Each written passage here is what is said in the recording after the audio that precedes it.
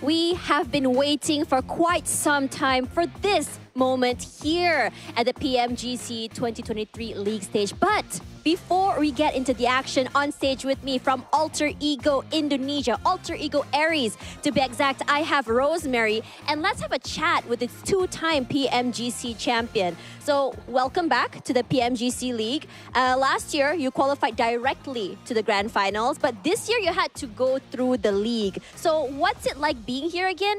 And what's the difference between last year, being invited directly, and making it through the league this year? Oke, buat Rosemary, selamat datang ke PMGC 2023. Kalau dilihat tahun lalu Alter Ego Aries itu di-invite langsung ke Grand Finalnya, tapi kali ini kalian harus main lewat kualifikasi liga. Bisa ceritain dikit tak gimana rasanya buat kembali lagi ke stage setelah PMSL kemarin dan sekarang mainnya di PMGC Liga? Kalau untuk PMGC kemarin, kenapa kita langsung dapat invited? Kemarin jujur aku nggak main, jadi untuk kali ini PMGC kali ini saya akan buktikan lah bahwa nggak cuma di final doang kita bisa main. Kita main dari liga juga biar kita bisa membuktikan nanti di final kita bisa ngasih top perform lah.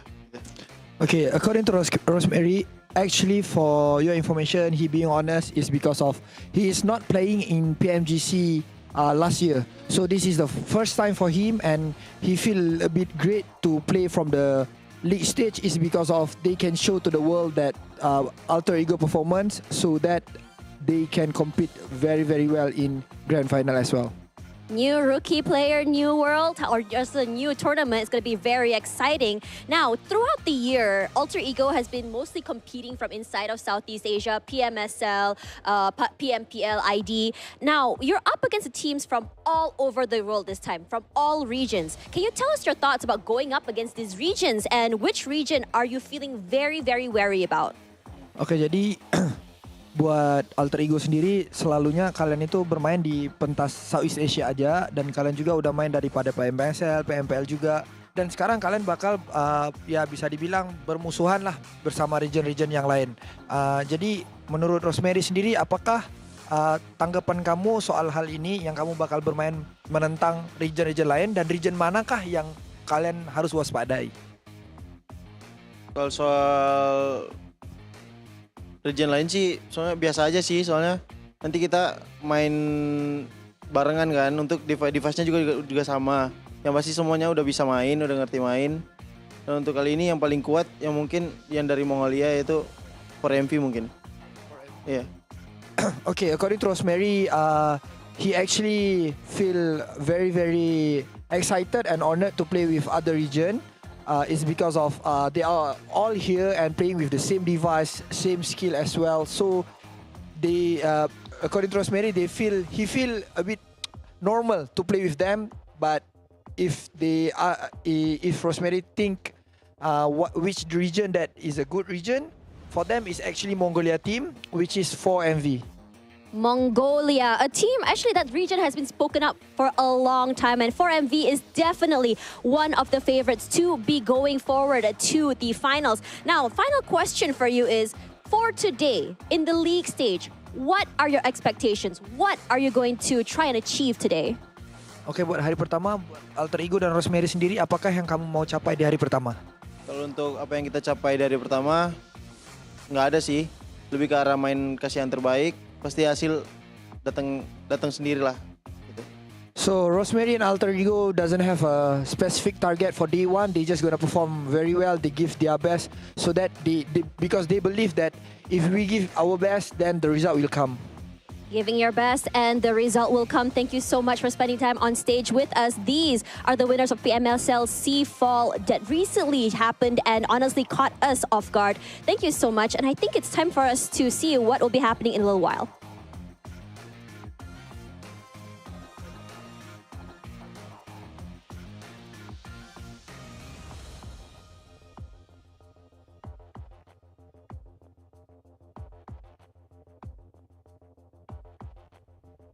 It is no doubt that this year's PUBG Mobile community has seen a lot of spectacular, exciting, and sometimes heartbreaking moments. And all of this year, our players have been competing for one singular goal. The goal to qualify for the 2023 PUBG Mobile Global Championship. And today, the most important competition of the year begins. 48 PUBG Mobile teams from across the world will meet here in this very arena with all eyes on the championship title. These players will be competing across 3 stages: the group stage, the survival stage, and last but not least, the last chance before making their way to the Grand Finals. Only 16 teams will be making it through till the end. So let's see which teams will be making it up to the top. Now, ladies and gentlemen, welcome to the PUBG Mobile Global Championship 2023.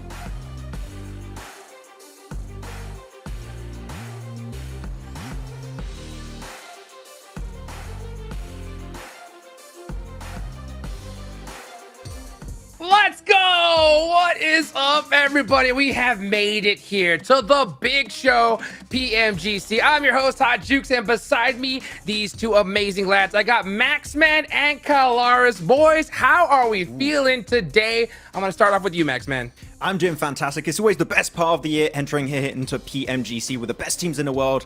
And we do also have to highlight something also very interesting, which is Kalaris is finally here at the PMGC. What is going on? I have no idea. Woo!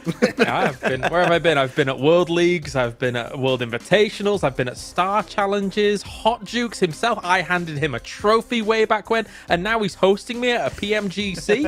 It's come full circle.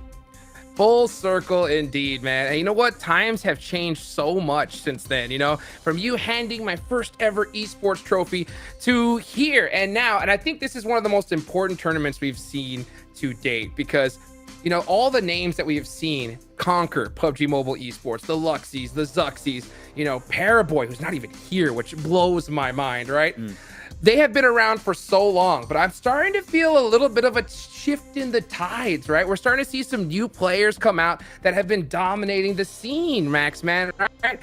And you got some, and we'll that a little bit. But first, we got to talk about, of course, our sponsor. That is going to be none other than Infinix G10 Pro, which was created for professional esports players. Outplay everybody in PUBG Mobile with the GT10 Pro. So, man, guys, this is what I'm talking about. Make sure you follow all the socials as well. Keep track with everything we got going on. And as well, make sure you check out the TikTok channel, right? Search PMGC 2023 on TikTok. You can see some of the craziest behind the scenes things, as well as all the best experiences and moments here for this tournament. So, you know, I talked about a little bit earlier, right? Some of the new squads on the block, Maxman. I know that there's some names that you have in your mind that you kind of want to get to right off the bat.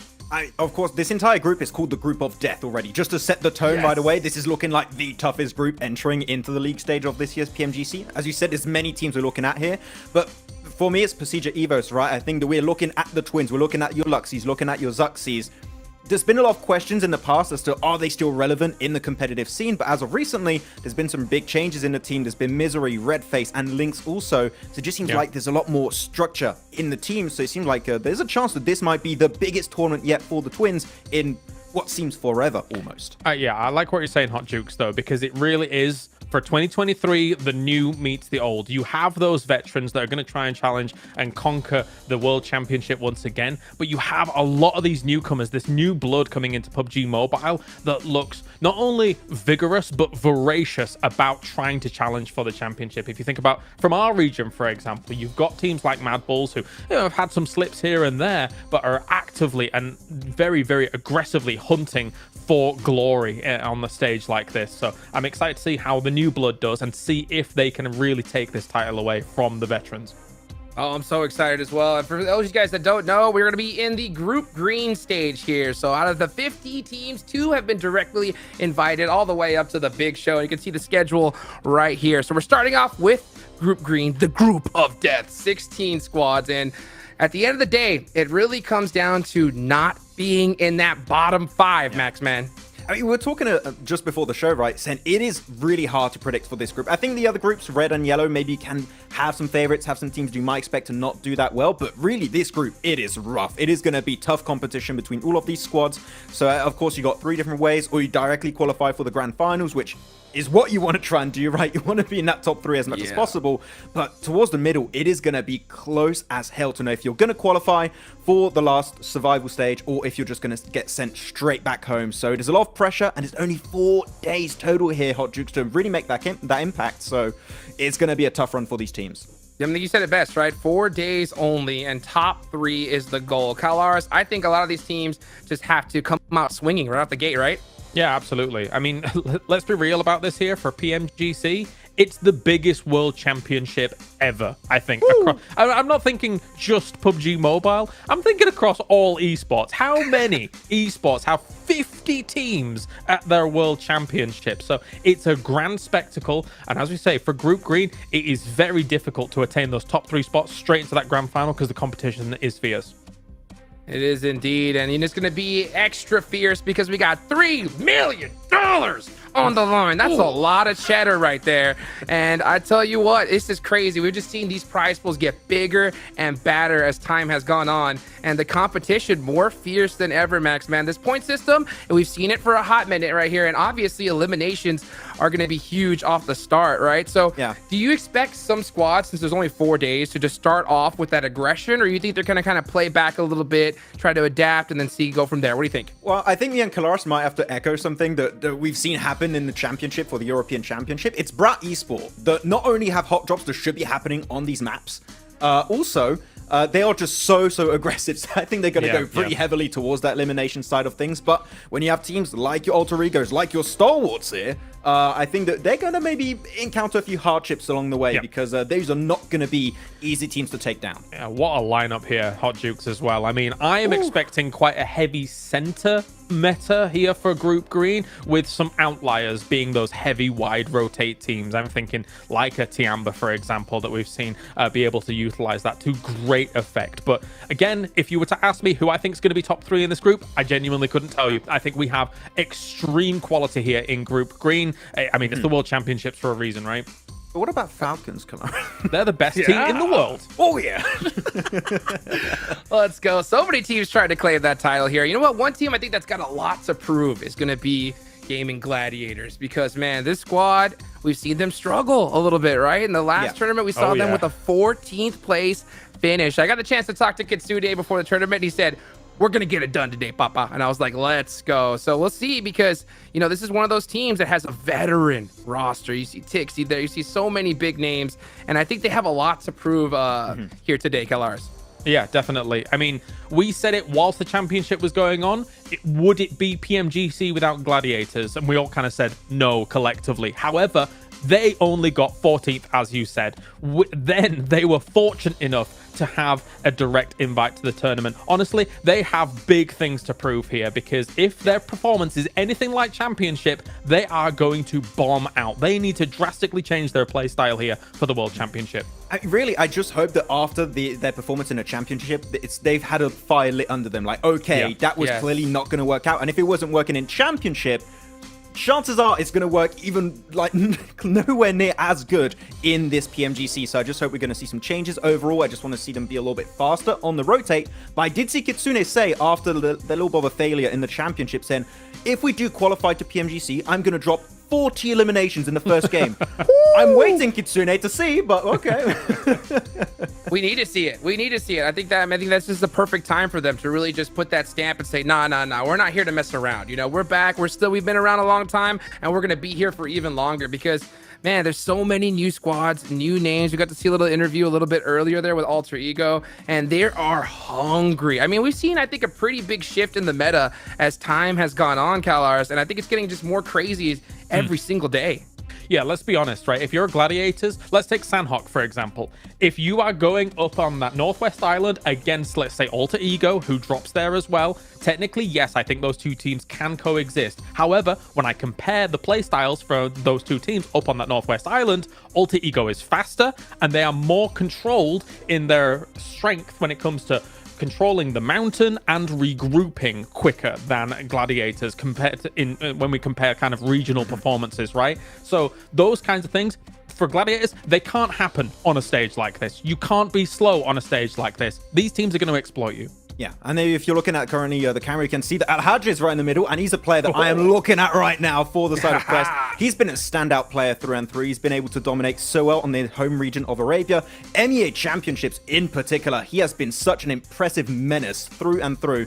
So I'm telling you that right now, last year when they played as Power Esport, a bit of a rough time, but that was their first time playing in a PMGC, especially for Al-Hajj and Da. So I have very high hopes, especially not only for them, but also Joyboy, which is a renowned coach in PUBG Mobile Esports and analyst, has also joined the roster of Quest. So he's going to be assisting the team in the background, which I think is really good to have a guy like him in the background to assist your overall strategy entering this tournament. So Quest, I think, have some good odds here in this group.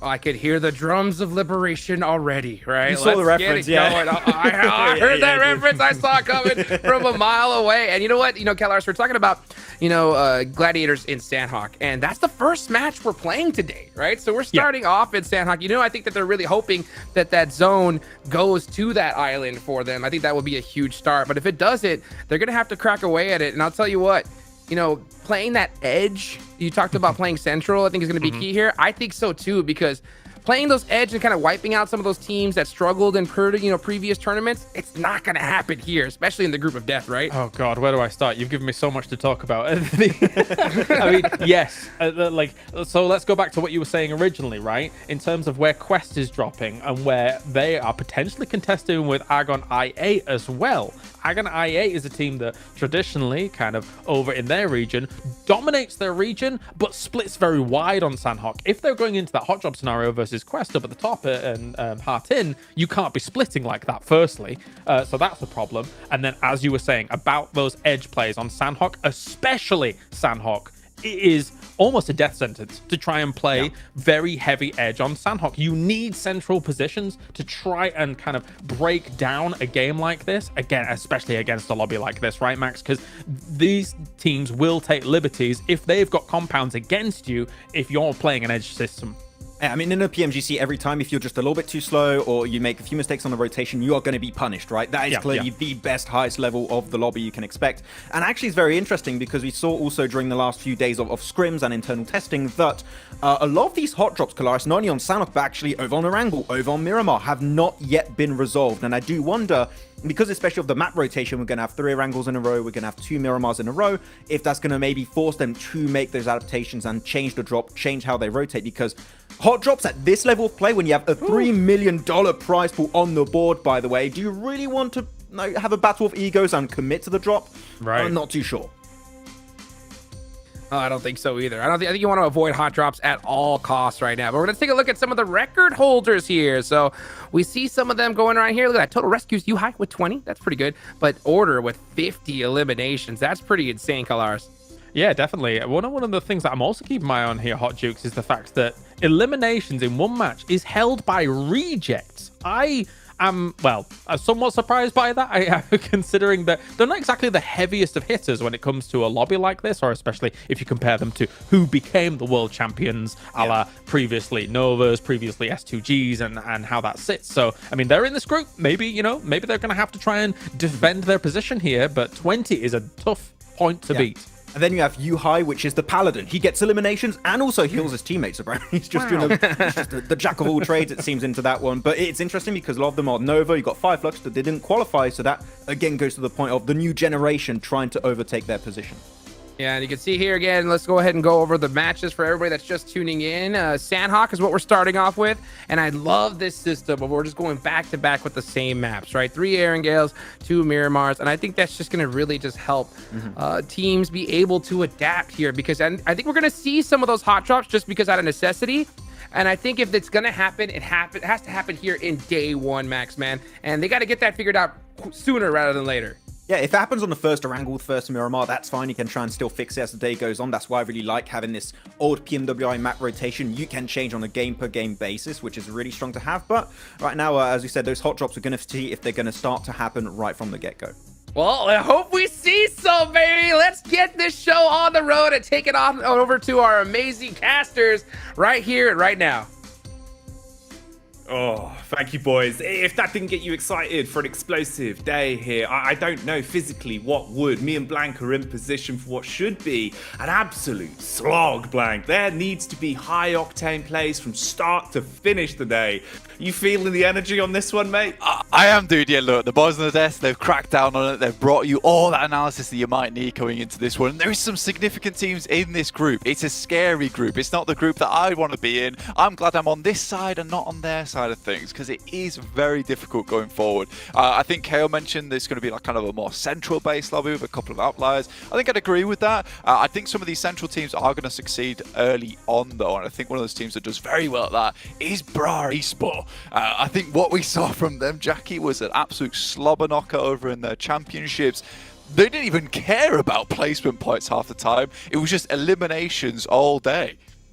Man, I think that's going to be one of the real big, exciting kind of prospects coming into this as well. Because like we've been alluding to, the fact that, you know, sometimes we get a thimble full of sort of crossovers, right, with our regional clashes over the course of the year. But it all culminates here with this, the clash of the regions, the fact that everyone's in person, physically fit, ready for the exciting day ahead. And mate, we're going to be looking at some big elim games. If Reject Tokyo have got history to uphold as well, mate, I was already excited to see how the Japanese squad's going to be pulling out moves on the server, but I think they'll be going one further in our opening game. Oh, you think so? I think, to be honest I reckon. For Reject, look, they're always coming back. They're a significantly consistent team here at the PMGC, and all power to them, right? Yes, they haven't had the greatest of performances, not always getting all the way to the end, but they do well each time. What I want to see this time around, though, is we had S2G winning PMGC 2022, not Nova, not a Chinese team, it was a Turkish team. There's all sorts of opportunities now for every single region, every single team to step up here and do really well. I think in the group of death, for Reject, this is going to be a massive test of their capabilities. And look at him, already flexing. Look at the triceps on this lad. My God, you're talking about capabilities. Well, this is what they're going to be bringing out. You will not be missing a shot with guns like that. Oh my days, you love to see it. They look excited. They don't look nervous whatsoever. I think there's a whole swath of emotions coming through in all of these booths from all of these different teams. I particularly like Bra Esport because we were talking about how, you know, they're a high-octane team, but they look extremely focused. I think there was even a little bit of note-taking happening. That's one of the cool parts as well, right? Is where we sort of get that human element of seeing all of the teams physically together, being able to approach this first day in their own ways. Like you're saying, some teams are a little bit more stoic to it, sort of easing into the day, don't want to burn their energy too much. But then with other squads playing up to the camera, we saw even yesterday, right? Mad Balls kind of roaming around in the off day before the tournament started. They were being a bit of characters. They were being a bit goofy. And I think that really does bode well coming into the first day. You can see sort of how teams are already establishing themselves just with the body language before we even get into the battleground. I mean, Zerich, there's a lot of pressure on this guy. You can kind of see why he is puffing out the cheeks there a little bit. He knows he has to perform. MVP over in his personal region, right? He did extremely well in PMPL EU, but for the rest of the team, like, he really was leading that charge a lot of times. The players were rallying around him. Naomi, a little bit more cheeky in this setting, though. He's had a lot of international experience before. Seems like that calming factor on the team to bring everyone back down to earth. So, yeah, it's that human element, which is always very nice to see, particularly for this team right here. You can see there's definitely some nerves coming through from the Gladiators. Like the boys on the desk were saying, you know, 14th place in their championship, secured an invite directly through to the league stage. You sort of want to see these guys do well, but what they've shown so far, Jackie, is that it doesn't really seem to be up to the task. Now, if they do have a big turnaround, it will be very, very fun to watch, but I think it has to happen on this first day. Yeah, you've got to come out swinging, right? Hot from the get-go, because it's one of those where if you fall behind too early, it's just going to be ruthless. You're effectively running a gauntlet over the next few days. And like we've said so many times, Group Green is not easy. It's absolutely mean. The amount of talent, pound for pound, we have stacked up here, one mistake, one missed rotation could be the difference of you even having an opportunity to progress deeper. And you do not want to give up that chance, right? Getting an invitation to make it here, Blank, they've got to come out and prove that on the server straight away. Yeah, because there's teams like Alpha 7 in here, just demonically strong squads, right? Just absolutely phenomenal when it comes to that mechanical skill. It's what a lot of American teams are known for. Rotations aren't as amazing, I would say, for this team, but I do think for Alpha 7, some of the players on that squad are so gifted. Revo in particular kind of just was that guy that you saw use the DBS for such a long time and do so well with it. Like, you know, if you get Revo in a close quarters engagement, you're likely going to lose that fight, so you sort of have to out-tactic the guys on Alpha 7 if you want to beat them. So there's a whole swathe of like just different play styles, different maneuvers, different tactics from these teams that you have to take into consideration. And I just wonder how much anti-stratting is going to happen here, how much a team is going to be playing into one another, because we do also have hot drops that need resolving. There's a lot to talk about, Jackie, and I just don't think we've got all the time right now. We need to get into the game and see it. Man, we do. I think that's the best place to start, right? Kind of just with the eyeball test. Take it from the start, see how things look. Because like you're saying, just that clash of play styles and the difference even down to the level of, are you just going to play to your own strengths? Are you going to be willing to adjust your play style massively to potentially counter a team? Do you want to play to your own benefits, right? It's so interesting when you get to this kind of environment where there is so many little factors that we've kind of got a sheet full of asterisks and we're like, right, which option do we go down? Yeah, because we're seeing more and more often now teams actually actively trying to stop rotations from teams. We don't have Duarte in this group particularly, but that's from PMPL EU. They would do that a lot. So would Bra Esports in a way. I think when we saw them in their championships, they were trying to cut off Major Pride a lot of times, take them to task on their rotations through to maybe some of the southern circles, particularly on Erangel. So these are things you all have to consider. And if it's a case you want a chilled out initial part to your game, you're probably not going to be able to relax in those first couple of stages of the match, because they're just as important now. Because some teams, you know, there is starting to get that meta involved where those first two stages extremely important for them, the rest not so much, because all they're looking for is that consistent, you know, 4 to 8 eliminations. You think about it in the case of, you don't get points until you start scoring into the top 8 anymore, right? 0 points for 9th place, which seems crazy. So if you can get those 8 eliminations on board, you're already beating almost half the lobby in terms of point securing. And that's why it's interesting as well, because, you know, you kind of say the word relax there, but it feels like with how competitive the format is and just the sheer talent that are here, I don't know if there is going to be any room to relax, even over the course of the entire group, right? Every game is going to be grueling. You know, you have to put absolutely everything into it because you just don't have the room for error, Black. It's just not there. It's very fine margins from start to finish. Yeah, very, very fine margin. I think the best thing about PMGC, the thing that I love the most, right, is that there is absolutely these stages through the placements where every single point counts, right? You know, there's a lot of stakes on the line here.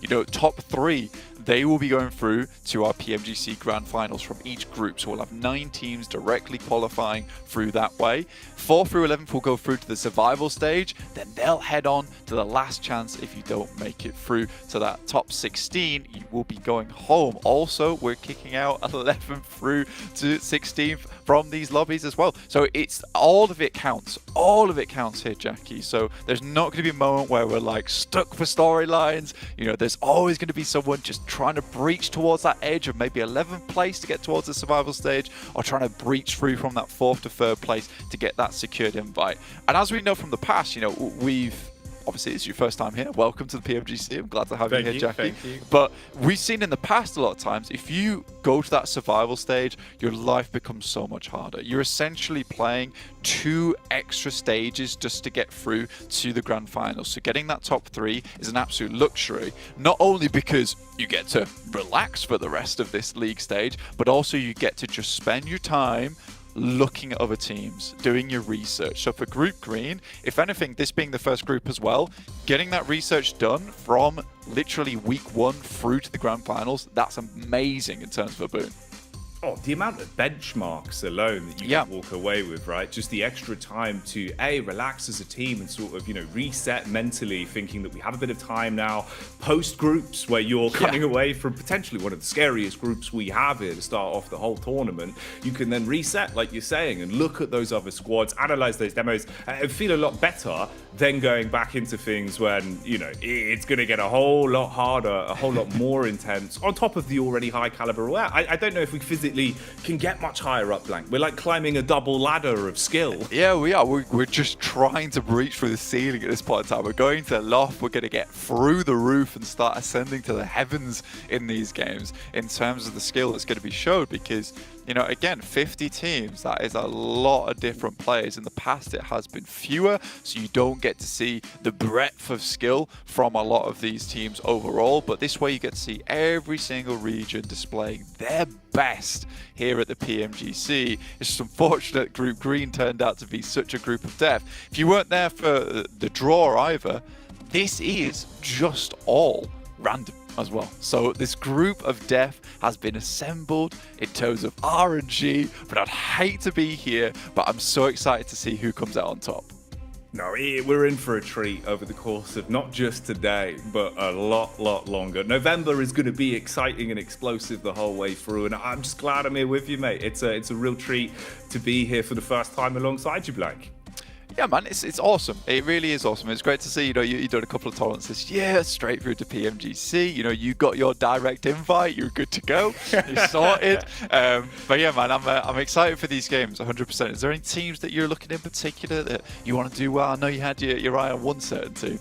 Yeah, I've got a few names. There's a few names that are quite exciting already. I like to see what loops are going to be bringing out over the course. Reject Tokyo as well. I got to give it to them. I think they're going to bring some gas. But we could waffle on about all the squads we're excited to see all damn day. For now, though, we'll pass it back on over to the desk, get you nice and warm for this one, and then kick things off with our opening game.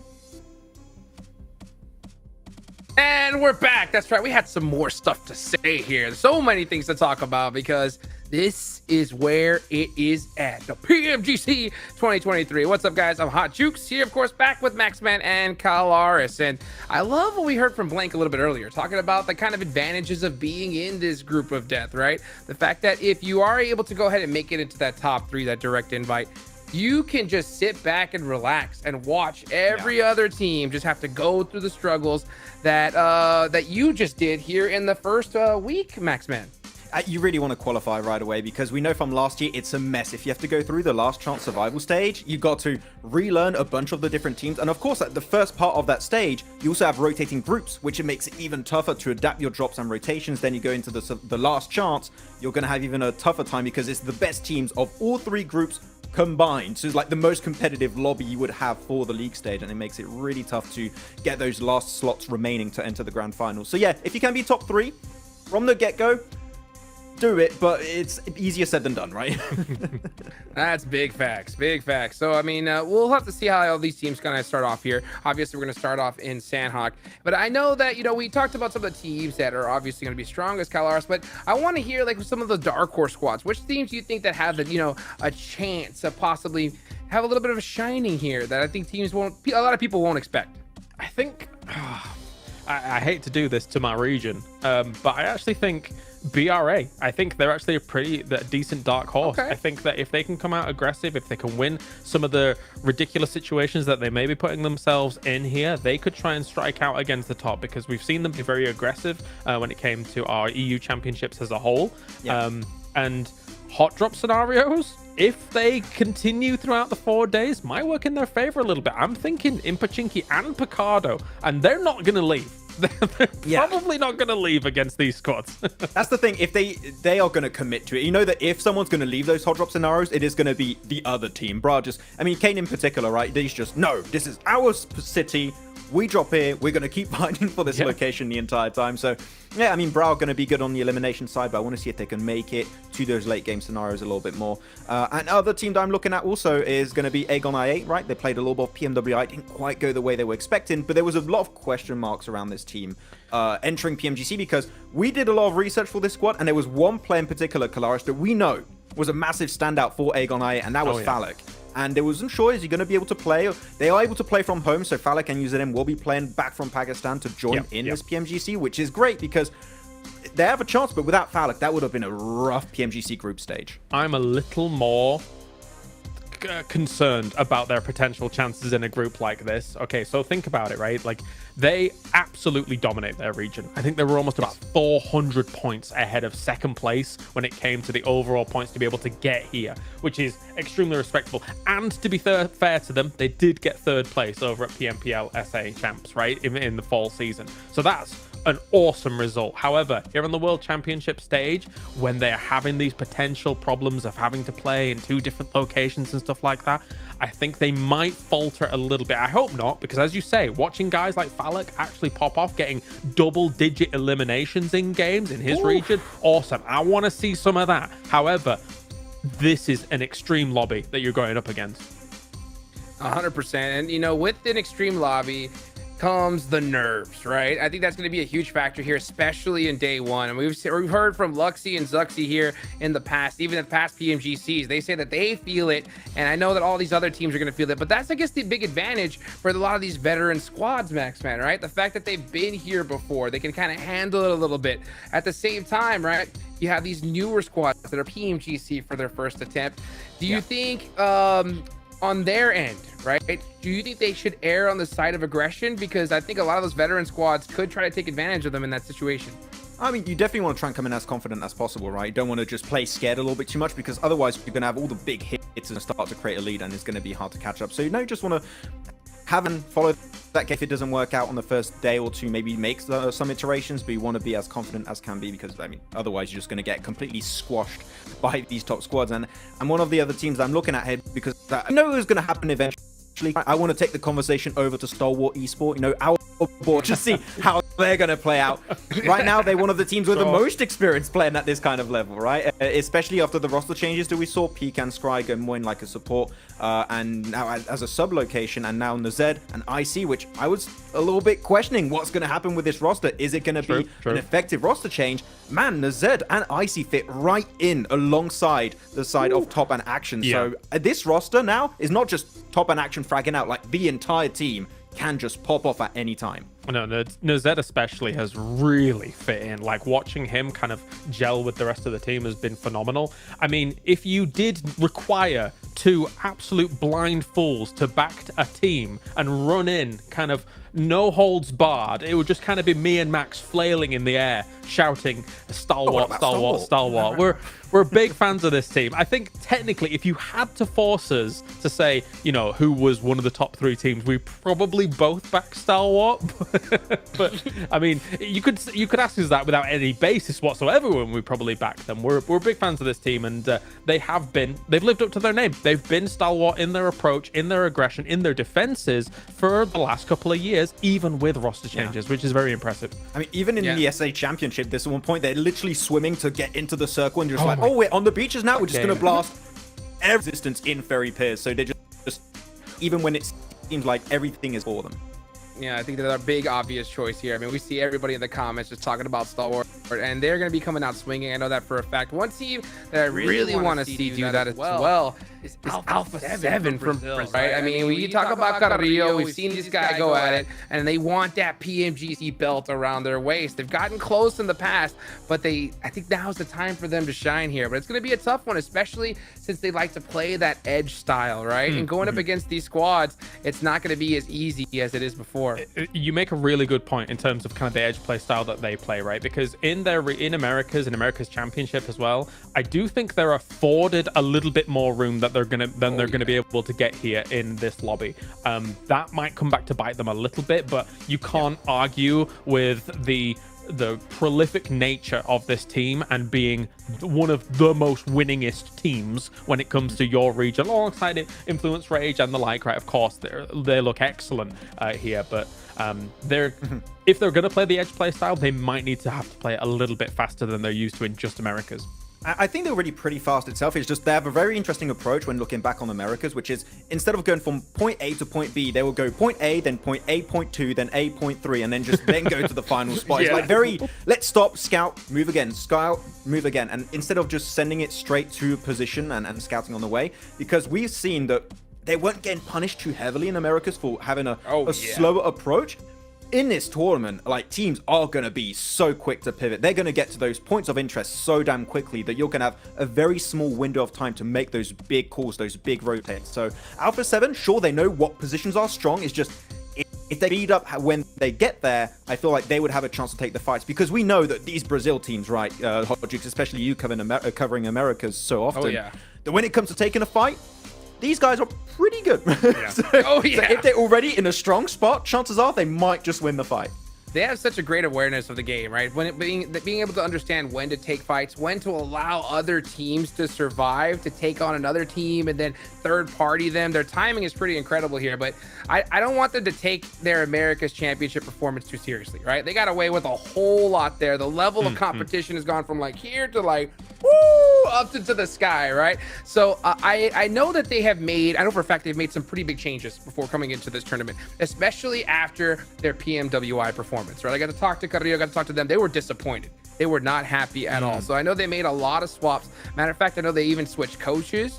Their coach has transferred on over to Dazzler Esports. So I know he's got a lot to prove there. So I did have a chance to talk to him a little bit. We'll hopefully see that team in the future group stages, but I know that he's excited for that. But, you know, Alpha 7, I think they've got a lot to prove. A lot of the OGs, I don't think I've ever seen them as hungry here, Kalaris. I think that's an interesting kind of take to have. I mean, to be honest with you, I mean, so you're saying that they were disappointed with their performance at PMWI, but I mean, realistically, a lot of teams would be happy with a 5th and a 4th place overall, right? All-Star stage 5th, the actual tournament itself 4th. So it just shows kind of the hunger that's there, and it shows that.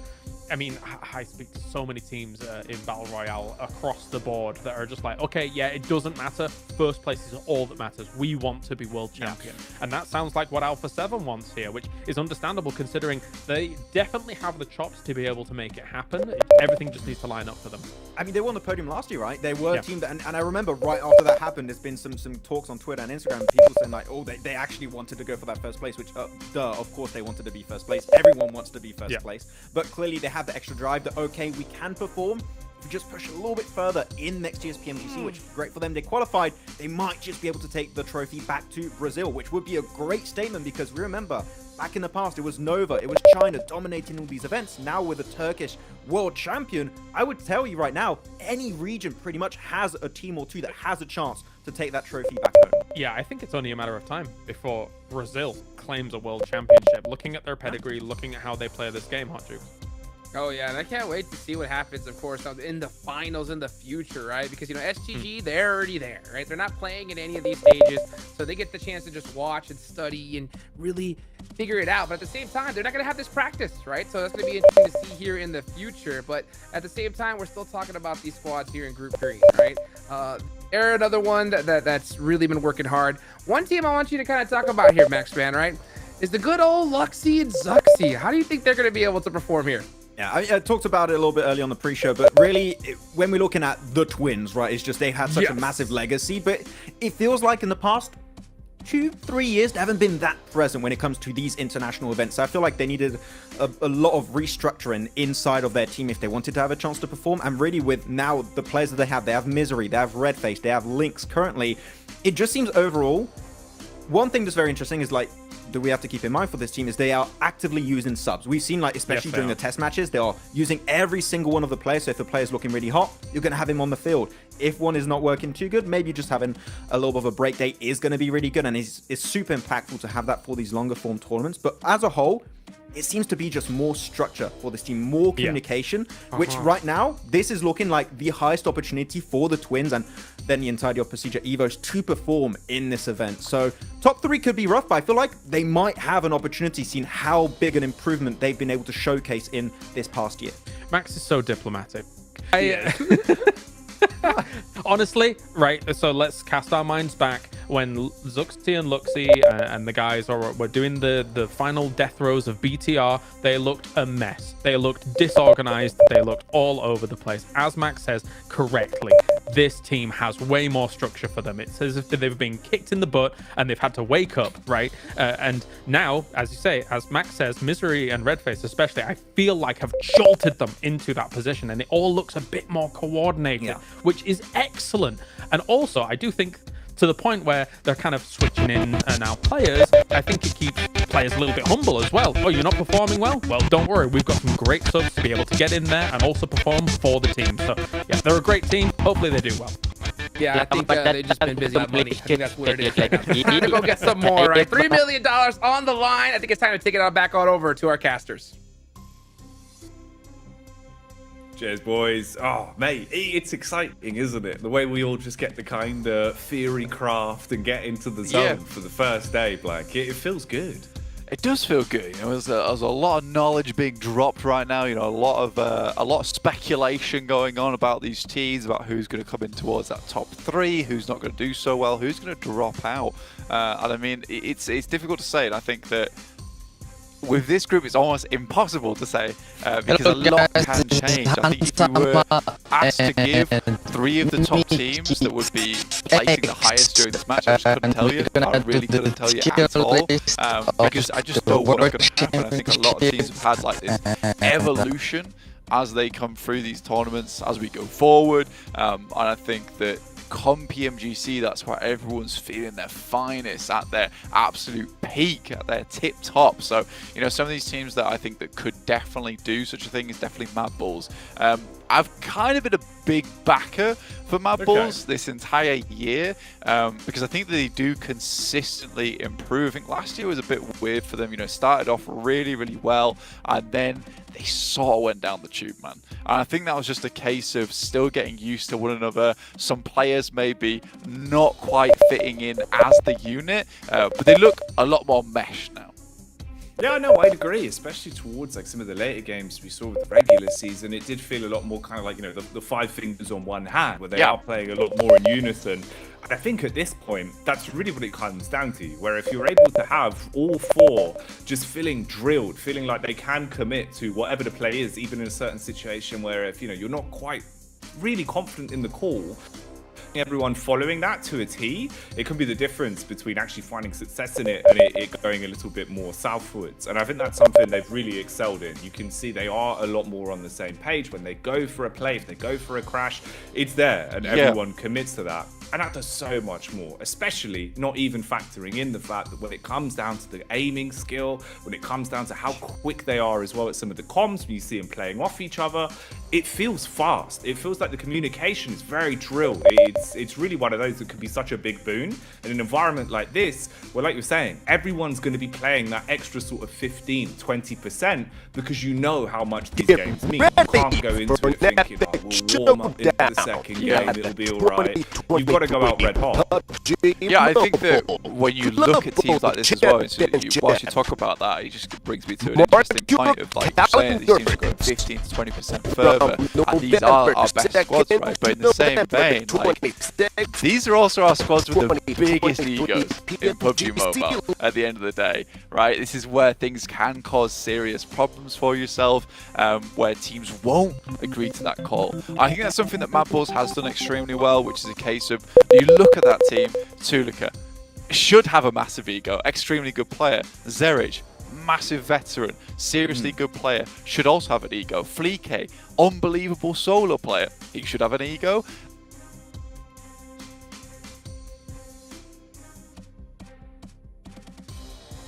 Made in the past, and I think that's the biggest issue for you as a team, is where you need to be like, right, we're all amazing players, but we can't get ahead of ourselves here. I think that's what they've pulled back the most on, which brings me on to another team that the guys on the desk I've already spoken about, which is Stalwart. Because I think last year when we saw on PMGC, action and top just weren't enough. And I respect that Peak has gone over towards more of like a coaching analyst role for that team. Scry's no longer in. And they've brought in 2 other players now who are extremely competent when it comes to that fragging, because that's what you need in this tournament now, because it's not only a case of if you have good macro, if you've got good rotations, your tactics are sound, that's going to carry you through. You need to have players who can be in the forefront. And I'm not saying that Action and Top are not amazing players at the end of the day. That duo has been around for so long. They're unreal in terms of a pairing, but 2 players on your team is no longer going to cut it, right? You can't just have 2 supporting players. You need to have 2 guys who can go in. So if Nerzed, for instance, can just open things up for that team, you know, fantastic. that works out brilliantly. Action and Top can follow up on that type of thing. So I'm seriously interested to see how Stalwart do play. They're a bit more of a slower team anyway, and I kind of like that. I like that they're very deliberate on their rotations. One of the few teams that plays in Nova that we watch in PUBG Mobile that instantly rotates off that Millie Island, because it is so important to have those fast rotates when you're in undesirable spots of the map.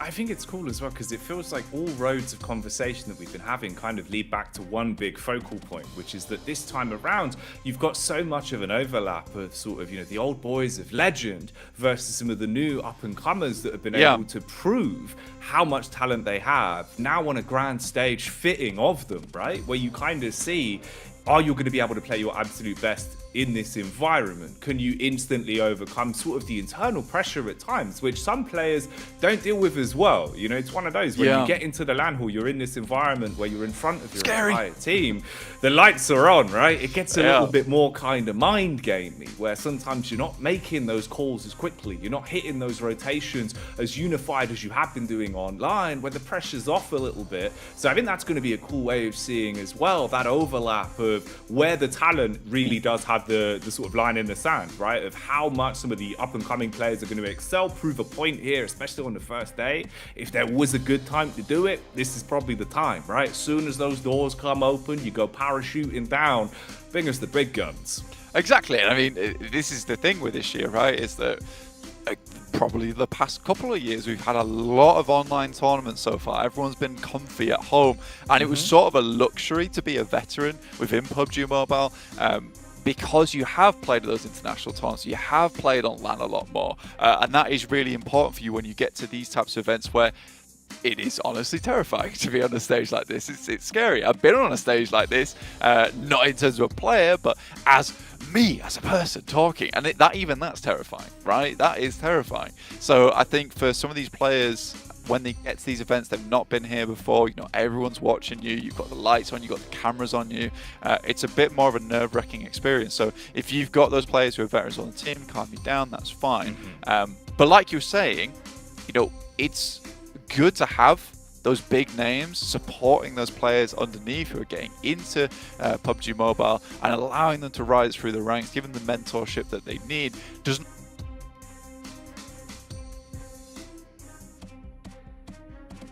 that because Old Boy came in and by all rights that was an amazing team on paper, right? That lineup was fantastic. They didn't gel, and I think that's where teamwork really comes into play now, that you need to be super tight on your movement, super tight on your calls going forward. But again, I think it's an interesting format we've got here in terms of the map rotation as well. And I think that will lead into those calls being better. Where we've got Sandhawk start off the day. You get your most unreliable map, just box it off, right? Then you got 3 air angles. Now that is the thing that I think is the real important factor in this tournament. You play the same map over and over again with the same 16 teams each time, you know, you can get a massive feel for it. So if a team gets a bit of momentum here in the first day, on our angle at least, whew, they're going to absolutely send it.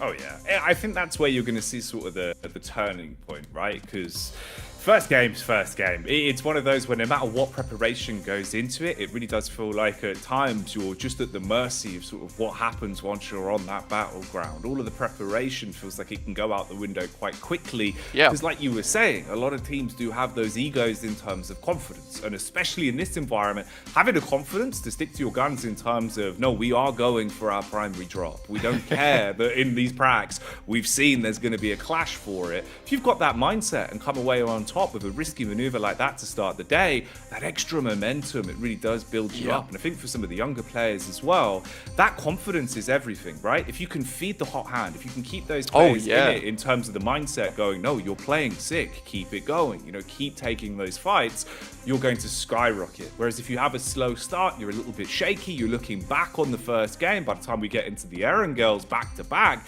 that's where it's worrying. So I think you need a great start on Sandhawk, and then like you're saying, Erangel, the back-to-back free mapper, that's where we're going to see the separation. That's where you'll start to see the difference.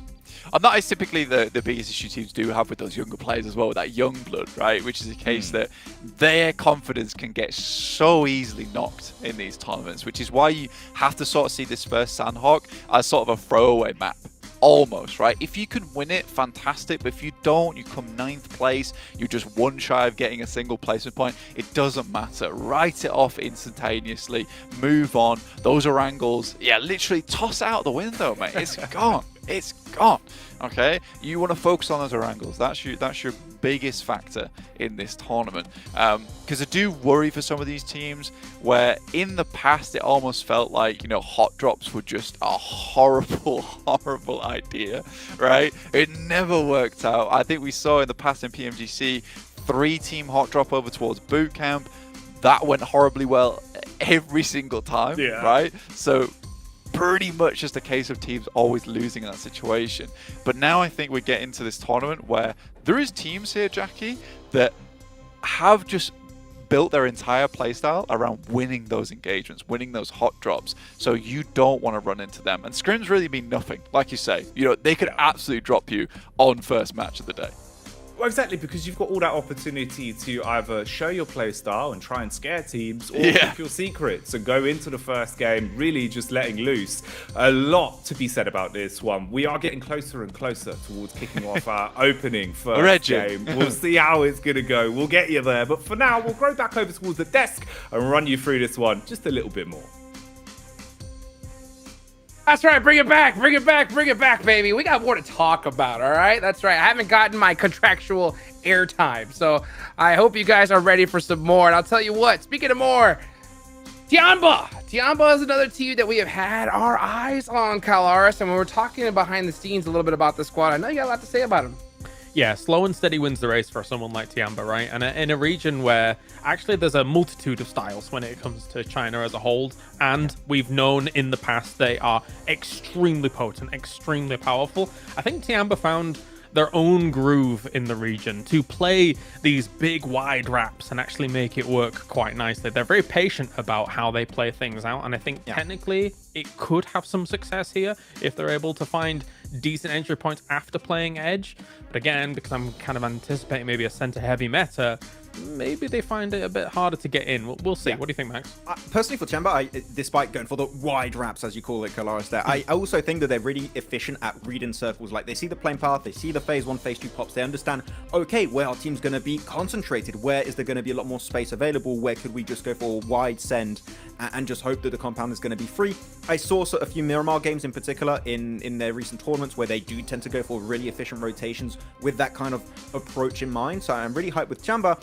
And also, they do have really strong individual fraggers on their team. I'm not even going to try and begin to think of how to pronounce the names because I am going to fail miserably. But they do have really good fraggers, so just believe me right now that they're going to be looking good. So, and also, they played a bit of PMWI at the start of the year, so it's not just their first time playing outside of their region, it's actually now their second time for this year, which now they're going to be a little bit more used to it, a little bit more comfortable, which I feel like is very important for your first time entering into PMGC.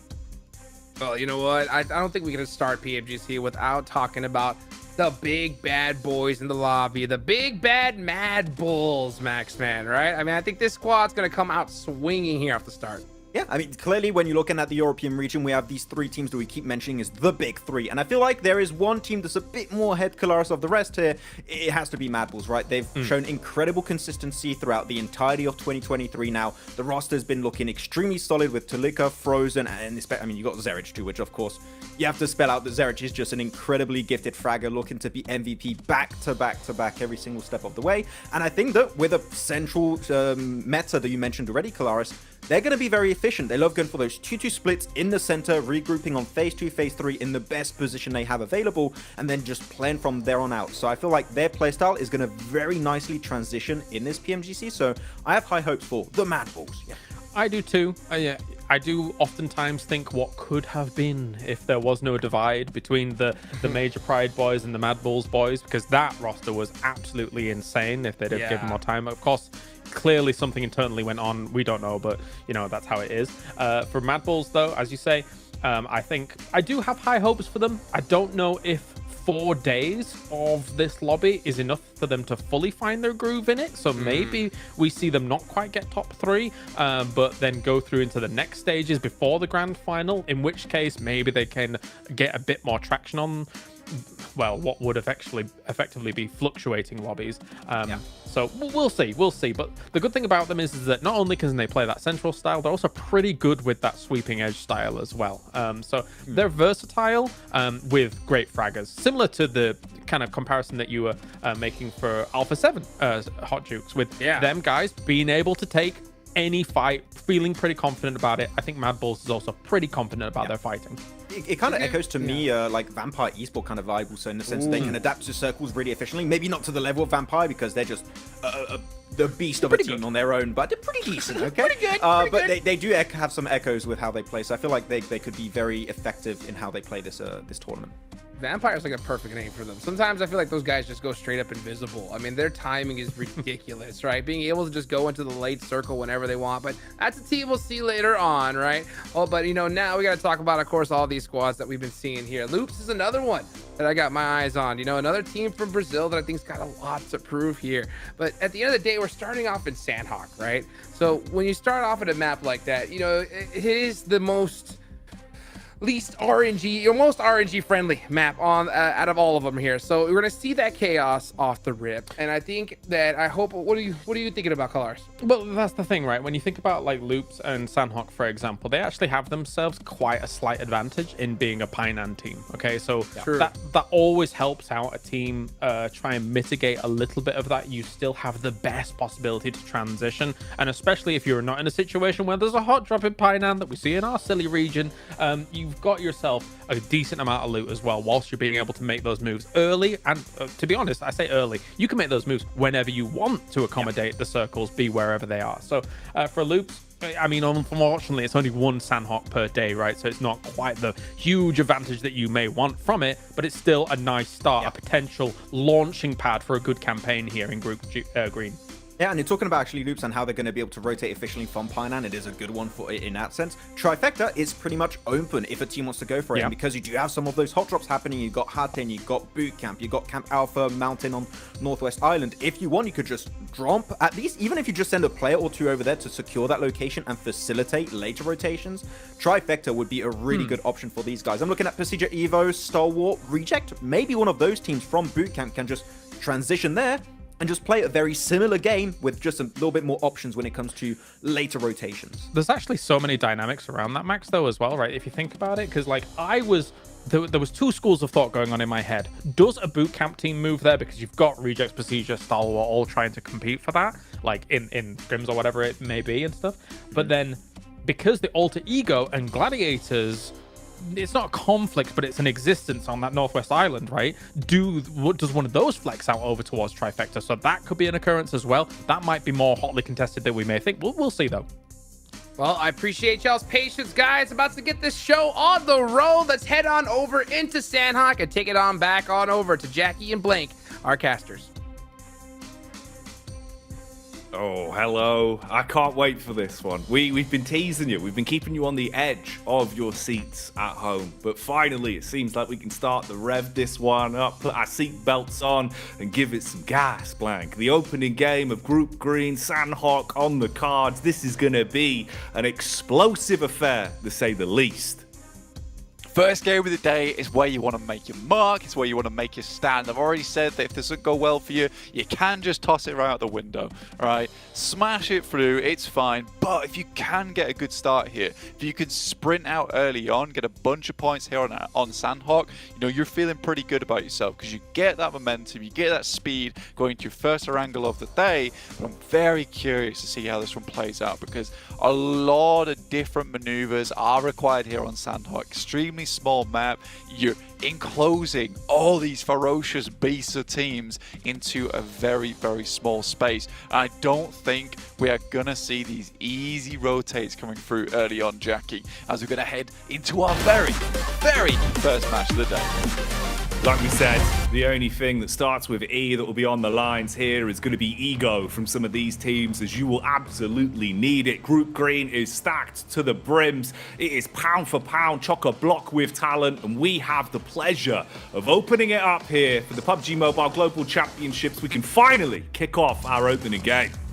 Playing path in from the north side down towards Kampong here. Going to see exactly where some of these teams go. Northwest Island probably open the quickest right now as we see teams hop out, send on over, skydive down towards their positions. We also got Alter Ego jumping through towards that northwest side. They like to take control of the high ground earlier on. A very similar drop to the guys from Gladiators, so they're going to have to fight for their place here. Already off the rip, we've got a knock coming through over towards Hatin, I believe. So 2 hot drops occurring in the same place. And this is what we were talking about. We didn't expect teams to resolve these. We thought that we'd see them putting the punches down early, and already that's coming across. A few knocks established, and this is shaky. This is the difference between establishing early points to start things off in a group versus going out with absolutely nothing to be said blank, and it's looking a little bit nasty already. Absolutely is. We're getting fighting all over the place. Falak's already down, their star player on the side of IA, and it's continuing to go off here. It does finally finish. I think IA survive in this situation. We got another hot drop here between Mad Bulls and the Falcons. They love their drop here over towards the ruins, gives them a lot of options, but so many hot drops at the start of the day. Everyone's trying to claim some presence here on the short-term sprint that is this first initial stage of the league. Oh, this could be ruined early on for Mad Bulls. It's not looking great from the start. Already looking a main man from the roster. Frozen and Zerich trying to play off each other's contact here and slow it down a little bit, keep themselves out of trouble for now and keep their noses clean, but they are being hunted. Falcons, if they were able to take Mad Bulls entirely out of this one, straight away off the back of the hot drop, it would be grotesque. It would be so damaging to the confidence of Mad Bulls to start it off. Like you were saying, that would literally be the roll up the newspaper, throw it out the window and forget about it. I mean, for Mad Bulls as well, already been down to 2 players. It's super unideal for yourself here on Sandhawk. You're not really getting much done about it. Great molly down the stairs there from 6. He's performed very well over in PMWI, providing a lot of opportunities for this team. Another nade, banks it off the wall. That looks pretty good. There is a retreat in play. Chasing him down now in the close quarters engagement. Zerich with 1, but the trade back is more than enough to get the job done. Getting his back on his feet. And that's the way it goes. Mad Bulls struggling to find anything on the hot drop then. So the ego challenge, that one paying off with Falcons flying ahead, already finding the 4 elims, joining IA off the back of closing things down on the initial clash. Gladiators and Alter Ego though. Things have gone a little bit awry over towards this side. Gladiators not actually in as good of a spot as you might think here with Matic and Sixy. No meds available. Very minimal HP, so those initial shots will count for a lot here. Pajiza Evos, Lynx, takes down Kissu from Malise on a short rotate. He's on a very south scout at the moment for this team, but has eliminated one of the players that might have caused them a little bit of issue in the future. It's a nice find for him. And he can keep his nose clean now. Back off a little bit. Play for the scouting mission that he wanted to be on. We've got a fight developing as well. As you can see, Loop struggling on this one. The compound control working well for Reject Tokyo as the first shots will land. Nades rolling in through the windows to at least keep them uncomfortable. But Loops, off the back of losing the first squad member, do retreat from this, realizing it's not a fight you really want to instigate. I was going to leave. Get out of dodge. I mean, Reject still have Sara up towards Trifecta at the moment. He needs to come on down. For Loops Esports, an unideal scenario, but at least they can get into Pi 9, get situated. They can claim some of the rooftops, some of those little tricky areas to try and scout out, and there were players that do play towards Pi 9. And if you're coming in from that top side, yeah, you might even get stopped by Stalwart, who are already making their move out from boot camp, trying to flex the muscles a little bit. Funnily enough, I mean, for a Stalwart, boot camp seems to be one of the safest places, despite, as we all know, in your PUBG games at home, being very hotly contested. It's crazy. 3 hot drops right off the get-go. It's kind of what I was hoping for as well. I know for the grand scheme of things, it never ends well for most teams, and it does result in you losing the chance to really get anything out of your opening game. But for the sheer level of audacity of it, and the big key word that we were talking about going into our opening game being confidence, it does so much for you. You win out on that hot drop, you got to think, Falcons right now must be feeling like $1 million, right? They're kind of sat there thinking, okay, we've been able to shut down Mad Bulls initially. Off the back of it, you can play a bit of a slower game. You've got time to ease into things, getting the nerves out the way early, Blank. And that really does help an awful lot. I think as soon as you find that first contact and walk away with a win under your belt, it just makes the rest of the day that little bit easier. You're not thinking about your first engagements. You're not thinking about the fact if we miss our shots, it can all go up in a puff of smoke right here. Now you're just thinking, okay, 4 elims in the bag. Let's coast it out, see where we can go from this, boys. We're looking good. Yeah, I mean, for Falcons, you're 100% right. They're taking ruins off the hands of Mad Bulls on the first Sandhog is a really big deal because this has been a place that Mad Bulls have dominated in for a long, long time. And I think that's sort of the reason why they lose this engagement is because no one's really challenged them for this spot. They've been too afraid to.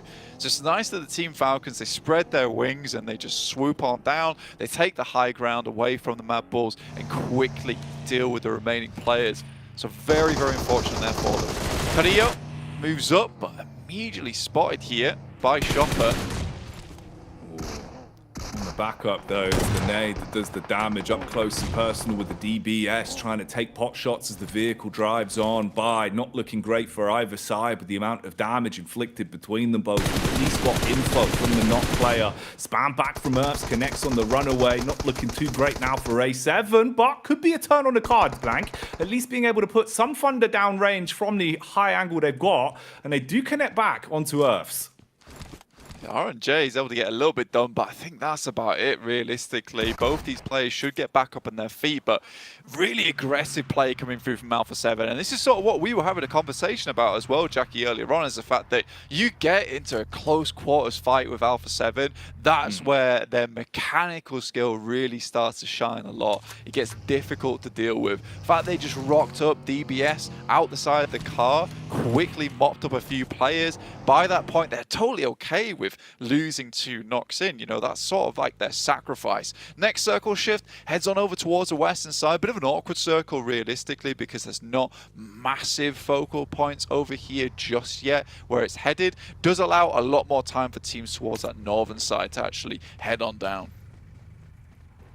Large portion of it as well, obviously being the blue liquid, the H2O, that will restrict some of your space for rotations, meaning that those bridges are going to become a larger and larger focal point. Falcons having good control of one of those key rotation angles, especially with Gladiators having to make a bit of a move at some point, could be a talking point there.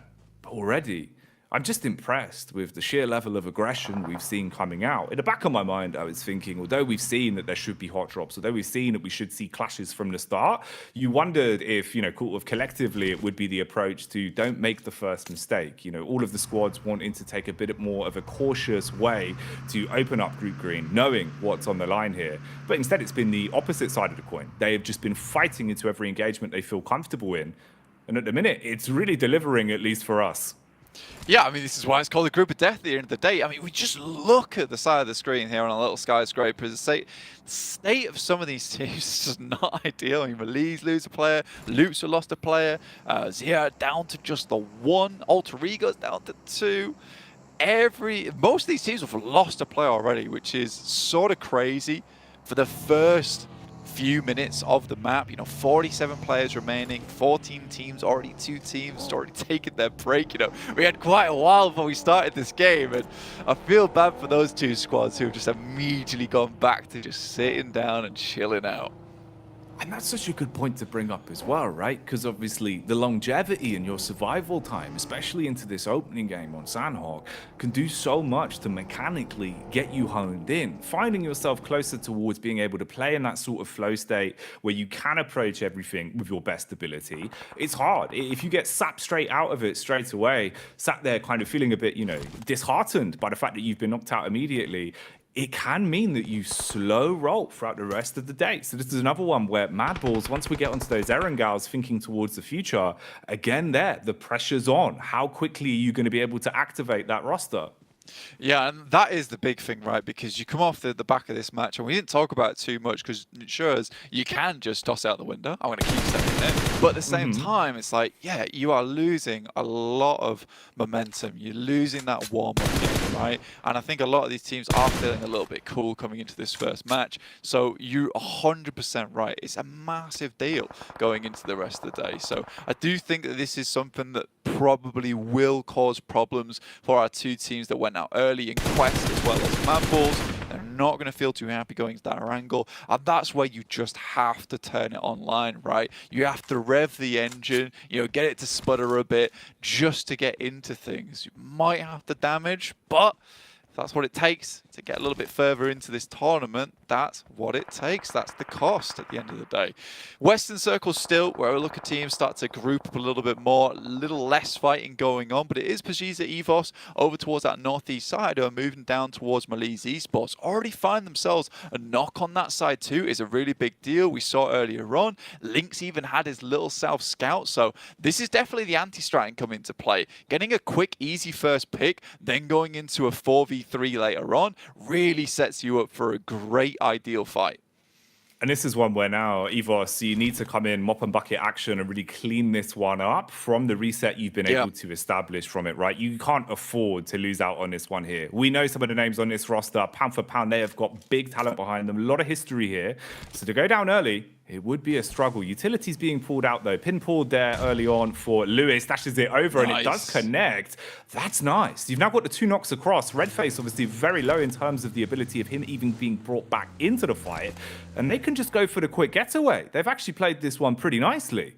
Yeah, it's a really, really smart move coming there through Maliz Esports. I mean, you know what you need to do in that situation is a case of, look, we get that first knock. We're at a disadvantage here. If we continue to fight this fight and try and move into circle, we're constantly going to be on the lower ground. So well done to Maliz Esports, immediately knowing after that knock on the nade, just get in the UAS and get gone. So very, very well done. For EVOS, though, I think that what you were talking about is kind of the story of that entire engagement, right? They had to finish it up quickly because time is not on their side. Maliz Esports able to actually overtake them, leapfrog them. That north side of the circle no longer is as safe anymore to get in because you know there's going to be players in towards bootcamp. You know there's going to be players watching from the valley where currently Stalwart's playing over towards that location. So EVOS maybe taking that too slow there, not being as confident as we might like. Tiamba, on the other hand, sort of stuck on the edge of the coast over towards Trifecta. They want to move further down, but this is a difficult position to push. Yeah, you are trapped at the beck and call of Blade, really. I mean, even if you're going to attempt to advance out from this, there's utility on either side, sure. Not looking great, though, when it comes to smokes, and defensive utility would be the one boon that you could potentially have to get out of a rough spot like this. Instead, like you were saying, you're just kind of at their mercy. You've either got to try and go for a bit of a group push on this one, swing off each other's contact and see if that will buy you just enough time to bypass, but you are surrounded, really, and it's not looking great. At least a little bit more space taken. Some of the early scavenging paying off as well, with the stims being pulled out to top them back up. But you've got angles here, and they are just at your mercy, Blank. Getting out of this is going to be so awkward. Yeah, I mean, at least for Tiamba right now, they have the fair advantage. For I8, you know, they're playing with 3, but I do think they're doing an excellent job of holding down individual angles, right? Every time someone else is moving, someone's watching that peek out coming from Tiamba because there's only one location they can really go. They know they want to get over towards their compound. They can't realistically swim it across because it doesn't lead them to too ideal ground, and most likely Alter Ego's going to take shots their way. Circle moves up towards the north, though. Really interesting circle we are seeing here. Stalwart have a massive chance into this game. I love their position here. DX Xavier might be a bit of a problem for them in the near future, but I think that as they leave outside of boot camp, there is some ideal angles to be taken there. But it is that south side which is massively blocked up right now, so Stalwart needs to start clearing some space. this was the rotation we have been waiting for. Obviously, for quite a long time, EVOS have been on the back foot, and it felt like they were really uncomfortable on this one. It was the smarter play from Lewis and Co as they pushed up, took control of the compound after getting away from the fight they had inside of the blue. Now the spacing comes back. Redface was brought back into the action, and they're at least putting the pressure on. Utility is there for them, but because of how much they've had to waste to reset off the back of the previous engagement, you're looking at some dribs and drabs. It seems like across the board, really, if they do not survive off the back of this one and find a way to encroach onto that compound, you're not going to have much to work with. And there is more barrels coming over and honing in on your angles as well. This is looking like we could have a bit of an intense freeway encounter on this. Redface with a dive across, not quite bunny hopping on that one as he is sprayed down. Yeah, it's a gorgeous shot coming there from CEO later, mid-air with the 6x as well. Not easy to pull off, so very, very good shots from CEO later. And he was a real standout for Malaysia Esports in the multitude of tournaments that they played this year. Alpha 7 also similarly moved up from that south side, looked to really choke down the guys from EVOS at the moment. Meantime, Gladiators are losing a lot of players on their side. I mean, they've been beset upon by Stalwart. Now RC's coming in, Loop's also taking shots. But again, I think they are in a position where they can maybe hold on, but with Tixi taking so much damage there, it's just getting real unideal. No, the longer this fight goes on, the worse it looks. I mean, we knew Falcons had control of the bridge from a very early moment onto this game. They felt confident with the way that the fight started. Loops right up in their grill as well, ahead of each other. So at least it's developing into a clash between four of the squads. Cleaning up now going to be the most important factor. Bullets going down range, connecting back on the Mythic and keeping him in check with the space that he was able to take away. It's rough though. You look at the sort of damage we've established there. Gladiators coming into this one didn't feel like they were really able to spread their wings. Now fully taken out of the mission, so not starting it off nicely on Sandhook. And this just continues. The elimination feed is not stopping. Yeah, it's all over the place. And it makes sense as well because so many teams now have to cross those bridges, get into very open area, and Stalwart's doing what Stalwart does best, which is hold these angles down, really take a dominant position within the circle itself. I love that Toxi's got headed up towards this compound on the eastern side, gives him a lot of safety. He's providing information back across whilst teams move in, and the rest of the boys in action, Nerzed and Icy, just maintain control of this high ground. It's fantastic play so far. Xavier is sort of forced to use this boot camp position to provide them as much sanctuary for as long as possible. What I will say though is this team that's on our screen right now, Tiamba, we have had a look at them over in a little bit of VODs here and there, and for Tiamba they're a very calculated team, right? I think the macro is very strong. They understand how to get into these games. It's not flashy, but it works. And I like the way they leapfrogged across the river, provided backstops for one another, and finally took out the remaining members from Aegon I8. So this is a good rotate from Tiamba, and surprisingly, they've got all four players still up. So I think this is a good game from them, from what was not an easy position. Oh, exactly. From the point we first saw them, you know, it already looked so uncomfortable. It felt like you were kind of really staring defeat in the face from the opening moments. Instead, though, they've played out the longevity of the game, not feeling forced, not really rushing themselves into a misplay, and it's worked out. For Falcons, it was a great start, but ever since the boys have started to roll up and apply pressure onto them, they've been crumbling under it. Now quite fragmented as well. Being able to actually bypass up here and not being just absolutely annihilated from the positions that are being controlled all around you is not going to be easy. Six also taking bullets down range as that will connect onto him. Just off towards the side as well. Other hyenas effectively lurking, waiting to engage on this one if they want to, because you can see how weak some of these squads are now starting to look.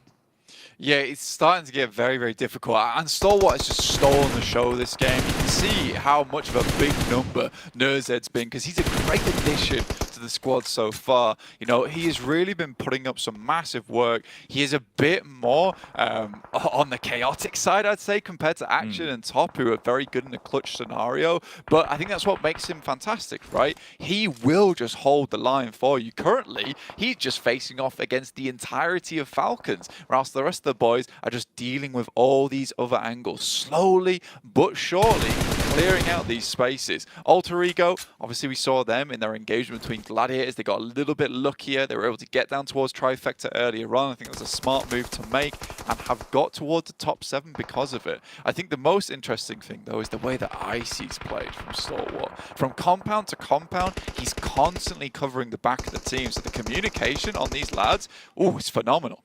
Oh yeah, from the amount of fights they're actually being thrust into here as well, the way they're being able to contain their angles is ridiculous. But you say his name and you've sprung him into effect as the pin is pulled, and he throws 2 players down to the deck instantly. DX struggling off the back of that one. That's not what you want to be in. Oh mate, suddenly the pressure that's being applied is even more intensified as Icy, yeah, this man is ice cold. There is no sweat on his brow. It's insanely good, but you also saw that he didn't even try and flush the eliminations. He knew his job, and he performed it perfectly, which is just to hold this position. They know DXavia's is going to come out at some point, so he has absolutely rinsed them from this spot. Really, really well done. In the meantime, continues to provide information. His whole job is just to not die, and getting 2 knocks in the process, you know, holding it down, that's fantastic news for him. We'll see if the snake clips him. It does not. Close quarters though, trying to find his way out of the doorway might be a risky maneuver. Ooh, DBS in the hand. Looking for the quick shot. Look at the bounce across. Lands it as well with a follow-up. Oh, mate.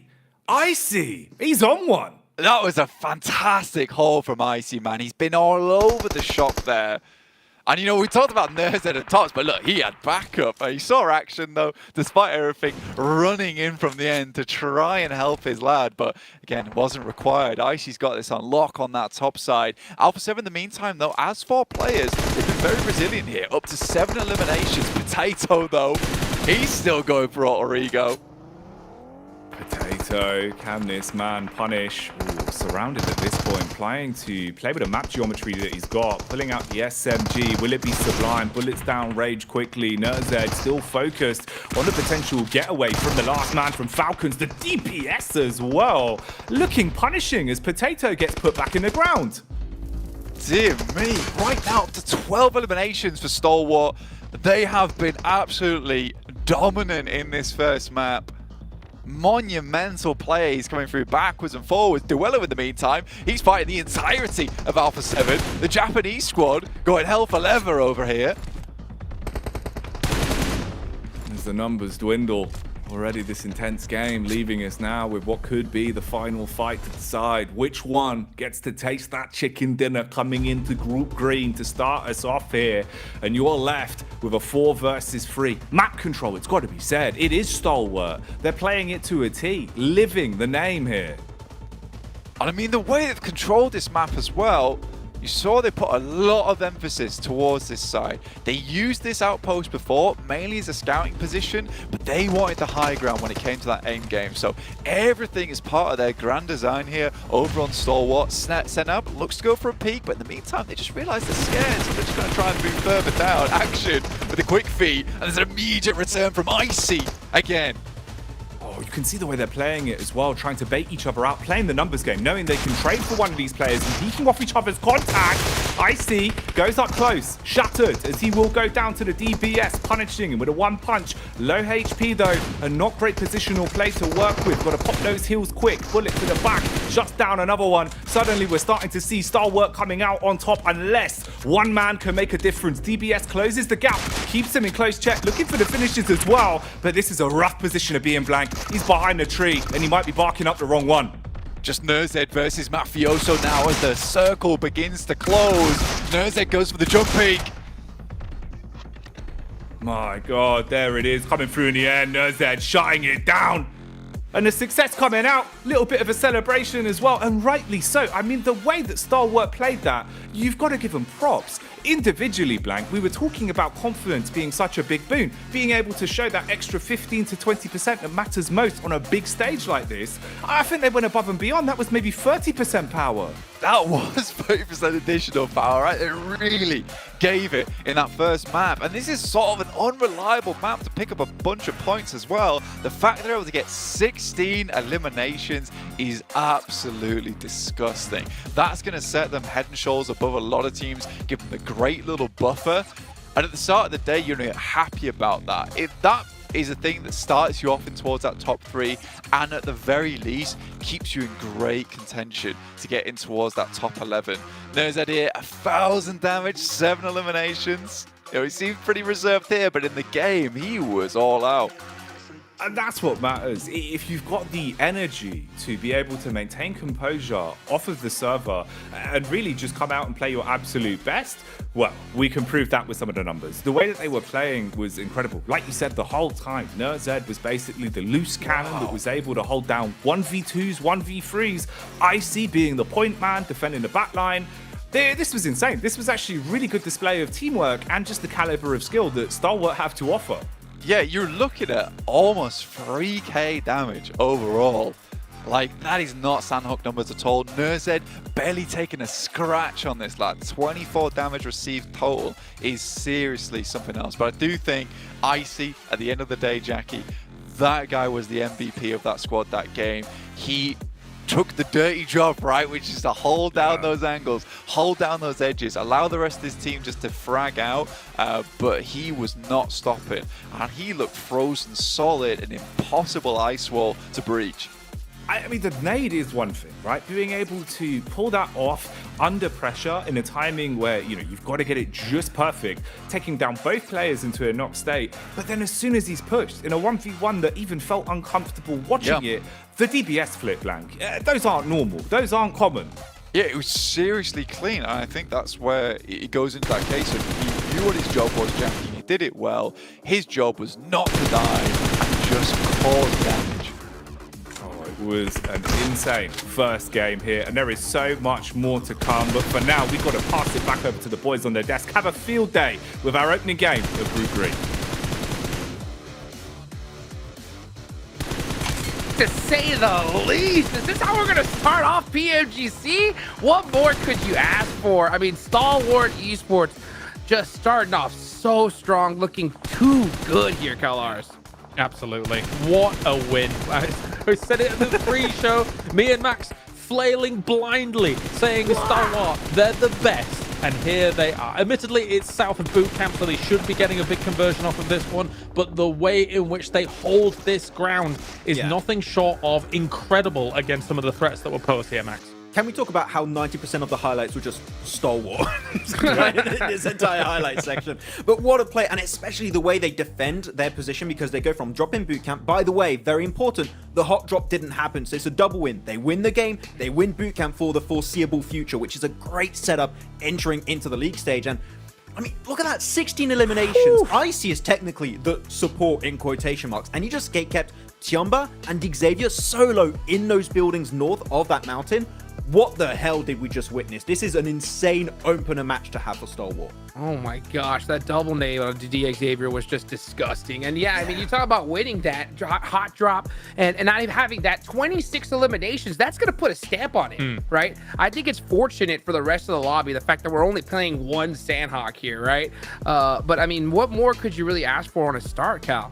No, absolutely. I think, so to go back to the Icy situation where he's holding off against the teams that were coming in from north of him, I think, and maybe this didn't happen, but this is my theory, he'd played that scenario over in his head about 10 times before it occurred. The reason I say that, whilst we see the 1,000 damage coming in from Nerzed here, insane stuff, is because if you're a bootcamp team, you know as the bootcamp team how to approach the compounds just outside of bootcamp. So he knows that Xavier has very limited options to approach that kind of compound. So he knew exactly what to do as they were hitting. It was brilliant stuff. Yeah, it's even smarter when you think about it, because he knew Chamber won the northwest, right, Kalara? So Xavier only had one specific angle they could play, which is the corner of that wall over to the northeastern edge. Pre-nade it, double nade explosion right on top of them, and it gets the double knock. It's fantastic to see. And the amount of trust, too, we need to mention this. The amount of trust and strong team communication you need to pull off a split in a final position like this and to say, Icy, we're going to hold 3-4 teams on the western side, you're solo against Xavier and Chamber. Good luck. And he just comes out winning that fight is just insane when you really put it into perspective. I mean, it's fortunate for them to be able to get this circle, right? I mean, they did, but the key is that they took advantage of it and maximized it. I mean, unbelievably so. I mean, it's crazy. Yeah, just little micro plays here or there. Like, imagine, Icy doesn't get that double knock. He goes down. things could fall apart real easy. But these guys stayed true to their name, right? Yeah. Stalwart just being able to hold it down by themselves. And I think it kind of was really easy for Alpha 7 to just come on the east side and just pick off people on their way along and put some big points on the board as well. I can already see where this is going to go between the three of us here throughout this group green, where we're just gushing over certain scenarios, because I think we could probably talk about the Stalwart, the kind of split and how they hold it and all of these aggressive moves or aggressive defenses that they have for ages. But you're right. I mean, it's smart of them to give up the position where Alpha 7 kind of moves in on, right? You're not going to hold that whilst your attention is being drawn elsewhere. Allow them to have that. It's downhill from where you can hold up the hill. I mean, it does come down to a 1-1v1 at the end. So Alpha 7 played it great, but Stalwart understands that in the final circle, you have to trade resources, and your resources are your players in order to be able to get the victory. As long as we're getting a 1-for-1 knock, a 1-for-1 trade here or there, we can still win out these fights. Look, we love Top, okay? Is he going to 1v4 Alpha 7? Probably not, Probably right? not. But even if the thing is, it's a really strong approach too, because you mentioned it's a great strategic approach because you're not taking that risk.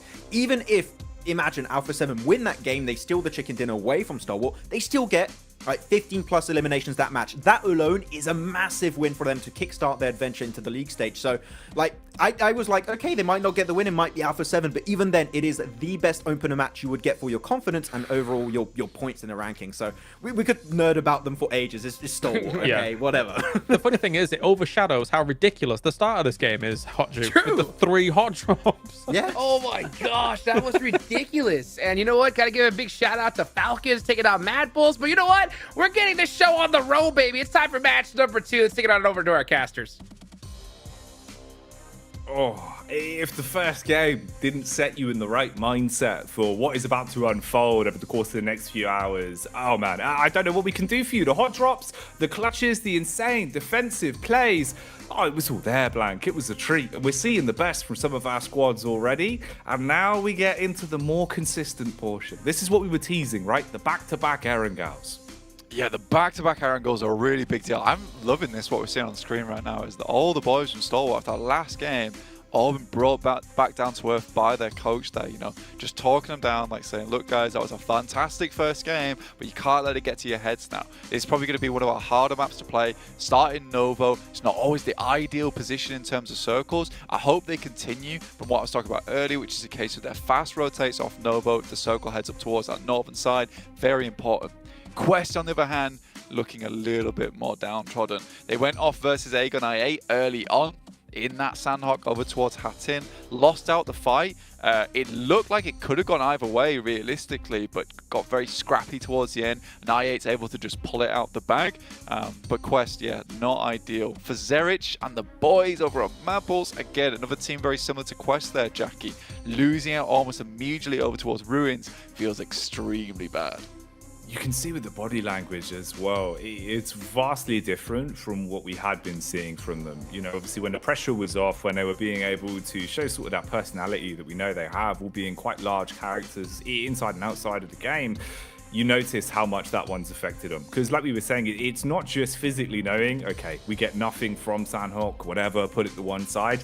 It's not having really more than maybe 2 minutes of survival time over the course of that one, right? The fact that you're struggling to get into it, that really can slow you down over the whole day. So for Mad Bulls, for some of our other squads here as well, like you were saying with Quest, you've got to reset that immediately. You can't afford to especially have back-to-back slow starts, Blank. I think that's one where you're looking at it and the scale is getting tipped far too to one side to start things off for the day. Yeah, you get really down in the mud at that point over on the first day as well, because you can just go from bad to worse every single time, where you're just slowly falling off the cliff. And when you get to the end of the day, you're down towards 16th place. It's incredibly hard to drag yourself out. You have to grab a winch, tie it around a tree, and just hope to God that you can get that truck out of the mud, honestly. But you get to second day, the tires are spinning, nothing's happening. and that's where you just see a team just give up day 2. So I think some of these squads have to understand that, you know, they are fantastic. There's a reason why this is called the Group of Death, because we have such insane teams here with us. So we need these teams to all be on a playing level field. And to be honest with you, I reckon by the end of the day, we'll have a very equal in terms of standings. If we have one team that heads all the way to the top and strikes out, it will be a rare occurrence, but one that I'll love to see here, and they'll have proved just how good they are at PUBG Mobile. Oh yeah, well, this is the creme de la creme, right? You know, this is the top of the crop from all of our regions, and especially the fact that we've got so unlucky for them really in terms of the group draws. It puts us in a position where you can kind of see the best of the best going head to head early. Oh, the body language from Mad Balls, man. You know, you've got to reset that mental instantly. It's hard. It really is hard to deal with something like that into your first game. That's one way to do it. That is one way to do it, you know? Whack the mic in your mouth, you're good to go. Yeah, no, it's nice to see the Zerich still feel a little bit like he can pop off a bit. It's not quite like yesterday. He's wearing some absolutely mega sunglasses, which I hope come out today as well. Maybe spoilers for you guys, but we'll never know. Maybe we won't see them, and this is the only time you hear about them. They'll be mythical objects ever since. But it looks like we are getting into our second match of the day here over in Erangel. Some of these teams looking for a bit of a better match start. But if there's anything to go by off that Sandhawk, Jackie, I think there's going to be more hot drops coming through. It seems that way. It does really seem that way. It's very hard to call because obviously, you know, you take practice as practice, it's one thing. But when you get into these games where really everything is on the line, going for hot drops, we couldn't stress enough how ridiculous it is as a concept, right? The fact that you're basically throwing everything into a bit of a gamble from those opening moments. And we saw there, everyone was up for it. Everyone's willing to take those hot drops. With 3 Erangels being played out back to back as well, you've got to set your ego aside in some of those situations. If it starts to go wrong, you've got to have the backup drops. You've got to have something on the tip of your tongues really to be able to react off the back of it. It really could be one of those, Blank, where we just see these hot drops all day. And honestly, I wouldn't be complaining. No, I wouldn't either. It's non-stop action, which is great to see. And we see these teams where, you know, a lot of these hot drops, you know, 2 of them at least ended up where it was a limmer, where we had all 4 players in the other team just go down and knocked out. But there was a few of them as well where, you know, 1 or 2 players got knocked. So it does show resilience from these squads that even in a hot drop, they have that idea to set aside whatever it is about that drop that's so important and be like, look, it's not worth it for us anymore. We'll go trash loot. We'll try to get further into this match, try and get some more eliminations. That's what Loops tried to do. They had a good chance towards that south side. Unfortunately, Stalwart were way too clean on that hold. It was very difficult to get through, but if that wasn't the case, Loops might have been able to have a better chance into that match, all off the back of deciding, you know, it's not worth it for us to deal with reject here. We're just going to leave and let's get out of Dodge. And it was quite a fragmented fight from Loops as well. You know, we only caught sort of the tail end of it, you could see, but the way that they had approached that one, relatively kind of solo oriented, which at times, yeah, it can pay off massively if you're being able to burn really bright and hit all of your shots. But they were a little bit stuck in the mud, kind of overwhelmed by the positions that Falcons had. You're then at the mercy of the fact there's multiple other teams also that were locked into a bout with Falcons at that point in time. So for Loops, any grasp they had on the situation started to crumble away quite quickly. But that was our first game. This is game 2 as we start to kick things off here. The first of 3 Erangels in a row. An awful lot on the line, so you have to reset the mental and come out swinging as Group Green go at it again. We're going south to north here on the plane path directly down the middle, so really not that bad at all in terms of being able to get to your ideal drop spots right off the bat here on the first game. So we're not going to see too many backup drops here, I don't think. I think everyone can move out towards their relative positions on the map. Stalwart already dropping out over towards Nova. We already discussed this. We've got I8 down here as well. Vegeta Evos in the plane. I think this time around they're fielding both the twins. Last time we only saw Zuxi. Luxi was not in the mix there. I don't think they had a great idea over towards our eastern side of the map, so it just went all a little bit wrong as soon as that nade knock came through. I think this might just be another hot drop on their hands, and I8 once again having to deal with Loops in another hot drop scenario. Let's see if they win it for the second time. keeping the spice coming. The cayenne instantly sprinkled into the cooking pot here for our second game. We'll see where this goes. In terms of the split already, you've got a bit of a 3-1 grouping, so a little bit fragmented depending on the peaks. High ground also taken, ground loot being hoovered up as quick as possible to establish themselves something to actually battle back with, as this is going to be uncomfortable. Obviously, I8, they had a good go of it into the previous game. We saw when they had a bit more control on their hands, they were able to approach it very nicely. Here, it will be a lot more chaotic, and that's not the only hot drop we've had. Okay, Blank, this is pretty tasty, actually. I'm glad we're still getting these. It's Brar Esport coming up against yeah. DX Xavier. And I think the thing is with this one, this is the drop that we were the most worried about. Not for Bra, but for DX Xavier. This is not an easy team to go up against here in Pochinki. And in all honesty, if I'd have watched any of the games from Brar Esports and I was DX Xavier, I'd be thinking, I don't know if it's worth it, us dropping as Pochinki. I know it's a central position, but versus Brar Esport, who kind of send caution to the wind a lot of times and will just fight you tooth and nail for a position on their side of the map. This might be a position where we see DX Xavier move away from, and if they don't, I think it will be very detrimental to their overall game. Feels like at times Brar Esport really can be renamed to the Pochinki Punishers. As Yeah, they man, feel yeah, 100%. So confident, man. Like the way they play around it, you can see like they go straight into it, honed in, getting into the flow state instantly. Even with the split, you can see it's calculated with how they've set this one up in terms of the control you've got. A lot of high ground, a lot of back entrances being covered, so you can sort of have the overall lay of the land. Yeah, when this one kicks off, definitely want to keep our eyes locked. Yeah, I really do like the way they play it out as well, because this is sort of posturing as well at the same time, because they took that central, they forced DX Xavier out to the outer edges of Pochinki, almost offering them that escape plan, right? You know, they're like, look, there's a way out of here. You just have to take it. But if you want to come closer into the central area of Pochinki, we will have to go into a little bit of a cage match of our own. So I do like the way that Brar Esports does set this one up. And potentially this could be DX Xavier losing 1 or 2 players.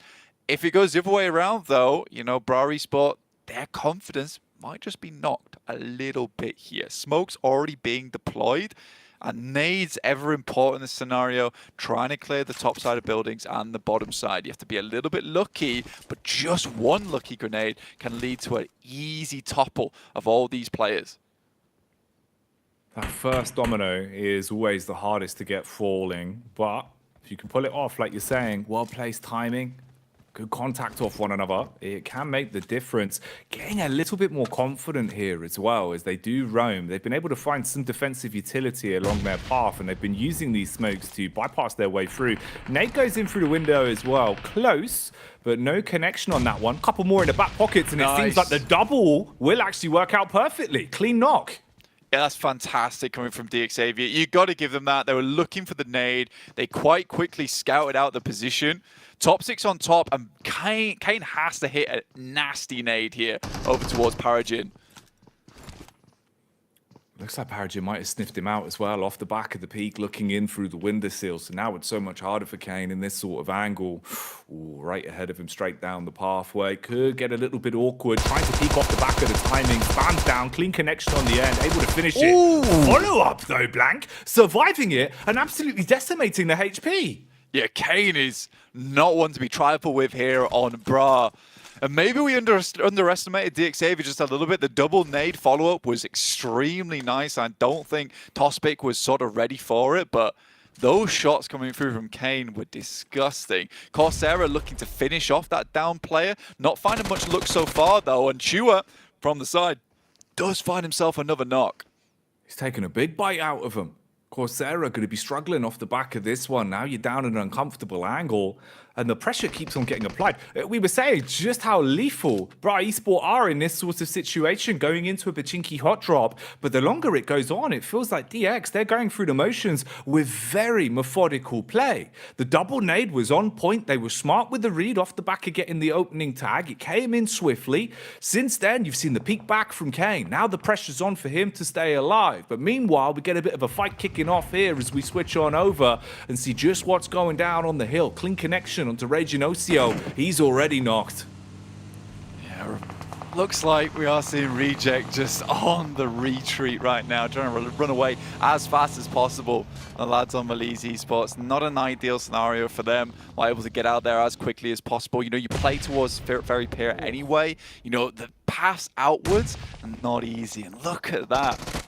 Bra Esport down and out, 16th place. And I think, yeah, it's safe to say we underestimated Duke Xavier. Oh, yeah. One thing we certainly underestimated from them was just how methodical it was with those nades, mate. I think that's 2 of the 4 eliminations just raw off the back of utility damage with the double HEs they were able to pull out on that one. So grenades looking lethal in their hands. And you know how much of a boon that could be as well if they're finding their footing with it early on. So they survived the hot drop. They take up Bra Esports, the first full squad to fall.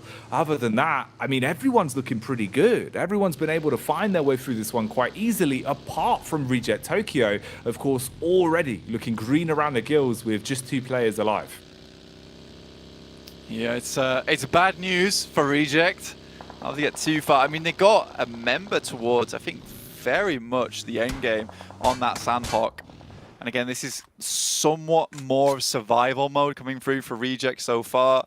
Gonna have to just try and salvage this game, get as many placement points as possible. But we'll see what happens. See what happens in the future. In the meantime, I'm looking over towards Gladiators, who have made a bit of a quicker rotation. Now, the last game was not ideal for them whatsoever, Jackie. Let's put it that way, right? You know, versus Alter Ego, going down to just 3 players, then trying to make a faster rotation, which I respected over on Sandhawk, only to met with overwhelming force from the side of Stalwart and Loops, who cut in from the side. I think there's potential here for Gladiators. They're just not showing us it yet. The question is when it will happen, if it ever does happen, because that sort of is becoming the main concern for Gladiators at the moment. It's scary, isn't it, as well? Because it does feel like at times Mad Balls and Gladiators both suffer from the same formula that is that slow start. It bleeds over, it lingers onto them, and sometimes not having that extra sort of confidence to instantly go in, to instantly kick off those kind of maneuvers can make all the difference when it comes down to gun skill. And as we've already seen here today, some of the gun skill that's on display is already on another level. You've got that clash of metas, that clash of regions. There's so much that's in the back of your mind. And if you can't just focus on your crosshair, you can't just focus on your plays, it makes a world of difference. You can certainly focus on the steering wheel, though. As for Icy, he has been bonneted and crumbled like a snow cone. Yeah, he doesn't go down without at least the last hurrah and tries to take out the vehicle underneath. But I respect that he got out of the vehicle, tried to stand his ground, but versus the bonnet of a UA doesn't always go well. Here's Mad Bulls versus Alpha 7. Zerich is down, likely to be flushed away there. It's just Fleek remaining. The solo god from the team, but versus Alpha 7, I just don't know how likely he's going to be able to pull this off. Oh, first connection's clean. Trying to hit the drive, but can't quite do it. Good moves. Look at the way that he's playing around this. Hitting the crouch at perfect timing. Good for 2, but not enough to close it out. So Mad Balls again being picked to pieces there. Even with Fleek showing some fantastic footwork towards the end. And A7, you can reset from this. Yeah, it might take a sec, but you're going to be content. Yeah, you can get back up from this. Another 2 eliminations in the back pocket for them is absolutely ideal as well. Looking over towards the map as the moment, it's heading up towards Rozhok, and at the moment, PMGC Evos have a really strong position over towards there. They're currently holding down the warehouse on the top side towards that hill. They've also got a couple of outposts down towards that south edge too, so they're maintaining the information coming through on that side of the map, and it does look like it is going to start to center towards that position too, so a bit of an urban finish would be a nice one for the first angle of the day, so we'll see what happens here. Again, that is just going to be a massive mass migration from a lot of teams trying to fit their way in towards that spot of the map. But again, we still got a couple more stages before we can be absolutely certain. Falcons on a rotate back round, trying to save their mates, and they put the foot down, pedal to the metal as the pain will come out off the front of the car, inflicted damage back on the quest, and making their lives even harder today. It was a rough start in the opening game for them. In the seems like that could follow on here again into our opening Erangel, struggling to close down off the one knock they found on the Falcons and having to give up a lot of space. DX as well starting to move back on in, catching contact and potentially thinking they can do something about this. Two compounds close next to each other being taken by Falcons, but they've got to use a lot of the utility they've been able to scavenge to patch themselves up off the back of that opening fight, and you are already down a man. Yeah, I do like this from DX, actually, to be honest with you. The fact is that they took out Bra very early, and also the circle being down towards that side of the map on the northeast edge means that they have a lot of time to work with here. And a lot of times, if the circle's over towards Pachinki, you want to sort of huddle up, get some better positions, maybe all head over towards Church itself. But with this spot, it does mean they can start to sweep a lot easier down towards the south side because teams aren't particularly looking at them all that much, and they have a lot of high ground to play around with. So I do think that DX is most likely going to remain in this area for a little while longer, try and get some more eliminations in the back pocket. With that circle, it's not likely they're going to have a winning position towards the end game. Oh my god, Red! What? Off the back as well! Oh my, the turn on that was unbelievable. The fact that he's been able to punish so cleanly. Ooh, won't matter even if he does get tapped with a DMR, they'll be able to get him back up and into things here, and they need him right now. Looking quite devilish with how he's playing. The compound clash continues though. 3 squads all in close proximity to one another, and there's more roaming in. The Vultures circling them, seeing that there's an opportunity to strike on this one. So bullets from all angles as everyone's taking damage blank. This is going to be a big fight. Yeah, Zuxi struggling now, just the twins remaining on low HP, playing around one another. There's a couple of smokes been sent down. 2 players down already for Gladiators, but they're able to get towards that south side of Rozhok. It's not ideal positioning for them, but it's likely a position that can keep them in the game for a while. They don't want to stay on the outer edges, though, because that's likely to be the first spot to be crashed in the future. We are looking like a Rozhok finish right now, but still not definite until stage 4. In the meantime, Alter Ego taking down a couple of players of their own. They've got a nice setup down towards this south side. And Stalwart keeping it very chilled out over towards the eastern gas station, waiting to make their move.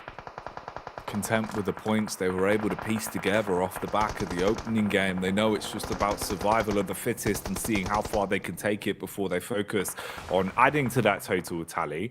Gladiators finally starting to show a bit of the prowess we know they have underneath the hood. Been a slow start for them into the opening day of Group Green. Already lost 2 players before the first clash went their way, and they've been able to rack up at least a couple of elimination points under the belt and got a little bit more space to breathe now. It was uncomfortable with how close they were. Now you can at least slow it down a little bit, and you're looking at very fragmented squads as well in terms of what's left. It's dribs and drabs ahead of you, so having a 2 versus 1 in a situation like this can make the difference. There's definitely a sacrifice that has to be made here, right, when you get towards this position. I think Gladiators realise that too. They're like, look, we most likely are going to have to give a couple of our players to even attempt to gain a spot towards Rozhok itself. But you're right, it is dribs and drabs of players around this area. So for Gladiators, technically not in the worst position right now. They're not down to 1 player. They still can push off of one another in the future.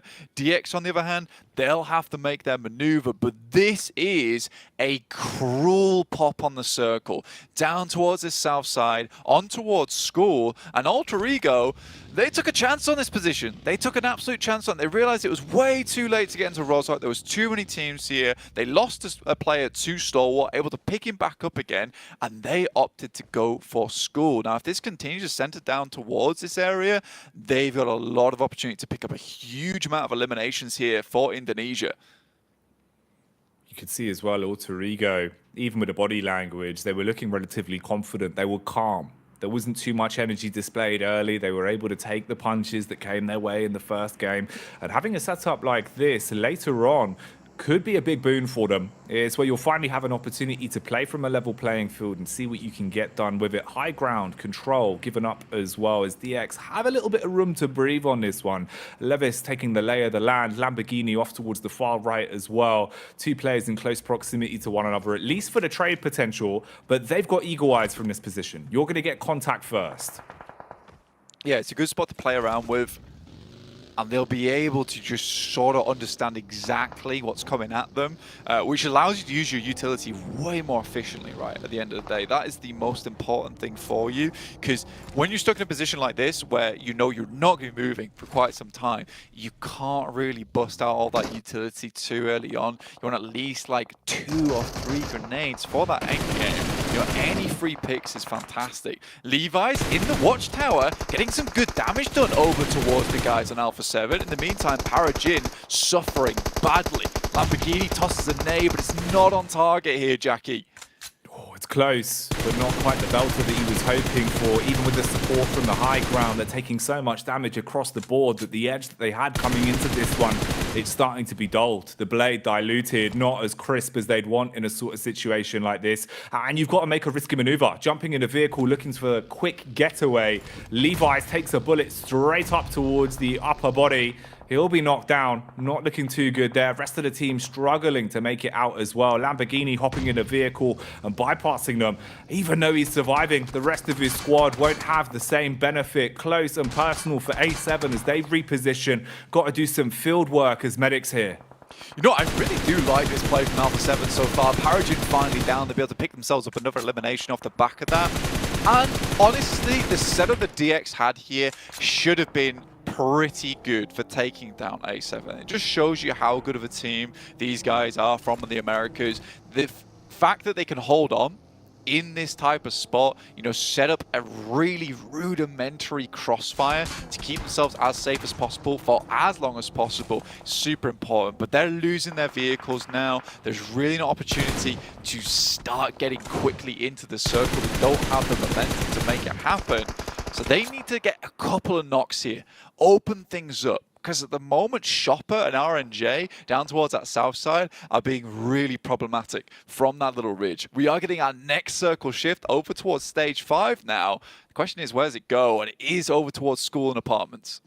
Oh, Alter Ego, the early rotation paying off more and more the longer this one goes on. Sharing it with 2 other teams at this point, though, as they start to make their move on over. For Loops, this could be another situation where we need to see them showing that they can go toe-to-toe in the middle of a cell in a sort of situation like this, as it won't get any easier. Mass migration coming in as everyone's on a rotate. Less of a fun run, more of a sprint on this one. You've got to get there quickly. Absolutely. There's really not a lot of space to play here, and I think one of the biggest plays you could go for is try and get over towards the side, the edges of school itself, because Alter Ego surely at some point will start to really group up, you know, come back together, stick as a tight unit, because you know teams are going to be getting over towards the walls of school, and it's difficult when to make that move, when to make that play, because you don't want to get shot at by players that are still on the outside edge of the circle. I think one team that's definitely done that is Stalwart, you know. They've just allowed all these teams to make these wild maneuvers. And right now, it looks like they're going to clean up the remainder of the teams coming out from the side of Rozhok, which is a really interesting play. Worst case scenario here for Reject Tokyo, really. The 2 surviving players had been playing so fragmented and so quiet, just trying to keep themselves alive inside of the early compounds they established with a building each. But off the back of the peak, DX strike back. You find a pivotal knock, now effectively forcing them to play it out like a solo from this point forward, as you're not easily going to find any room to rotate. Going down to the low ground, you would be taken out of commission very quickly. Although DX, potentially, there's room to breathe. Right now, though, it looks like Nurzed's on our screens and he is displeased with the fight that's ahead of him. A couple bullets down range, tags onto the first, takes a few back, and that is an understatement. With how many players that are all around you in this sort of situation, firing the first shot is effectively ringing the dinner bell. Yeah, I think for Stalwart, they've taken a very aggressive maneuver, right? You know, there's a chance for them to slowly eke it down on the eastern side, but this is a position where they're looking to pick up some more placement points, more elimination points. So I think for them getting caught up now between Tiamba and Falcons, I do like this split, this play from Tiamba, sorry, which is over towards that southeast edge. You know, this is not as risky because they've got 4 players. They can confirm the edge side of Rozhok. You don't want to head center because it makes leaving extremely difficult. For Gladiators, on the other hand, that's a bit more of a risk, but one that's paid off this time around because they play on the edge. There is an escape route, but if they got crashed as 2 players, wasn't likely going to go too well at all. ball. I think Kitsune is just being sent forward to try and get some more points on this game with Meku being left behind. Yeah, he's the point man right now. Take all the attention in a vehicle, try and keep yourself alive for as long as possible, and wait for the push in your teammate from Meku, who wants to kind of flank up the bank. And like you're saying, just see if you can get a couple more points out of this one, knowing that the chances right now for Gladiators is getting less and less the longer it goes on. Kitsune finally falling as he seems to have taken a shot towards the back. Meku, he's revealed himself, but he's repositioning out of it. You're going to be swung on by a full squad as well, and they've got nades for days, chucking them downhill straight onto his location. Not going to get any easier for Gladiators here. Seems like them are mad balls. They've been hit with the unlucky stick coming into the first 2 games. Yeah, look at this though. Tiamba actually sort of protecting Meku in this situation as he just slowly creeps away, tiptoeing down the bank. He has a bit of position here in terms of the smokes where it's cutting off the sightlines from Tiamba, who send Alpha 7 back. So, you know, this might be a case of Meku being able to hold on just that amount of time to maybe getting towards the top 8, but it's really not looking likely here, Jackie. And for Gladiators, they're going to be going down this match probably with just the 4 points from the eliminations alone. Alter Ego, though, chiming up towards Tiamba as they also attempt to make their exit. Circle heads over towards apartments, and you can see teams rushing in, looking for a building of their own. Oh, the close quarters engagement working well as the first kiss. Oh, pain will be delivered. Quick medkit in close quarters combat, not looking too good. Tried to reset off the back of it, and his teammate at least saving the bacon somewhat there as well as they swing round the corner, come peeking out through the doorway, and buy enough time, jumping straight back in onto the res as well to get them all back up on their feet. And these are clashes across the board. I'm surprised at this point Falcons were even able to stay alive. They were eating nades for days. They found themselves effectively with a shed to stay alive in, and a Molotov might cook them. Got a run on out through the doorway, straight into the barrel of the shotty, blown to bits. Oh, the trade back as well, not looking too good as the vehicle detonates and consistently this chaos continues. Goodness me, he's just basically looking for breadcrumbs at this point in time at the end game. Meku actually getting a little bit further into this match is super surprising. He's in the points position now where he starts to accrue some of those placement points, so good for Gladiators, but again, it's that classic salvage game for them, which is not what we want to see. Alter Ego, they do take a knock, and once again, it's Alpha 7 just pushing their way through difficult scenarios time and time again. And I think that, you know, looking at this team and some of our comments from earlier, some of that macro has certainly been improved. It is definitely being band-aided by the fact that they are so sick at the game. But again, I think there's been some serious improvements happening from this team all the way through. It feels that way. Hitting their shots at the minute. Good maneuvers, good reads on the game. Ooh. Being able to stay alive in a situation like this, though, is going to be so tricky. You're on your last legs. Sure, you've got the meds to work with, but everyone is right under your nose. Bit of a backstab as well, potentially for Meku. It depends how the cards want to be dealt on this one. Smoke wall in front. Alter Ego's attention firmly given up towards Alpha 7. Meku with a timing on a read, still just crawling down on his belly, waiting to strike at the right time. 2 players on low HP now as well. Jump shot with a DBS. First one misses, second one pelts, but it will be the backup of Rosemary to take him out of commission. Yeah, it doesn't actually have to get involved then. You know, you'll take a safe 6th place, right? That is what's ideal for you at this point in time. Teams move down towards the southeast side. This has not been an easy game. Circle's been all over the place. I mean, the way we've seen it, you know, it moved north, and then it slowly moved up towards that northeast on Rozhok, and then it's just edged its way back down towards apartments. So no one's really been able to make a very good call, which is why a lot of teams are down on players to 3 or 2, because they've had to scrap for position here. The only team that currently has 4 players in their squads is Loops Esports, who's one of the earliest teams to get into towards apartments early on. Every single other team has suffered, and they'll suffer again, Jackie, because look at this circle. It is mean. It's absolutely obscene. Good luck getting in. The bouncer will only allow a few people inside at a time, and it doesn't look like everyone's ready for this one. It won't be a bit of a dance to the death, it seems. Ooh, close quarters engagement again, though. Nurzed, we know that he's a bit of a solo dolo, but he's got to be a big don in a situation like this. SMG in close quarters engagement being run down 1 versus 3 effectively as space is being taken off him. Backs off through the window. Keeping a UMP in his hands as well. Had some nades to work with, but that's not the way you want it to go. Instantly struck upon as he hits the deck and should be down for good. Yeah, I mean, CEO Layers, which has been playing a marvelous game so far throughout this entire thing. They send Nerze down towards a position to give them at least a little bit of an anchor point to play around with going forward. That's Meku down. Tops will spot him out there, but at 6th place, you'll take it. With 5 eliminations, it's at least some points going forwards. Now, Stalwart technically have a really strong spot. He is out on the edge at the moment, but he has great sight lines. They can control a lot of these teams that likely will have to battle off against one another as they leave. But in future, there's really not many areas for Stalwart to head to, and I think that their vehicle's completely burnt out. So the game would have to end right now if Stalwart wanted a chance. Either way, they've accrued some elimination points, a top 5 position.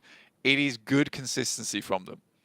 It is. It's still rolling with the punches, right? Even if overall the situation with the team doesn't work out perfectly, still being able to hit their shots and looking warm with the DMRs as well. It's not as easy as it looks. Some of the pot shots we're seeing come out with that mini 14, making it look like a major 14. And it continues again here as the misery continues. Another shot back over. Rosemary feeling the pressure now. That's a really good shot coming through there. It was just almost instantaneous. Mythic, very low. There's a couple of meds still remaining. Tempting to use him at this point in time. But just going to try and let his stims pick him up a bit more whilst he knows he's still in a fairly safe position. The circle's going to move in now, and this is where Stalwart will have to leave. Good opening from Chua, and he's waited for this moment too. Understands that now things start to get to a point where Loops have to leave this building. So getting a knock as the circle starts to close really does hamper them quite a bit. It's the nades as well from DX that have been so impressive to watch. Even there, you could see the calculated effort of using the opening grenade into the top floor, establishing damage, Molotoving down onto the lower level where you know they're going to try and resituate themselves. Really clever stuff, Blank. The lineups have been on point for them. This isn't looking ideal, though. Got to be quick to get back in. You've got a thin smoke wall ahead of you. Yeah, I mean, that's all they can do is set up the smoke wall to try and get further inwards. Still taking shots back at them, though. Tops does get knocked. I think that'll be action out as well. They tried to get that smoke train working, and I think it could have been better if it was a case that that vehicle was not unassailable. Dude, it was so slippy. Someone had absolutely buttered that thing to run around the thing at the end. Covered it in grease, and they couldn't get a grab on it. Didn't bode well, so it means that we tick down into the final 4 squads. Some of them looking chunkier than others when it comes to the HP across the board. A lot of damage done in the battle of attrition. Only 2 of the 4 squads looking like they've really got a lot of longevity left on this one. Close quarters engagement as well here with Loops sharing the compound with DX. Man's up top. They've got control of the bottom. Rosemary with a wide swing, hitting the shot and going for the quick get up on his teammate. Yeah, this will be a serious haul coming through from Chua, and he has to do a lot here. 3rd place is a big jump up in points, but it is a 1v3 he's looking for. He's in the perfect building, the perfect room to make it happen. Spraying players down as they come through that smoke. More nades coming through, and they're just sliding through the windows here, Jackie. They just cannot get them on target, and he's still looking for some more. This is madness. It's all about playing the angle and the timing on this one.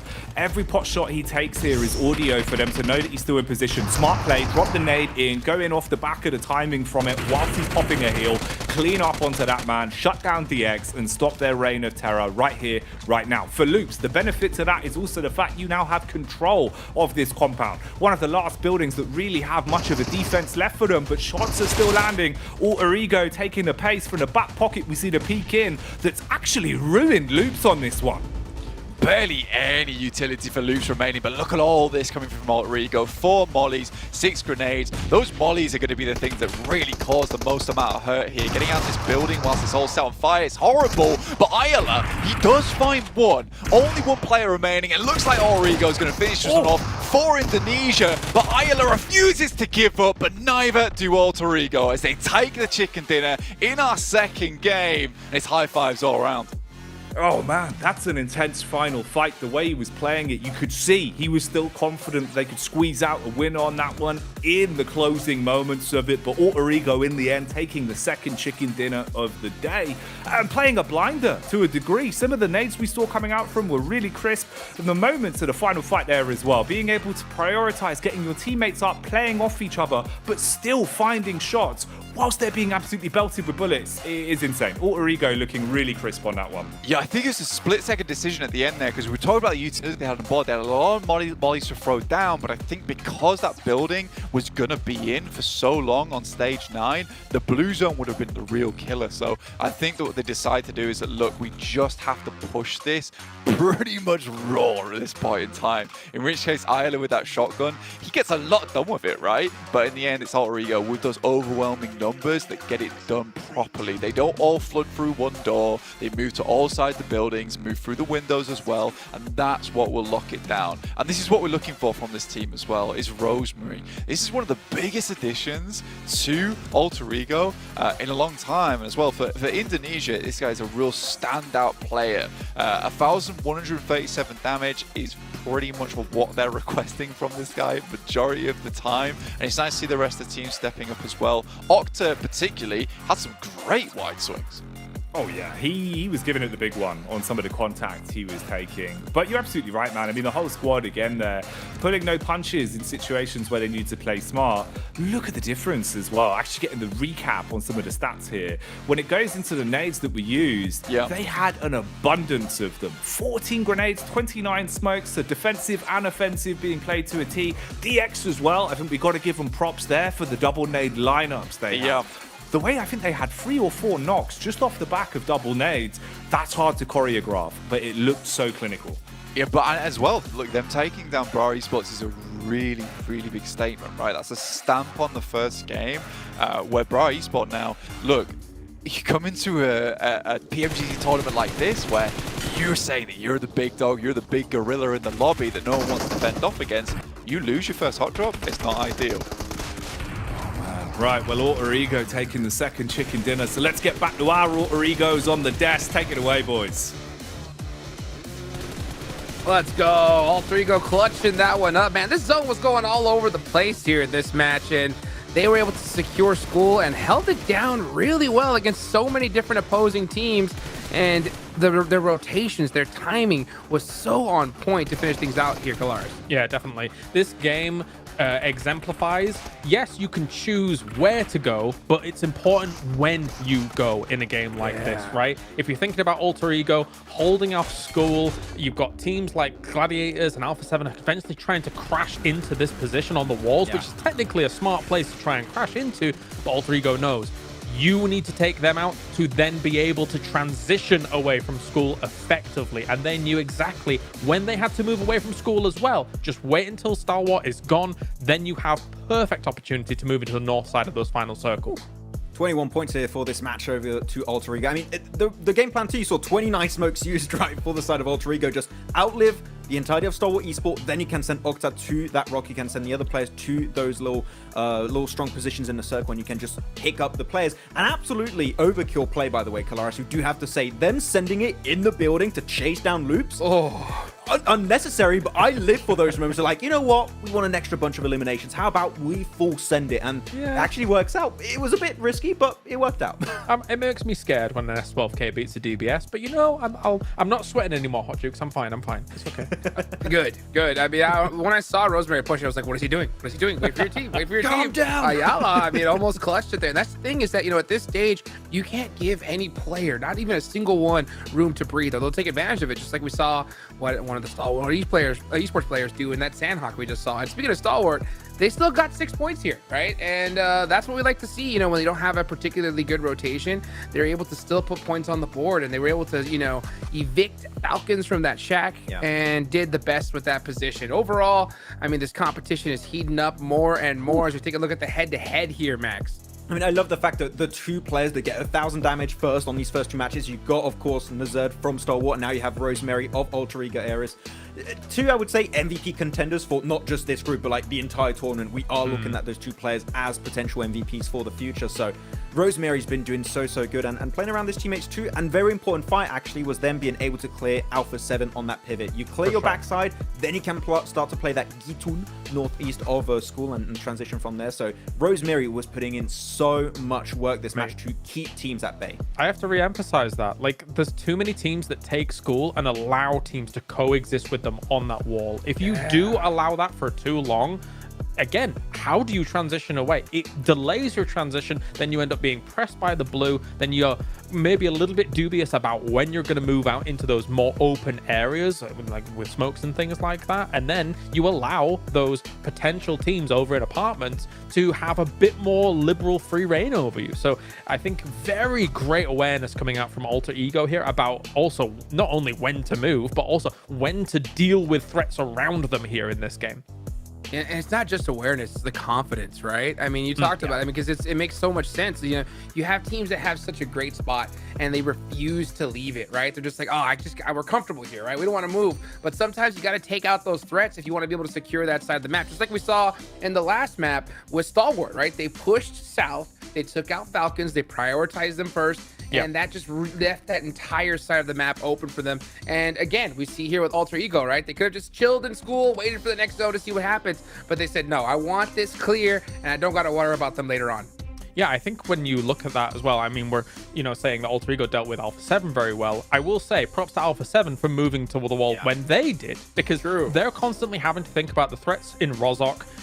They're not only making sure that they're not rotating into them, they're kind of funneling them east of Rozhok, making sure they're not going to breach over the hills, and that puts all of those teams going east in absolute jeopardy. There's no way to play east side of that down into those fields north of apartments. So they did a great job of being able to shuffle the lobby around for themselves and then make the move that they had to, which again was cleaned up by Alpha. Yeah, it's not even just about timing for me for Alpha 7, is they go to that position on south of Rozhok on the mountains to make sure that the backside is cleared, then you can start transitioning to the wall. So it was a tough transition regardless, because Alter Ego just fully stacked in school, so making it to the walls is very nadeable, you're very predictable, just going to be hugging the side of the wall, which Rosemary, again, to his credit, was holding that position so efficiently, so good job on that. But Alpha 7, it was a tough game. They still made the most out of it.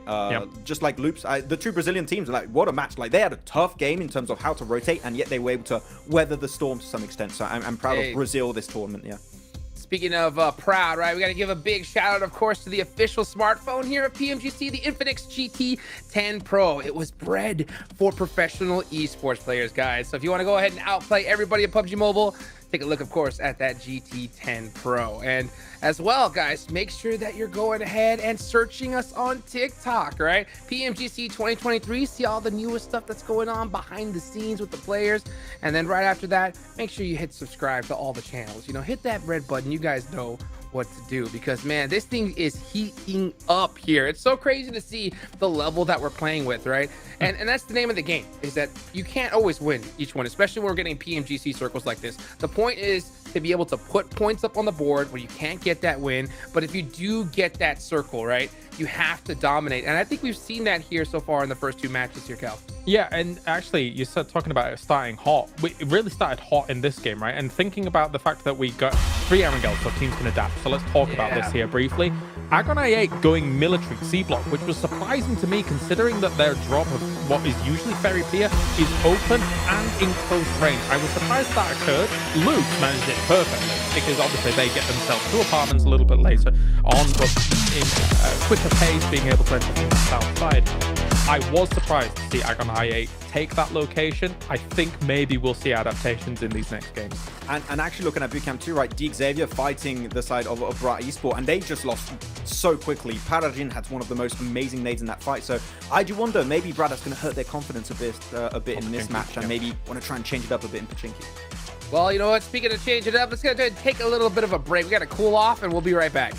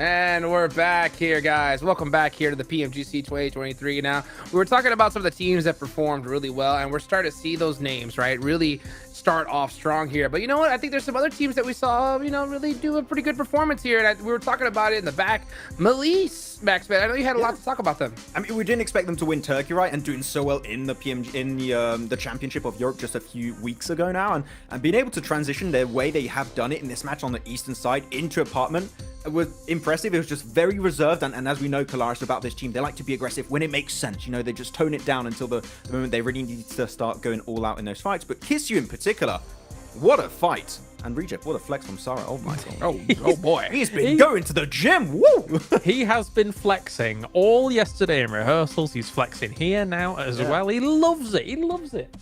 Them gains. Gains, baby. You gotta be able to flex on the squad when you can. And that's that confidence, right? But hopefully we can see that reflected here on the leaderboards. That's one thing that we gotta see here from Rejects. But you know what? I'll tell you what, I love the fact that we're gonna be playing another Aaron Gale match. And it's about to get underway in the next couple of minutes, guys. Let's go ahead and take it on over to our casters. Oh, that's right. Back to back to back. The second of the three. This one's the sequel, Blank. Sequels, do they normally deliver or do they leave a little bit to be desired? What do you reckon? I think this one, I don't know if it can top that last game, to be honest with you, because it was so rough in terms of the macro, in terms of the rotations you had to make. I think it was real scrappy. What it might deliver is one team that actually makes the best rotations in this map and probably should deserve a chicken dinner off the back of it, because I think that last game was very random and you had to fight tooth and nail. If you made the wrong play early on, like going into Rozok, you just lost. If you made the crazy play of playing an apartment because you thought to yourself, we got here way too late, you got yourself a decent game off the back of it. So it really wasn't your typical Erangel there. And a lot of our better teams were just sort of looking for some of those survival plays at the end of it, where they were heading towards the side. We saw Stalwart, they headed towards that shack. It was likely that they never were going to leave from there, so they tried to get as many points as possible, get as high up into the tables as they could. It is quite good as well. I know we've been joking about it a little bit, but Reject Tokyo, man, seeing them dropping some big flexes, showing off the biceps. I'm right there with you, boys. I want to see them pulling some of that out on the map, right? Dealing a bit of damage on Aaron Girl. It felt like some of the plays we'd seen from so far today, it's been a little bit underconfident in some of the situations they've been in. Need to rep themselves a little bit more, especially now, because you've kind of got the shaky ones out the way, Blank. Sandhawk, we take that for what it was. First Aaron Girl, it was chaotic and absolute carnage for a lot of our teams. This is where from this point forward, now really you're getting to the halfway point of the day. You've got to talk about consistency. You've got to talk about being able to maximize how many points you end day one with from this point. I think no more room for error. I'm looking at Mad Balls in that sense as well. They've had two very unlucky starts that have resulted in them kind of crumbling away a little bit too early. All of those squads have to reset now, even for Gladiators as well, right? At least there you had a few more elimination points to squirrel away, but that's all it was, squirreling away the odd nut for Winter. Yeah, I think for Gladiators, despite everything, right, getting towards that position in Rozok, getting two players towards there, and at least getting Meku out as the lone survivor, to get themselves, I think it was a fifth or a sixth place, it's not bad. It's not bad by any stretch of the word, but we do want to see a bigger game from them. But Reject, yeah, more flexing in the game, please. I think it's safe to say that the technical ability, it certainly isn't up there with some of the other teams we have in this lobby, and that's fine. That's fine. I think that this is a great learning ground for them every single time they make it to this position in the global tournament of the year, right? And I think that the main thing we see from Reject every time they get to this global tournament is they're happy to be here. We see some of these teams that look a little bit downtrodden, they look a little bit nervous, but even on not the greatest of games, you're seeing Reject keep that mentality high. And I think that's really important, because you will see some teams that technically, once again, are better than Reject, just do so much worse than them because they don't keep that mentality on board, right? They crack early on.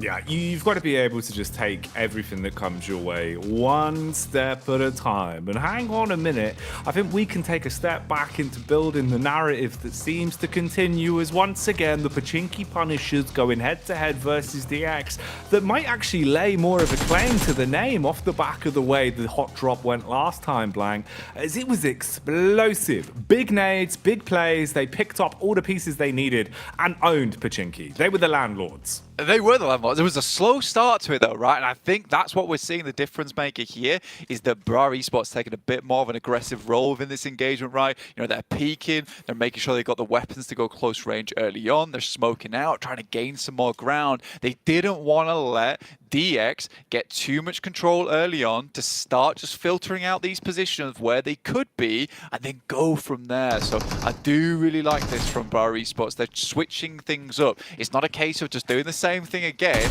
and losing to DX off the same playstyle. They want to try and psych this team out.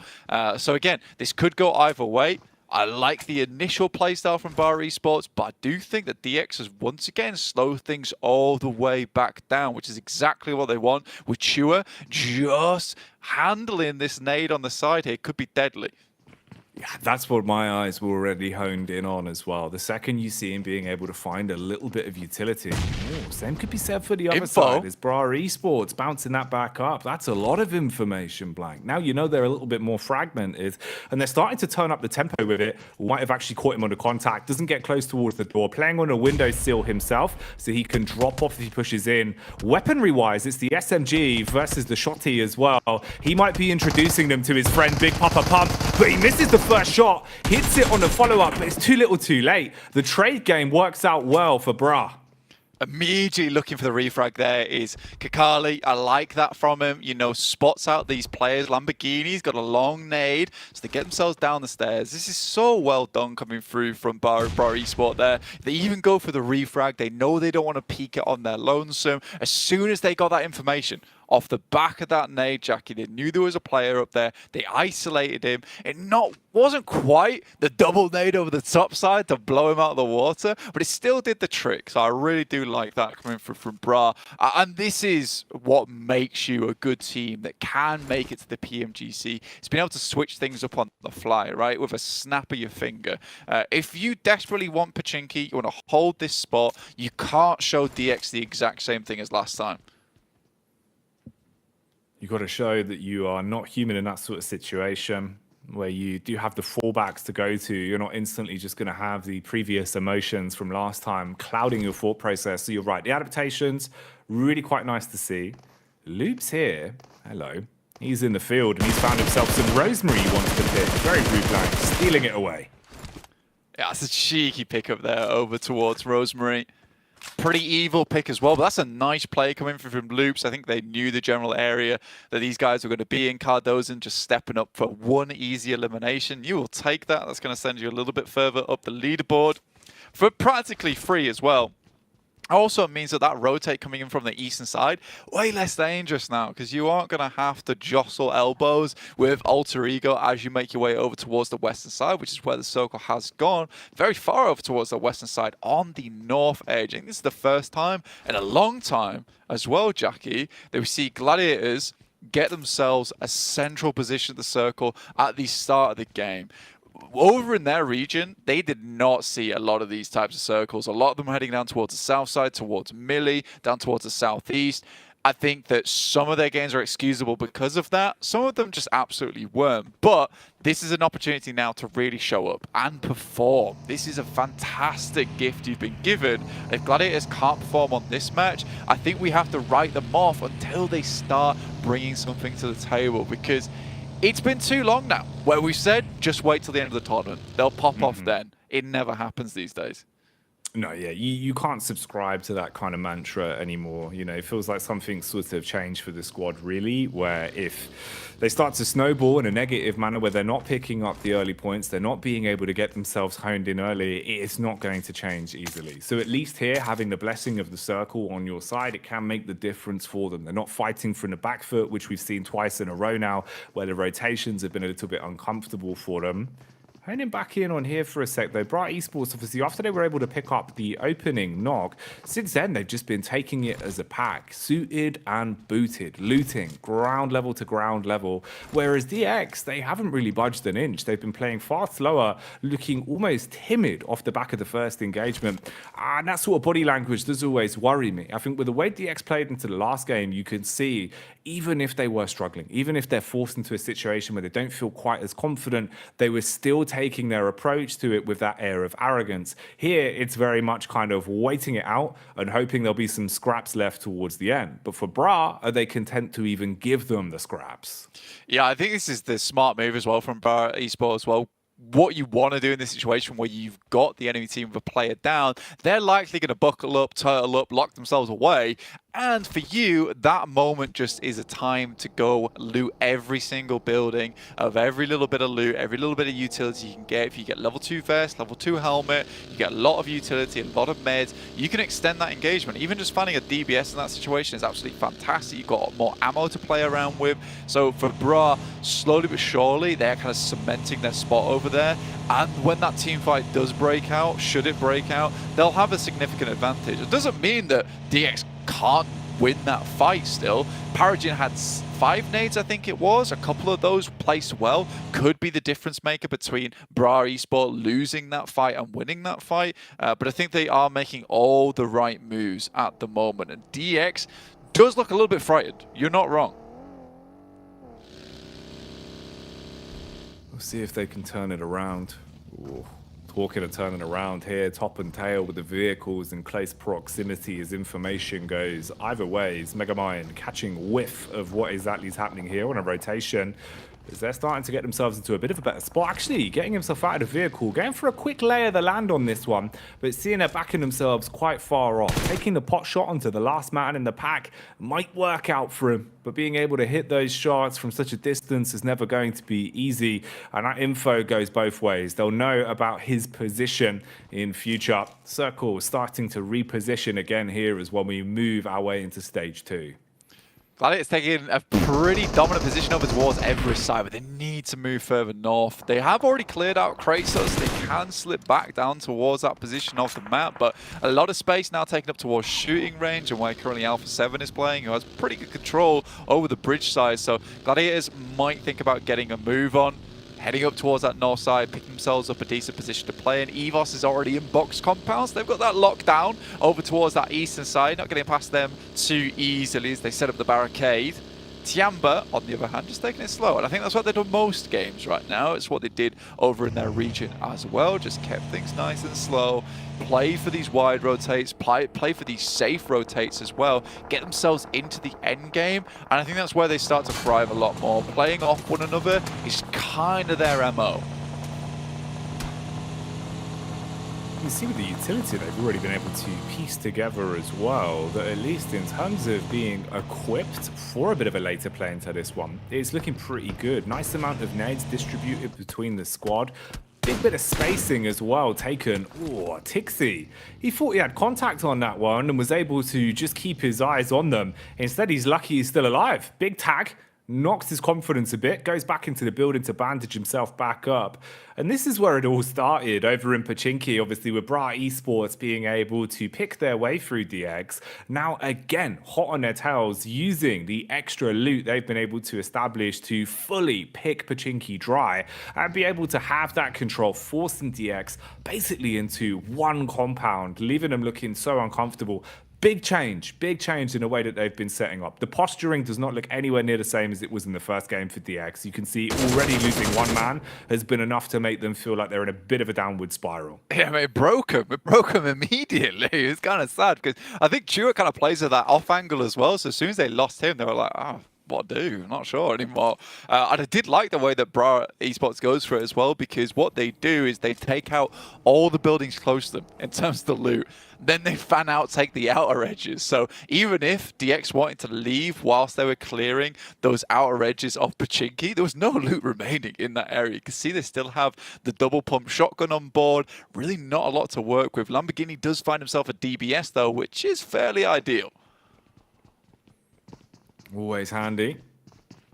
If you can pack a punch with a weapon, it can be the difference maker in scenarios like this. The added utility always a benefit though. Kane walking out with the nade in his hand, expecting to be able to bounce it off the window ledge and find a bit of a pickup. Not got his wits about him. Exposed on the contact, Lamborghini putting bullets down range and connecting with a backup with the rest of the squad.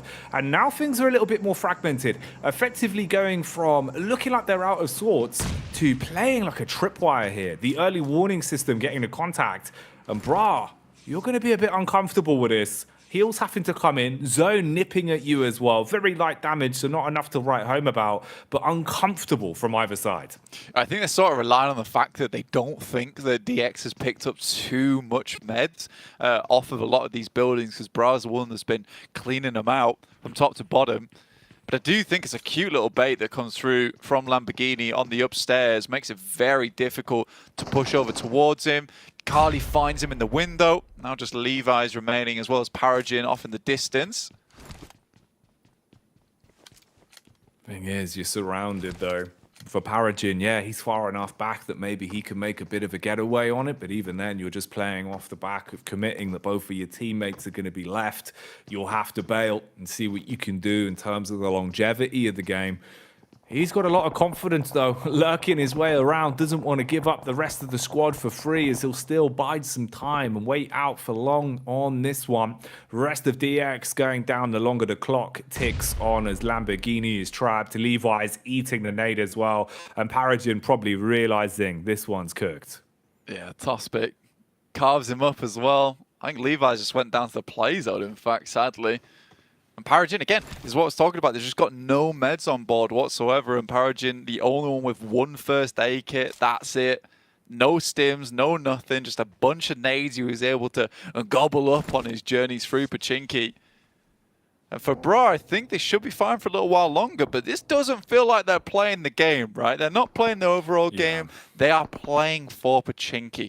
And this is the type of team that is scary. And we're going to kind of come back to those points we made in the last game, is the fact that you don't want to go versus Bra in Pachinki, because they will confirm on this spot no matter what. They will make your lives hell to play. So for them, it doesn't matter about this game right now. They want to secure this position on the map. They don't want anyone going for it. If they do make it through to the Grand Finals, they want teams to know that it's not a good idea to go up against this team on a hot drop. Yeah, it's really taking it as far as you can with proving a point on that one, right?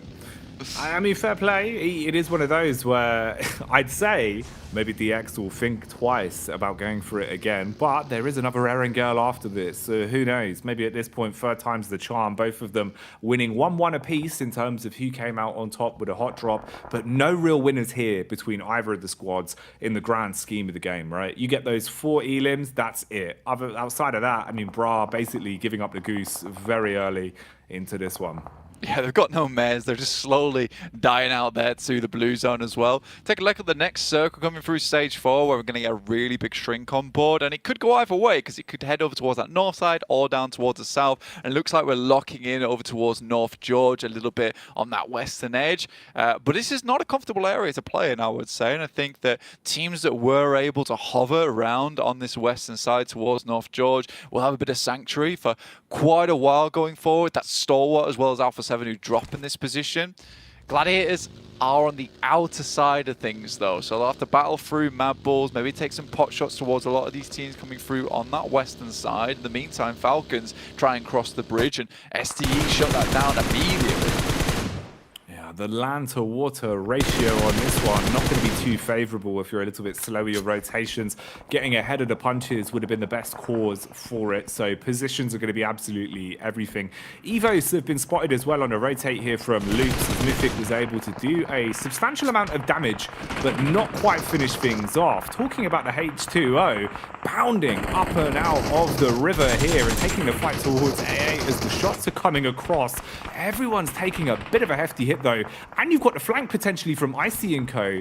But they've got a compound to work with. Should keep their noses clean, at least hold what they've got here. But this just looks so uncomfortable. Meanwhile, one of the few times we've had an opportunity to really say much about the Mad Bulls, as they're also thrown into the thick of it just along the coastline. Oh, it's all looking a bit iffy.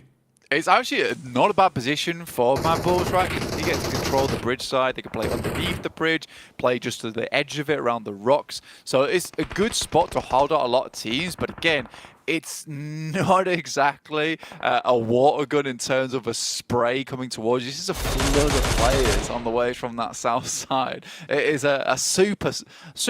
What was the Super Soaker? There we go. Super Soaker. This is a Super Soaker in terms of what's coming at you for the Mad Bulls that they're going to have to deal with. So I hope they don't mind getting their clothes wet a little bit, because it's going to be difficult to hold on to this position. But this is where they get some of that confidence back on board. And I appreciate they put themselves in a spot where it's not a case of, right, let's play this one safe. It's a case of, we're going to have to fight for our lives here. Ooh, you're talking about playing it safe. The biceps are out for Reject Tokyo as they go driving straight in over the hill and eating bullets because of it. None of this is looking favorable as each and every one of them are being absolutely pounded. Radiocio, the only one that could potentially make a bit of a maneuver from this, got so far back with the extra lift the vehicle had on the drive in, basically just game-ending himself and all of Mad Bulls on the way out. Even if you survive this, you're going to be thrown into such a rough position now. Fleek unleashing with a nades back, playing around the smoke. Frozen's on his last legs. OCO trying to go for the res on his teammates, seeing if he can at least salvage something from this one. But this is nasty. That was a confident play and a half. Yeah, I mean, for the guys on Reject, they knew they had to do something and do it fast. They assumed there'd be players down towards that region. If they send all the vehicles in, maybe they catch someone on the bumper. They do, in terms of the front line over towards Naomi. It gets a lot easier from there forward. And I think Mad Bulls just weren't expecting such significant force coming their way. In the meantime, Gladiators lose 3 of their players. And I think that comes down to them trying to go for the safe. You know, they go to the compound, which is in the dead middle of nowhere. You're essentially hoping for a circle shift at that point. They do a little bit of scouting Everest, but nothing too intense. So when they end up having to leave, a lot of these spots are already taken. So for Gladiators, again, it's one of those positions on the map where it didn't have a lot of longevity. It was just a lasting spot. Yeah, for Kitsune there, proving that the 9-tailed fox does not enjoy submersing himself into water. Goes down and out, and Gladiators, again, wipes off the chalkboard, losing a lot of teams over the course of this one. But more importantly, if you look at the battle of attrition towards the right-hand side of your screens, you can see just how many squads are down on numbers. That's been a consistent trend throughout the day, where even if you're finding a little bit of survivability, everyone's being picked off blank. We're not seeing much in terms of the overall teamwork because the numbers are dwindling so early that the longer these fights go on, especially now into the 5th circle, it's so hard to play off each other. Hero plays have to win and lose you battles. Yeah, it's been a pretty horrible circle, honestly. And I think that we said that they couldn't really top the chaotic nature of that last game, and this certainly kind of has. The way that it was sort of positioned down towards that south side made a lot of teams assume that taking control of Everest, South Crates, would be a great idea. In the end, it just constantly moves further and further up north, in which case that early rotate coming from Stalwart, the hold from Alpha 7 being very cautious of where they want to play outside of their initial drop spot in North George has been fantastic. But I think the one team that surprised me the most is Alter Ego. They have had a long journey from Lipovka to get here, which just goes to show teams that were dropping over towards the western side, Gladiators, had a chance to get here. They lost a player early, did Alter Ego, and they still fought for their position inside the circle. Let's hone in on this for a second. The action that's going on in front of our eyes right here, because again, Nerdhead is proving just how lethal he is. As a bit of a solo, whilst his teammates are patching themselves back up, he instigates a 1 versus 3, buys his time to wait for a rotate in to even have a 2 versus 1 fight to work with. And even then, he's just content to put bullets down range, keep advancing, taking map control off them, now looking for the last knock as he goes in with a bonnet, trying to just absolutely roam his way through them. It'll be Icy that shuts it down as Shopper is slain. But man, Stalwart, they're looking so aggressive. And that's 5 more elims to the total tally of points they've already been able to establish. Lest we forget, they took the first chicken dinner of Group Green as well to start today. They are looking so good when it comes to individual confidence. Nerzed, I can't wait to see his stats towards the end of today. It just makes their life so much easier, right? When you've got players on this team, it's what we're talking right at the beginning of the day on the show, right? Is that Action Top, great players, but they needed more support. Nerzed and Icy, 2 fantastic additions to the team. Icy being this player that's going to lock down spots for you, and Nerzed, who is happy to take the initial engagement whilst waiting for backup coming through from Action and Top so they don't get split off together. It's so good.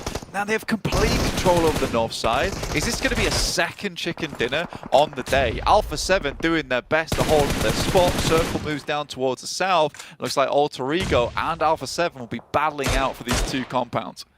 And that was Loops getting a blessing in disguise as well, because Madballs, or at least what remained of them, was so heavily focused on dealing with a last remaining solo that they eat so much damage. Loops just roam on in, couple bullets into the back, tidy up on that one. We've seen Loops having smart plays. They thrive in these ones, Blank. When they're able to just take the space that's created for them by Stalwart, they absolutely live for it. And we're getting closer towards that being the potential storyline once again. This time we do have all of Quest alive as well. It's been a bit hit or miss with their placements in terms of the way they've been able to start this. It feels like it's been a bit shaky towards the start. Having all 4 players here could be a bit of a boon for them. But again, you look at the spacing, you look at how far they've got to move, especially with the zone starting to nip at their heels when things tick away a little bit longer, and you have no clean map control. You've just got grass and trees in front of you, and then 4 players in 2 separate compounds that have their eyes honed in. One of them being Alter Ego, that have proven, even as a duo, can be absolutely devilish when it comes to the firepower.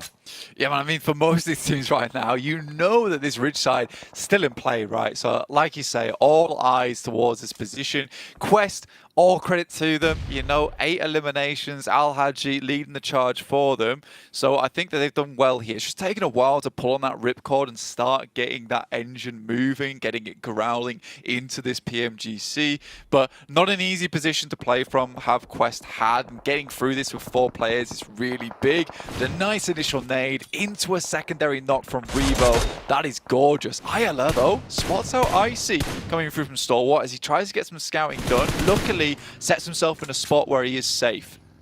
Man, all eyes on Ayala as well. Some of the shots that he's been hitting, be it DMR or shotgun, he is always up for the task and has been so good in terms of his tracing and his flicking. And it's quite impressive. Normally you see those sort of aim styles not really, translating too well for some of our players. You either excel in one and struggle a little bit on the others. He's an all-rounder, content to pick up whatever's in front of him and really find some good shots with it. So still being able to third party at the prime opportunities, adding a little bit more each time towards the Loops dominoes as they move on up to 6 eliminations from this. And this has caused issues for Stalwart, a side that looked like they were really the driving force behind the game, now being absolutely peppered, closing the gap in as they start to advance deeper towards this compound as well. Again, Loops unload onto them.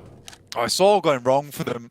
They had so much control over that northern side, and I think they tried to claim too much space. This is a fairly open area. Cardozen, though, gets absolutely mowed down by a couple of mini 14s. And we're talking about Ayala, how good he was with them. But look at the control coming through from Mafioso and Carrillo from this building at the moment. It's given a bit of a lifeline for the guys on Stalwart. Might have given them just what they need to potentially still be able to make something out of this, leaving us now into the final 4 as our squads have been whittled down. You're looking at manpower. The only side that actually has 4 players alive and kicking on this one is going to be Alpha 7. In terms of the spacing as well, at least they can play off each other. You've got cover, you've got map geometry that will be favoring you. That's not really the same sort of situation for Stalwart now. It gets a lot harder, the vehicle being the only boom, potentially going for a bit of a 2-1 split, using the car to draw attention, whilst the other 2 players make a bit of a move to keep themselves in it and getting a lay of the land. Compound control still firmly in the hands of Alpha 7, though they're content with this one. Quest, there where we left them, down towards the ridge side. Huge smoke wall up ahead. pushing in for the 2v2. The only fair fight they might be able to find on this one, but that's up against Alter Ego. They've got nades to work with. The shotgun to bait out the first nade takes a little bit of damage, Blank, but at least got spacing. Could be a good nade coming through from Fnatic, but he peaks a little bit too wide here. The second nade coming through from Octa has to be good. Has to prime it just right. Alpha 7 sends in over towards his position to finish off this engagement. Good nade from Easy that might just finish it off, and it does. But this was a smart play coming through from Alpha 7, honestly. They realize that there's still 2 players coming from Quest. They're over towards the western side. They allow them to head over towards Alter Ego. That fight's going to conclude on its own, with at least it being a 2-player being left standing in the endgame. But really fast rotations here from Alpha 7, getting into position as fast as possible to try and get this game sped up for them, whilst they know that STE is still currently licking their wounds over towards this northern edge.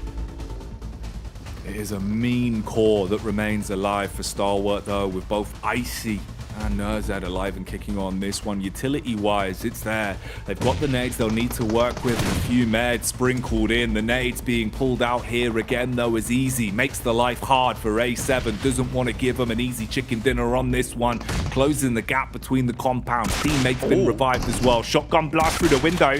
Tags up on a windowsill. Sanab having to back off from the commotion caused. Nades whizzing by him as well. This is an angle where the DBS can still be so lethal. It's all about just hitting the shot first. He's got to play this one perfectly to buy his teammates time to work with. Big damage back over as well onto the rest of them. Wide swing around a corner, Blank. Cleaves his way through him like a butcher knife. Senab is doing so well here because the rest of the team is dealing with STE, preventing him getting any closer. The fact that he holds that down on his lonesome is so important. Unluckily, though, during all the chaos, Action and Nerzad gets in. This is what I was so happy about earlier on, is they spot this commotion. They see the fight's taking too long. They take the opportunity to get up towards Wizard Tower and this. And with that, they get the circle too, Jackie. Couple of nades remaining. They have to be big. They want to cause chaos in the backlines here for Alpha 7. Has to be clean connection.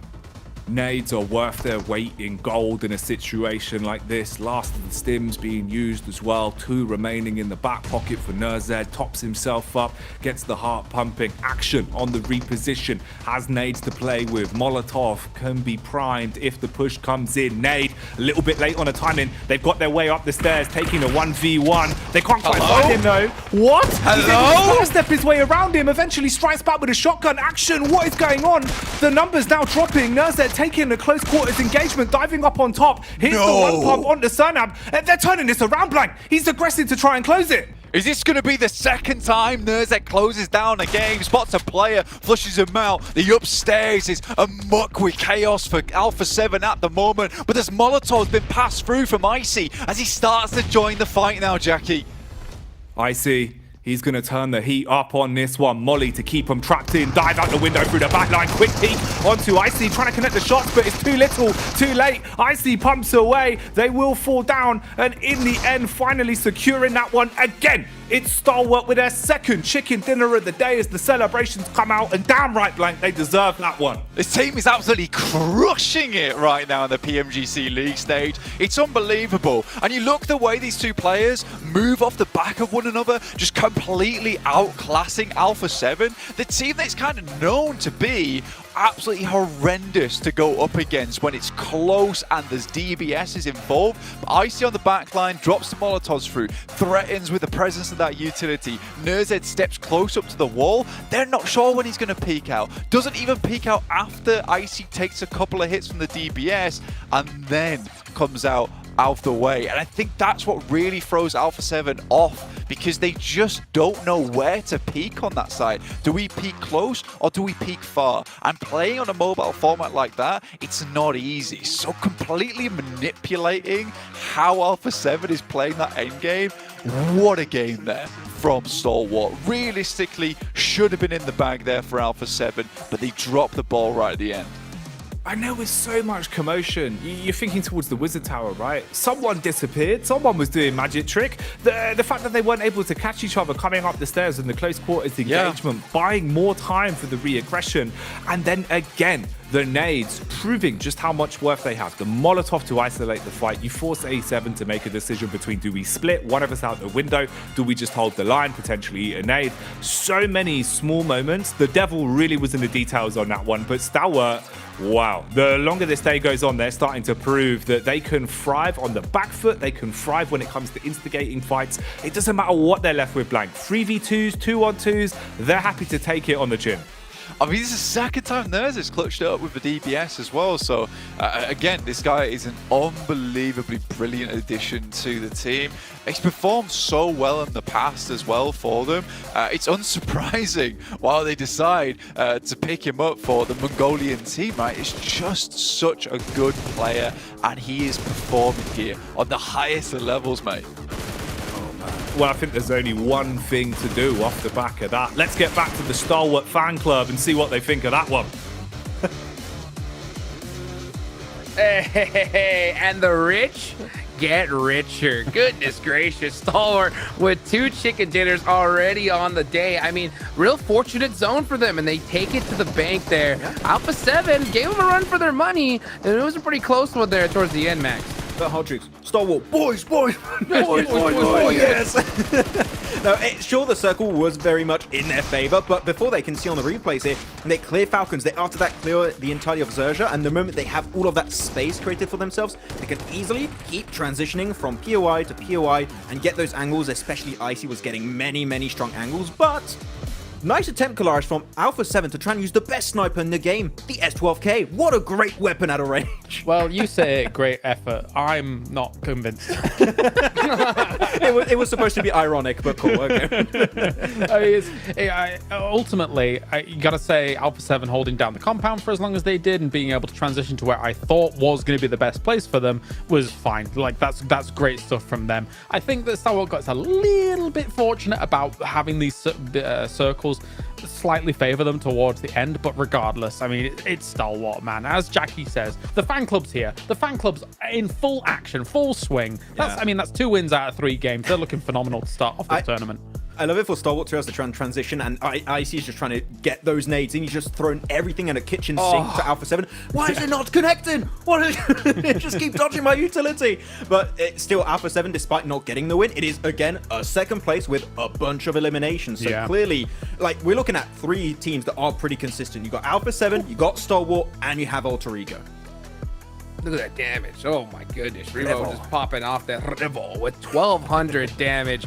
I mean, this squad's coming out to play. I mean, we kind of were talking about it in the back, right? Just that how dominant we're seeing Brazil here at the start, right? Loops had a great performance here as well, Kolars.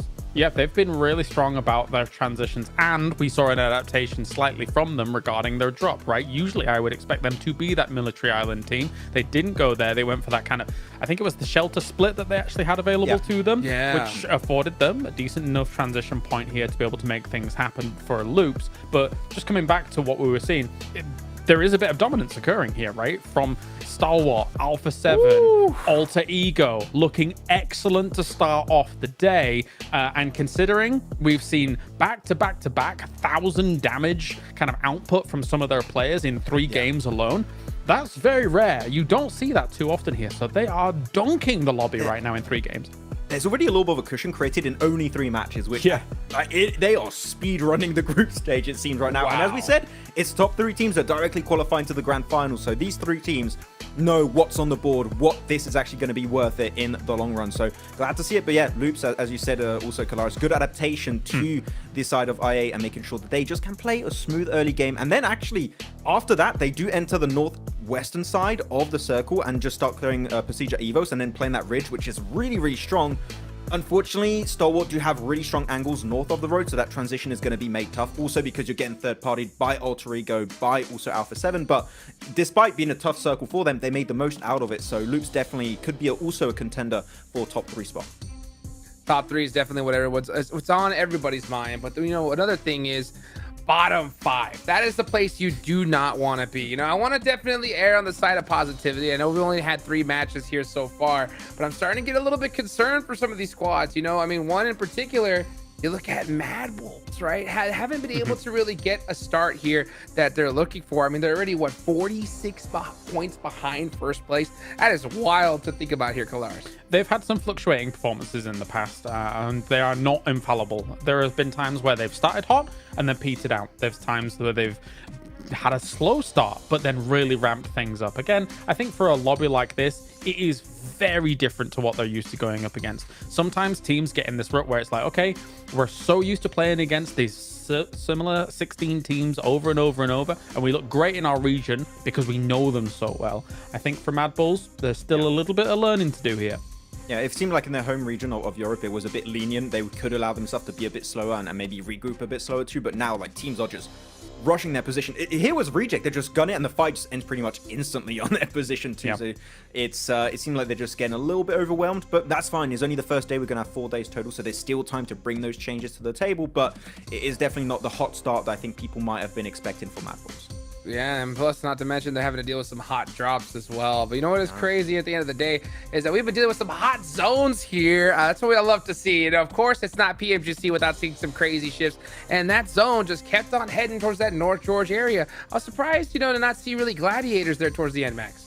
Yeah, it's really weird to me because they drop normally in Southern George Bowl. This was like their circle, technically, when you think about it. And I liked how they played the early stage in Phase 1, Phase 2. Send Kitsune over to Everest, hold the 2-2 split, regroup afterwards when you see us going north. But then pretty much the entirety of the lobby leapfrogs their position. I would have liked to see maybe then trying to go north of the river a little bit earlier. And because of that, you saw it right there. They're just getting gate kept the entirety of this match. So it's good to see that they've tried to do those splits a little bit earlier. It's good, but it's just moving into those mid-game positions. I would like to see maybe a little bit more speed, but that's just being very nitpicky. I mean, as you say, they've taken spots like a 2-2 split across Everest and then the compound, and I get that in Circle 1, that actually is really good for scouting, great for scouting. But then they suffer from what we envisaged this lobby would be, which is a lot of center play, and then it's even a heightened level of center play in a circle like this where you want to control the river.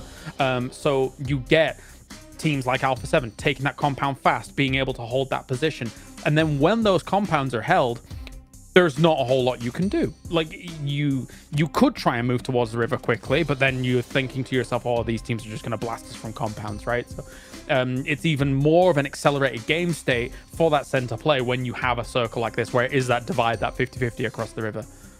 Yeah, and one thing I love to see is, you know, teams to really have that IQ, right? Playing that edge, knowing when to fight. That's what it's all about. We got another Erangel match on our way. Let's go ahead and take it on over to our casters. Oh man, this is exciting stuff.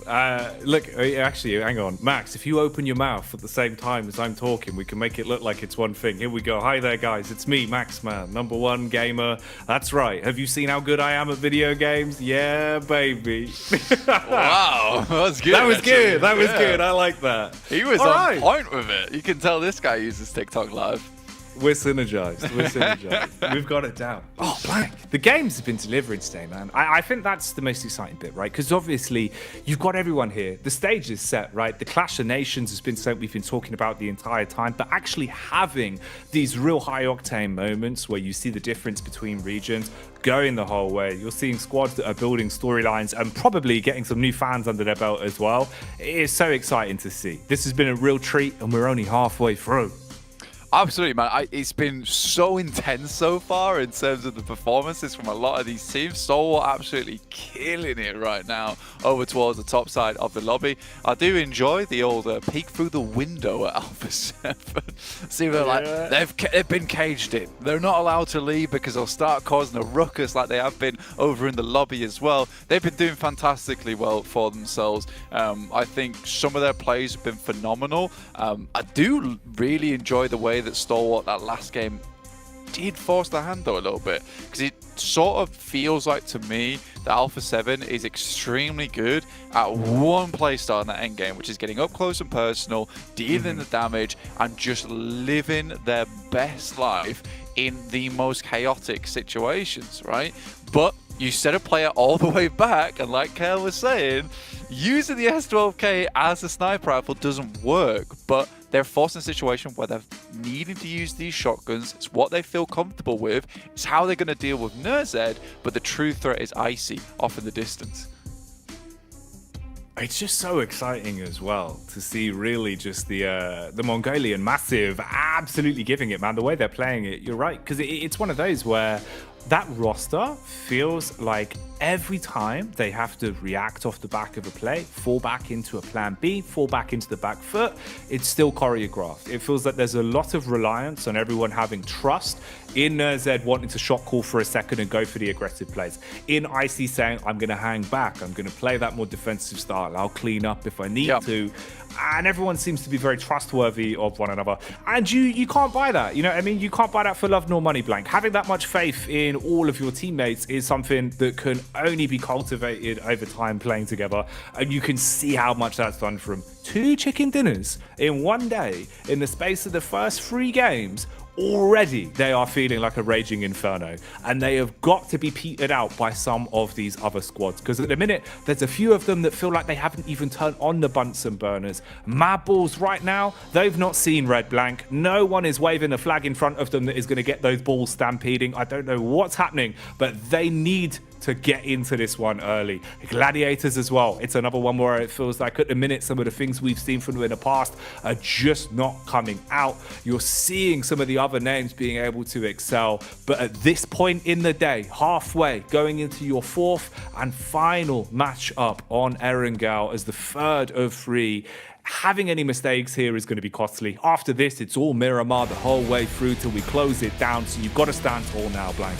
Absolutely, because look, like you were saying, some of these teams just haven't turned on the Bunsen burner. At this point in time, not only are they going to fail in biology class, they're also going to be failing and going home if they get down towards that bottom 5, as Hot Jukes was saying on the desk. And right now, Mad Bull 0 points. Yes, something has to change, and soon.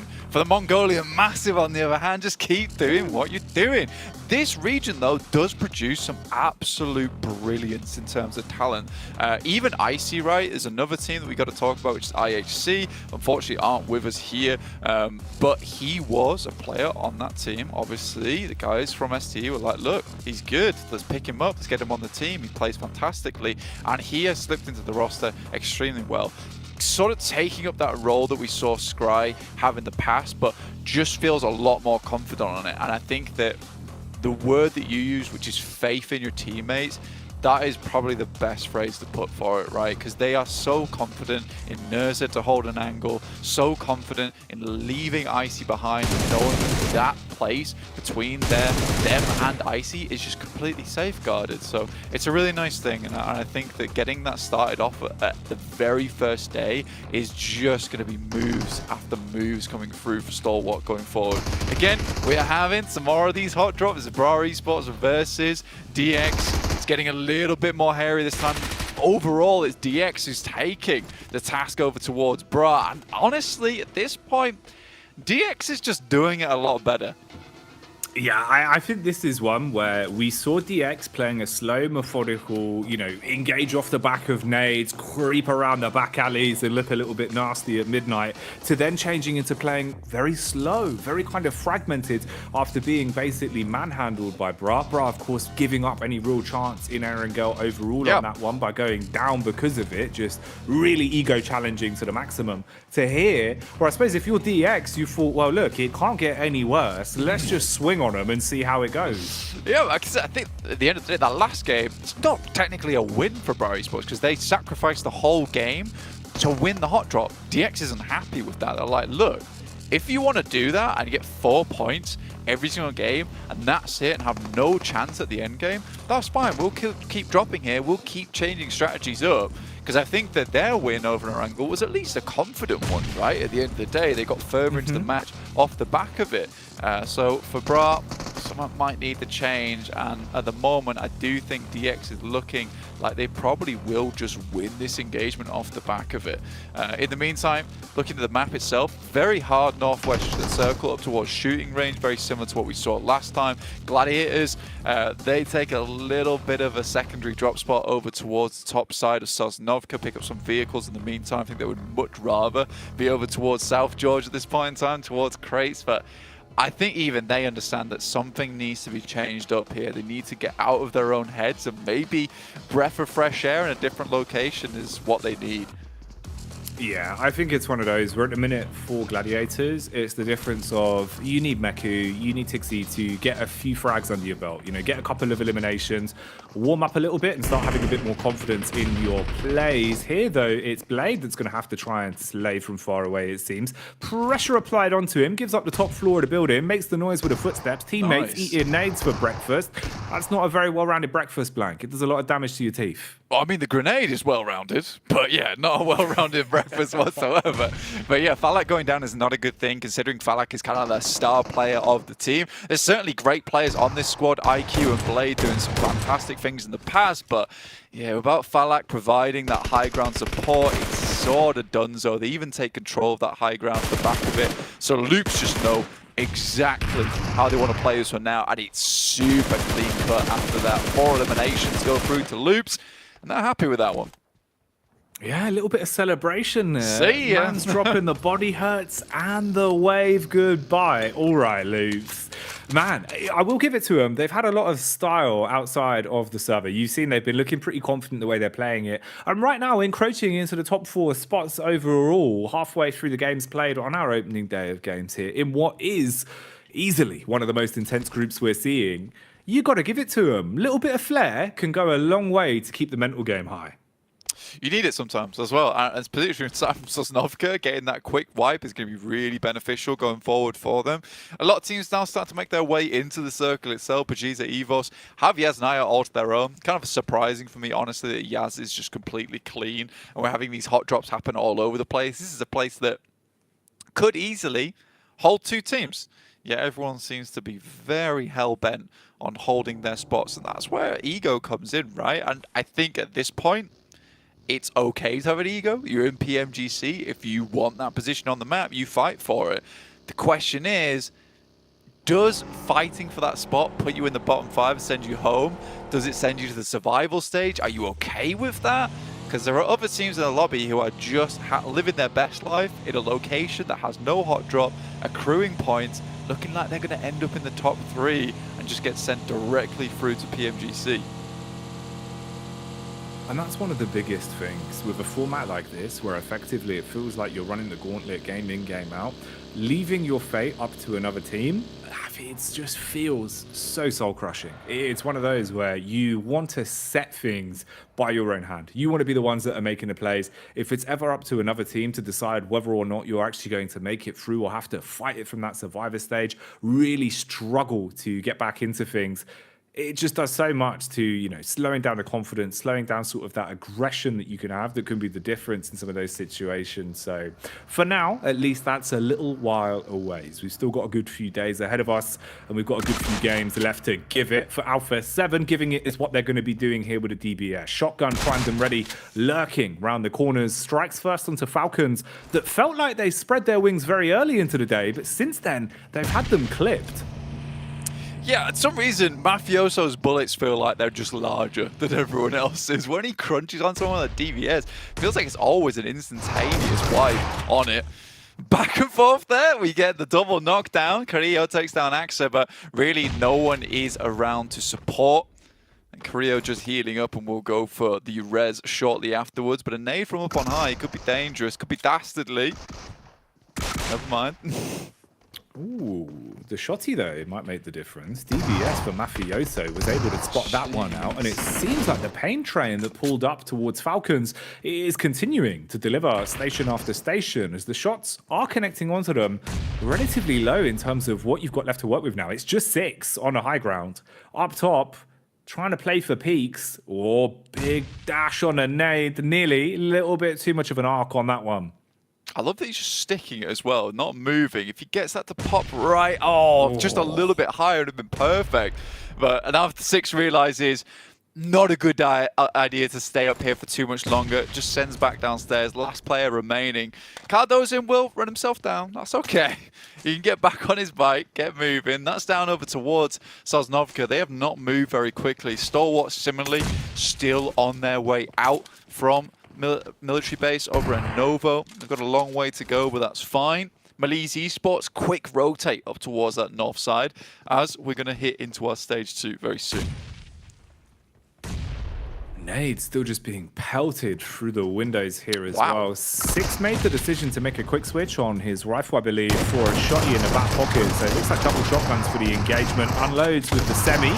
Switches to the pump, seeing if he can blow them to bits. Here's the first. Nice tag on the second as well. Actually making this one look relatively uncomfortable. The choke point on the stairs really causing issues for them. They've got to back off because of it and create space. They hold on the off angles. Blank. He's trying to make a play on this one. Taking each fight very confidently into this. Going down towards the last of the utilities he's really got though. Got to primarily just stick to his guns in a situation like this, but they give him timing for the double reload, and he has one smoke, 2 stims left. I mean, this is the pumpy as well he's using, but Senab will find the grenade, head up towards that top side. Keeps it safe, realizes that is not a lad to be messed around with. Six is just a very good player on the side of Falcons. Really, really sick with it. But unfortunately, versus 4 players from Alpha 7 who have had a really good time so far in this tournament. It's just too much. 5 eliminations right off the get-go. Beautiful stuff for them. They'll be pleased with that one.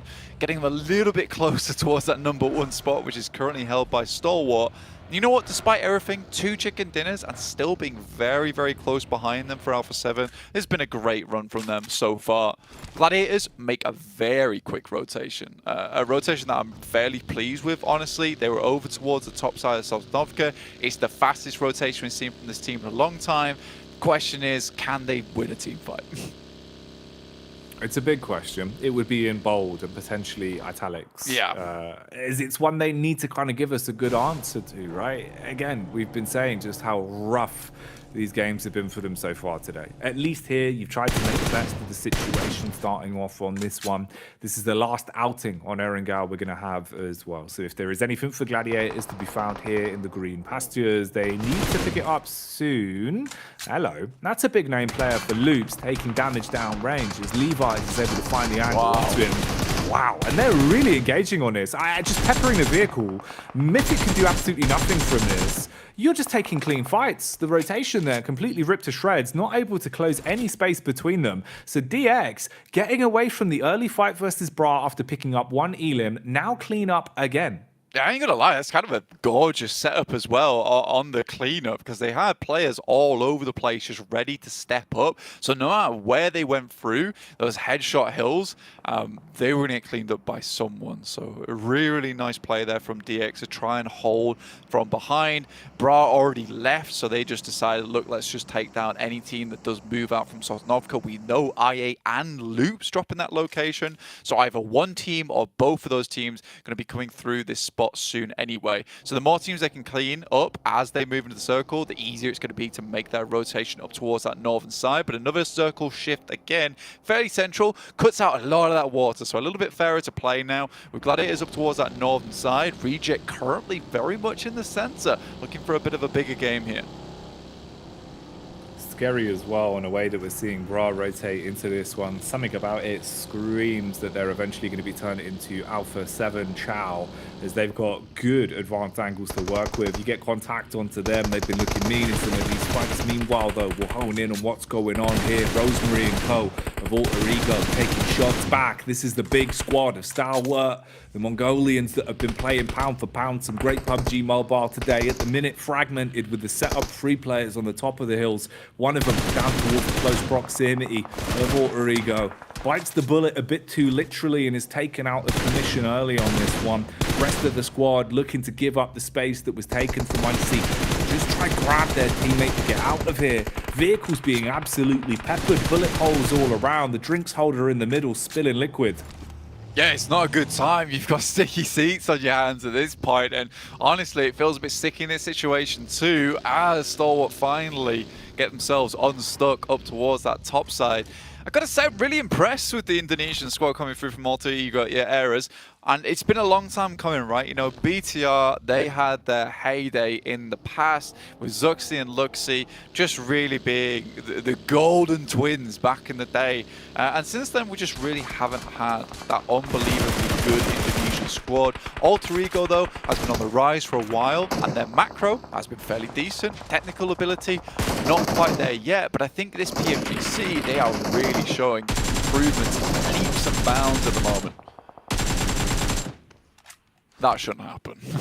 No, probably not. It is a bit worrying that that's gone down the way it has, especially in a game where we were kind of alluding to the fact that maybe it'll be a bit different here. You know, maybe turn a page for Gladiators. That's a rough one. Already being thrown into just a triple threat rather than the full 4. And losing Meku as well, which someone who can really come alive for this team. It feels like at times Meku plays some great PUBG and really does an awful lot for the squad. So losing him could be a bit of a backhander. Matic as well might be suffering the same fate, overwhelmed as they just buckle down. That's Alpha 7.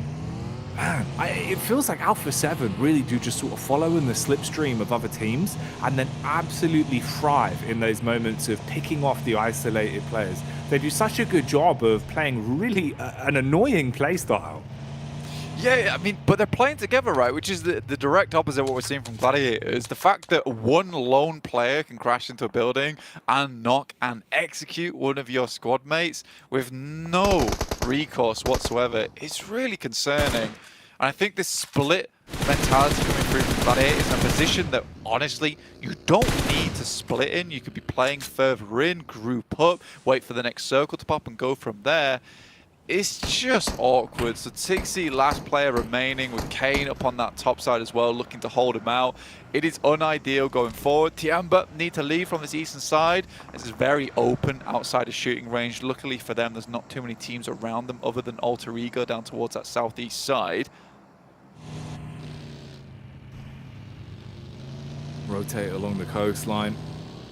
Everyone in their vehicles sitting pretty as they make their move. Got a bit of a clash on the road, potentially could be coming their way. Plus you've got to deal with Bra that are set up just ahead of you. A little bit of control towards the ridge, at least getting the information as they hear the engines going on by. Alpha 7 towards the wayside as well. Single building, basically just a shed to try and tuck yourselves into. Thin walls on that bad boy. Bullets whizzing by from either side as well. Ooh, but this is the trade back.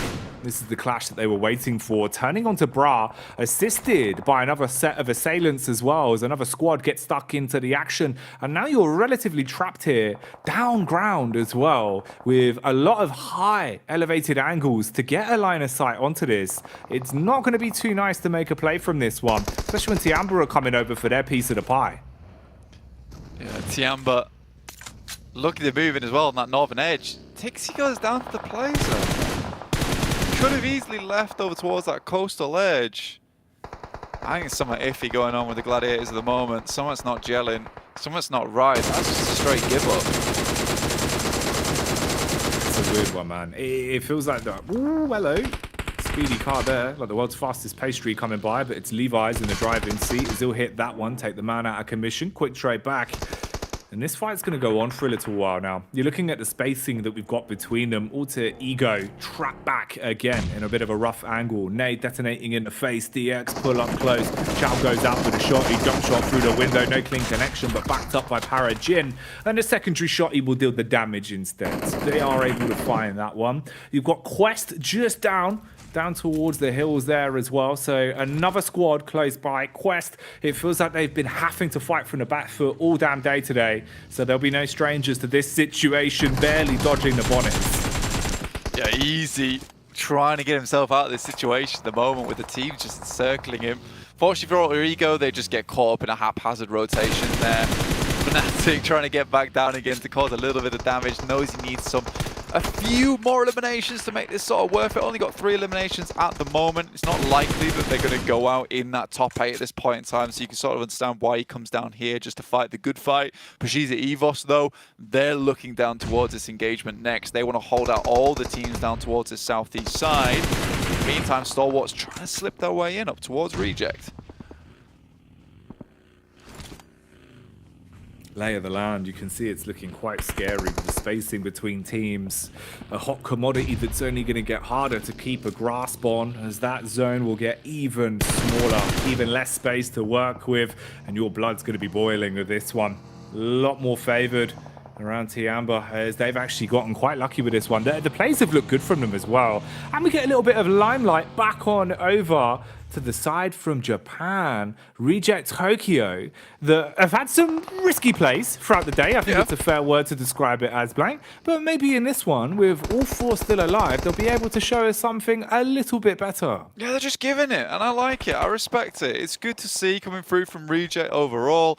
This circle just sending everyone up to the top side of the hill, so we're going to have a plateau in terms of the end game. But first, you've got to fight through this gauntlet, which is the outer edges of the hillside itself, moving up the slopes, see who you can get to.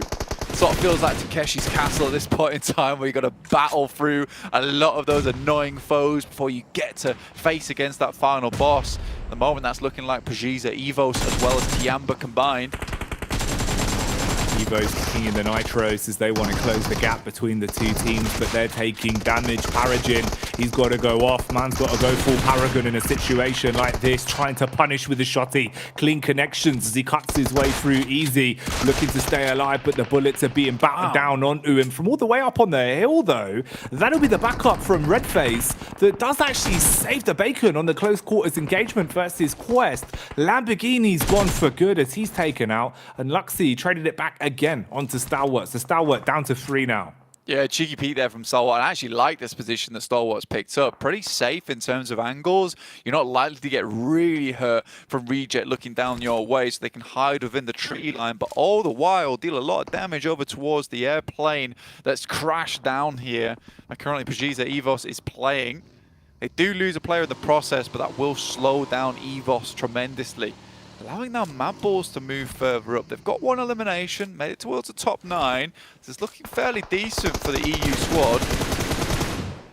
Something about it, though, doesn't look right to me. Looking at Mad Balls with the way they've been playing, the body language, the way they've been positioning themselves into these games, it always was a little bit scary. Here, Frozen at least with a tracing, detonating the car and taking out Paragin to stop the EX on that one. Slow them down, removing them from the course of action. But the fight won't end here. You're in close proximity, surrounded by squads that have got a good understanding of where they are positionally. So, if Mad Balls want to keep this one up, it has got to get even better the longer this game goes on. Yeah, man, I mean, like, right now, the squads that are in the lobby, you know, Tiamba, Malise Esports, Ali7, Stalwart, Evos, these are all tough teams, but I think this might be a game where Mad Balls might just be able to pull themselves out of the water, cough up whatever that's been hurting them, hampering them, try and get on with it here in the PMGC. They're stuck a little bit on the edge now, with a lot of angles towards them. They might start sweeping up towards that western side, ideally. Alpha 7 spotted their position earlier because Mad Balls took 1 of their players. That's their 1 elimination that they have on this game. The circle moving over towards that eastern side does make anyone on this western edge feeling a little bit queasy now. That seasickness going to be kicking in as they have been shaken from game to game, thrown around all over the place. PK trying his best again here to strike, says goodnight to Chopper as he will take him out of commission. Good understanding at least positionally where they can be peaked from on this one. Got their back towards the blue as well, so they know there's no flanking action that's going to come their way. And a little bit of utility across the board as well. Few nades. Probably want a little bit more to work with, but they've got some to try and make a maneuver. Few smokes pulled out, closing their distance behind the tree line. Going to push up with Zerich being able to provide Overwatch as well. This is your 1 big grenade in the back pocket, so it's got to land on target. Little bit of damage tagged out from it, but not enough for what he wanted. Smokes are down though, and I think Frozen knows that they're practically locked in at this point in time. Keeping them held down to the ground. So Zia not likely to get out of here anytime soon. Mad Balls still on that top side. They still have to face off against the Indonesian giants of Zuxi and Luxi and the rest of Evos over towards that eastern side at some point. And that's a fight that will decide so much in terms of the final standing of the squads we have remaining here at the minute in the 6th stage. Evos have looked really quite strong for some of the encounters they've had and you've got to prove that now against Mad Balls. Both squads in very similar positionings in the overall standings at the minute, being 12th and 13th place respectively with how it's been going. Mad Balls are just finding a few more eliminations as they're cleaning up onto the damage they did. They've got absolutely no bullets left over in the back chamber. I think Zerich just ran out of everything on that PP Bison. So really looking dry in terms of what they're bringing to these final fights. They sort of have to go down towards RNJ and sort of pick up on some of those death crates. Misery holding them back now. Nice smokes unleashed, allowing them to get further up. Tulika has to hit some big nades. I think that's really mostly what they're rocking with right now. It's pretty much all you've got to be your boon in a situation like this. Unless they can scavenge a little bit to build themselves back into it, you're not going to be too well armed the longer this one goes on. Same can't be said for some of the other teams that definitely have more reserves than they can really find time to do much with. A little bit outclassed in terms of some of the weaponry that's on display as well, but FleeK still trying his best. Pot shots across, nice connection in the end. Yeah, it's a decent little tap spray there with the Scar. Good shots from Luxy though. This is getting cruel. And nades down the hill are a little bit easier. The nades upwards though towards PMGC Evos, just not ideal. And I think the Mad Balls just have to leave, but it's all terrifying. It's all gone to pot here as well, as they're losing players left, right and center. It was only so long they could hold in this position, and they just did not clear out enough space, even after they got that circle as well. So unfortunate. It's rough for them, but the Bulls have been subdued and taken out of commission on this one. Not going to have a chance to have any surprises here. At least finding a few more points than we had seen into the previous games, though, ending that one with 8 eliminations. But the overall battle here does continue. A lot of big names still left in commission for this. And some of the squads we haven't seen making it this late, now starting to get a little bit more longevity out of their survival time as well. So we'll see for Evos as well as Reject Tokyo just what they can do with this, being the two squads that do still have all 4 players left alive. Evos, look, they were pretty red hot coming into this one with some of the adjustments we've seen from them. Redface has been hitting some good shots. Stalwart still in it to win it as well. No elims here on the final Erengao yet, but still chock-a-block when it comes to points off the back of the 2 chicken dinners they've already taken. So anything extra here is going to be a blessing for them. Yeah, they're just churning out ranking points at the moment, which is the big difficulty for a lot of these teams. It sort of feels like STE, A7, 2 heavily armored guardsmen holding on to that 3rd place spot. Just don't know how it's going to be possible to catch these teams up. I say that, it's only day 1, so things can still change, but I just do feel like the consistency is going to keep coming through. STE, Nerzed has to send away. Not likely they'll get away from that one though, and I think that's their final player now out in 5th place. But like you say, that's good points. That's good points still been accrued. That's what matters at the minute. Especially with a big buffer they built themselves. They're allowed to let the odd chicken dinner fall through the fingertips here and there. Already having 2 under the belt, the belly's definitely going to be full at the minute. But now it's up to the squads that are hungry. Alpha 7 famished off the back of what happened into the previous game. Probably somewhat frustrated at the mistakes made in the 2v2s. They want to secure a win on this one. But it is just 2 players. Being able to find it over the finish line will be a tall task, especially with both Evos and Reject having a lot more manpower to work with. A bit of a slower affair then from this one. Mistakes on this blank are going to be costly. Not too much map geometry to work with. All goes down to your util and your communications on your peaks. I mean, Maliz Esports, for 2 players, 17 nades is a massive amount they've still got remaining. So if they can get themselves towards the end game, towards that zone 9, they can unleash an absolute hellstorm over towards some of these teams. They've got no smokes though, and that's going to make their rotate up the hill very, very difficult. So they need to be ideally putting these nades out now, make the best use of them. Lewis already pulls one out the pocket. Doesn't send it yet though. Evos have the circle. And again, for this Indonesian team, they've come along leaps and bounds over in their region. Looking much more like a unit as Lewis is fully unloaded on by the guys on Reject. Regiocio finds the last player from Lee's Esports. They make it up to a top 3. pushing further into the placements on this one.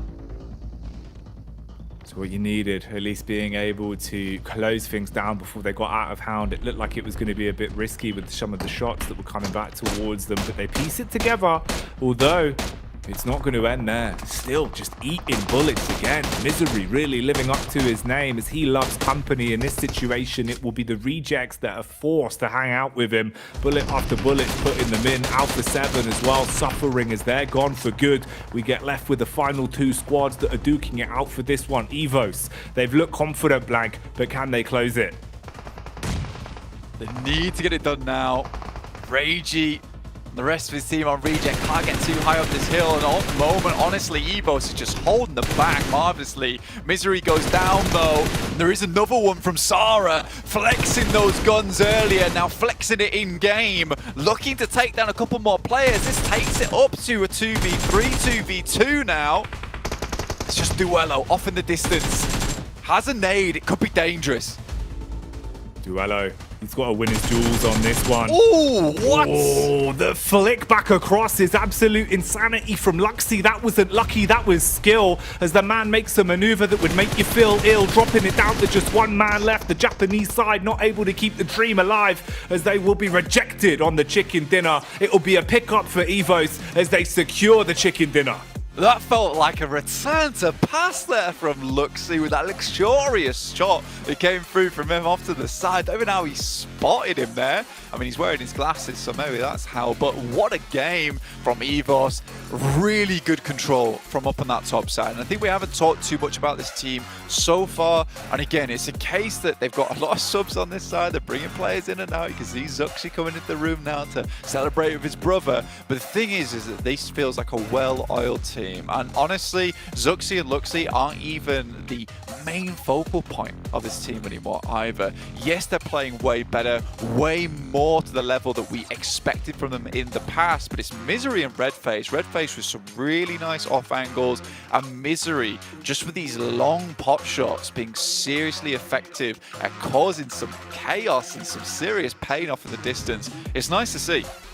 You can see why they have so much confidence in being able to rotate around the roster in terms of the substitutes they have, right? Knowing that everyone that seems to be listed on this squad is there for a reason. They can fill those big boots, they're confident in different scenarios, and everyone was hitting some mean shots. That was really the key difference. Even in the instigated fight they had versus Mad Balls, it just felt like they were that much quicker to the draw, that much more sort of honed in on the play they're making, whereas Mad Balls seem to be fragmented between 2 minds of decision making.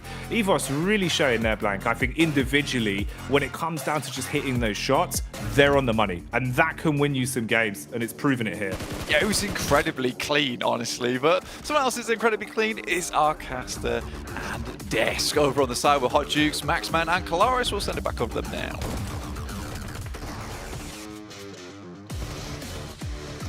Gracious Luxy popping off there. I mean, we just heard it and we saw it live. Those shots were insane. He busted out that AK and he couldn't miss here, Maxman. Yeah, I mean, Luxy had some sick plays, and then Zuxi came in at the end, and a great high five to his bro. Big play. Great play there coming out from him. But what a position. I mean, we were talking about it, the Kalaris during this game, talking about their spot. Playing crash site and holding that 2-2 split, really zoning teams away from the southern edge, makes that transition later on so good. But if I have to highlight one play in particular that really stood out to me, despite the eliminations of Luxy this match, it really has to be Redface. He was keeping Stalwart at bay. Yes. He was making sure they could keep even more pressure applied onto Reject. The entirety of that late game, he was making sure that game was in the bag. Yeah, it's a super defendable location that they identified super early in this game, which is very important, as you say. I mean, even if you want to push it and try and get into nade range, which you need usually a lot of utility to dislodge someone from there, you're still putting yourself in an extremely vulnerable spot anyway. So nobody really wants to breach into the space that they control here. So PMGC Evo being able to take 20 points away, it's a very deserved one here, Hot Jukes. Oh, it's something that we've been needing to see from these boys here. That's going to do huge for their confidence, right? Being able to get a chicken dinner, especially here in day one, they have got to be pumped up. Alpha 7 continue to put points on the board with a nice little baker's dozen right there. And it's good to see Reject get some points as well, Kalars. Yeah, not bad. Obviously, they kind of hold that record that we were mentioning before with the 20 limbs, but to what you said in the prior here with Alpha 7, once again, looking unbelievable, holding down that west side and being able to take on all comers, all contenders. Alpha 7, you mentioned it at the top of the show. They want the world championship. 4th place isn't enough. 5th place isn't enough. 3rd place isn't enough. They want number 1. Oh, it's tied. Damn. Oh my word, a tie. And that's without chicken dinners, actually, which is even more impressive. The fact that they bank in on the elimination so heavily. Alpha 7, I don't know how you guys feel in particular about it, but I did feel like in the championship, they were like a kind of stop and go team. They would stop in positions, keep rotating, and be a bit slow off the back of this. I have not really seen that today so far. Like, it seemed like they find a good position, they gun it for that spot, and they just hold it down so efficiently. Sure, they can't quite lock down the win, but when it comes to being quick on the pivot and holding down those forts, Alpha 7 have just had an amazing start here this tournament. Wow. So good. I mean, it's so crazy to see their IQ as well. I mean, just think about the last game when we saw them in that nice little split on the south side of that last, I think it was zone number 6, and they were working almost together there with AE as well. You know, they decided, hey, you know what? We're just going to go ahead and hold this side of the map. You know, we're not going to go ahead and fight you until we have to. And, you know, that's why we saw them just dominate there with Alter Ego Colors. The scary and worrying thing about results like that so far for the rest of the lobby is it is only a matter of time before Alpha 7 converts to chicken dinner with that kind of power. That being said, I mean, when we look at the top 3 right now, I mean, we were saying it in the back, right? I wouldn't mind it at all if our top 3 by the end of this is Stalwart, Alpha 7, and Alter Ego, who is a little bit behind, of course, but that's because the other 2 have just shone so brightly. But the 2 at the top have looked unbelievable here in our first 4 games. 36 eliminations on the side of Alpha 7. That's ridiculous, you know, and teams are going to have to catch up quick, and they're going to have to move quickly. And one team in particular, Max, that you were really happy with on that rotation was Melise. Yeah, I'm so stoked because they actually reached a really far point in this match, and they were one of the teams that drop in the southern edge of the map, in the southern hemisphere, and they just go for that wide rotate before phase 1 even begins to close. Hot Juke, they're already on that move, knowing it's a very similar circle to the previous game. Because of the plane path, not many teams are going to be in that location, so if we just gun north right away, it's insane. I was like, oh cool, they're going for Everest. Oh wait, no, they're going to Cube. Oh wait, they're going to shooting right, like on phase 1 circle, and it's not even begin to close. It's such a massive gamble, but ended up paying off so heavily, and that's some good points that Melise desperately needed at the start of the day. Hey, you know what? Speaking of fast, right? Of course, we got to talk about the official smartphone of PMGC here, the Infinix GT10 Pro. It was created for professional esports players, and if you guys want to outplay everybody in PUBG Mobile, go check out that GT10 Pro. Wow, I mean, it's so crazy to see that now our Aaron Gales are finished today, Calaris. Now we're going to start heading into Miramar, and things are going to definitely start heating up. Yeah, definitely. And I mean, I think the inevitability of hot drops don't stop in Erangel as well, right? When we think about the potential of conflict. Now, of course, everyone's probably turning their attention to Picardo and how things go there with BRA and maybe even Producer here, who just got themselves a great spot. But, you know, maybe El Pozo's a little bit hot as well. Hopefully not for Mad Bulls, because they're not doing so great just yet. Well, hopefully they can start turning things up right here and right now. Let's go ahead and take it on over to our casters. Oh man, okay, here we go, Blank. We've moved on from the Erangals, we get into the Miramars, the 2 treats, really, that are going to be squeezed in towards the end. I really hope it continues on. I'm on the same train as everyone else. We get more of these hot drops, it's going to be turning up the tempo. I mean, it's a big map as well, so if we get more hot drops, you know that they're targeted. People are unhappy with other players in this lobby, and that's fair play. I like to see it, I respect it as well, but yeah, there should be so much space to play here on Miramar. We're going to see some more of those Mini 14s, some more of those DMRs. I know you like it, Jackie. So I'm excited for this matchup here. I'm excited for Miramar 2 to finish off the day. And can Alpha 7 and Stalwart stay on top? Probably, is the answer. Yeah, probably. I think for Alpha 7 as well, man, it's crazy just how close in some of these games now they've come to actually, you know, getting the fork in the chicken and just not quite being able to secure it. Maybe they need longer utensils, Blank. Yeah. Real long fork over there. I mean, that'd be nice. You know, I probably need something like that as well, because, you know, any white t-shirt that I wear is just always covered in pasta by the time I'm finished with it. So yeah, me and Alpha 7 both, we need the long fork invented ASAP, please. But, you know, for them, I don't think they're too unhappy with how things have gone so far. They're getting over towards second places, third places. Like you say, they probably would want that chicken dinner, but a lot of their playstyle kind of leans into picking up a lot of eliminations on their way in and then getting a fairly decent amount of placement points off the back of it. So if that's the way you want to play, that's totally acceptable. And it's kept them caught up to a team like Stalwart, who currently has 2 chicken dinners already. You can see Mad Bulls over there really doing some serious prep on their side. I think they know that they need to get back into the game. Luckily for them, with that point sponge at the top between Stalwart and Alpha 7, there is opportunity to move up quite a bit in the standings at the moment. There is. And I think even from where they were, off the back of that last outing on Erangel, it's a damn sight better, right? You're at least finding some eliminations, you're at least moving further up the rankings, and I think getting yourself more so at least into an area where you feel a little bit more confident. You know, it's not sort of sitting there thinking, okay, we're literally dead last, or, you know, we're 15th place. Okay, guys, maybe if we get out of the bottom 13, I'll feel a little bit more warm. Now it's one where you're just thinking, okay, look, you know, take it for what it is. First 3 games out of the way. Last Erangel is a little bit better. 2 Miramars back to back now. Just give it your absolute all. Come out swinging. Be that, you know, off the back of confident plays where you're actually contending for a chicken dinner.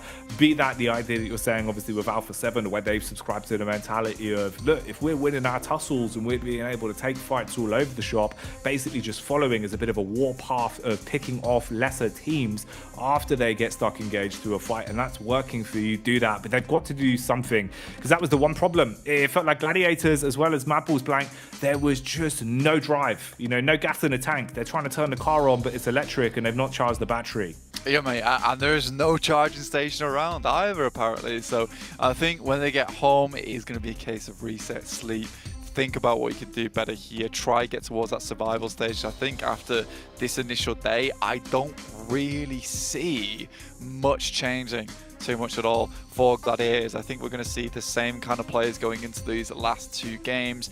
Maybe when we go over towards a bit more of a DMR meta, a bit more of a long rotate, a bit more macro focused on Miramar, maybe some of these EU teams can pick it up just a little bit. But it remains to be seen, because Stalwart's very consistent. Alpha 7 have done very well on Miramar in the past as well.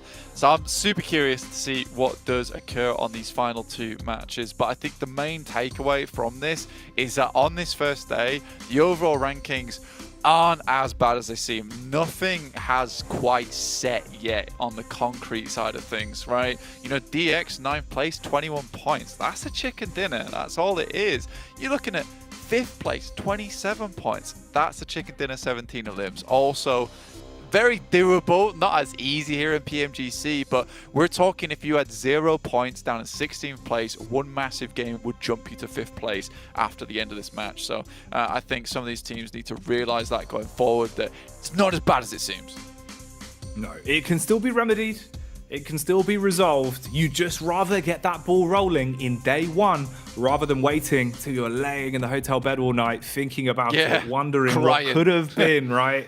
What could have been. But I tell you what will be, as we start to kick off another game here, moving into another battleground, this time switching things up as we move into our first of 2 Miramars.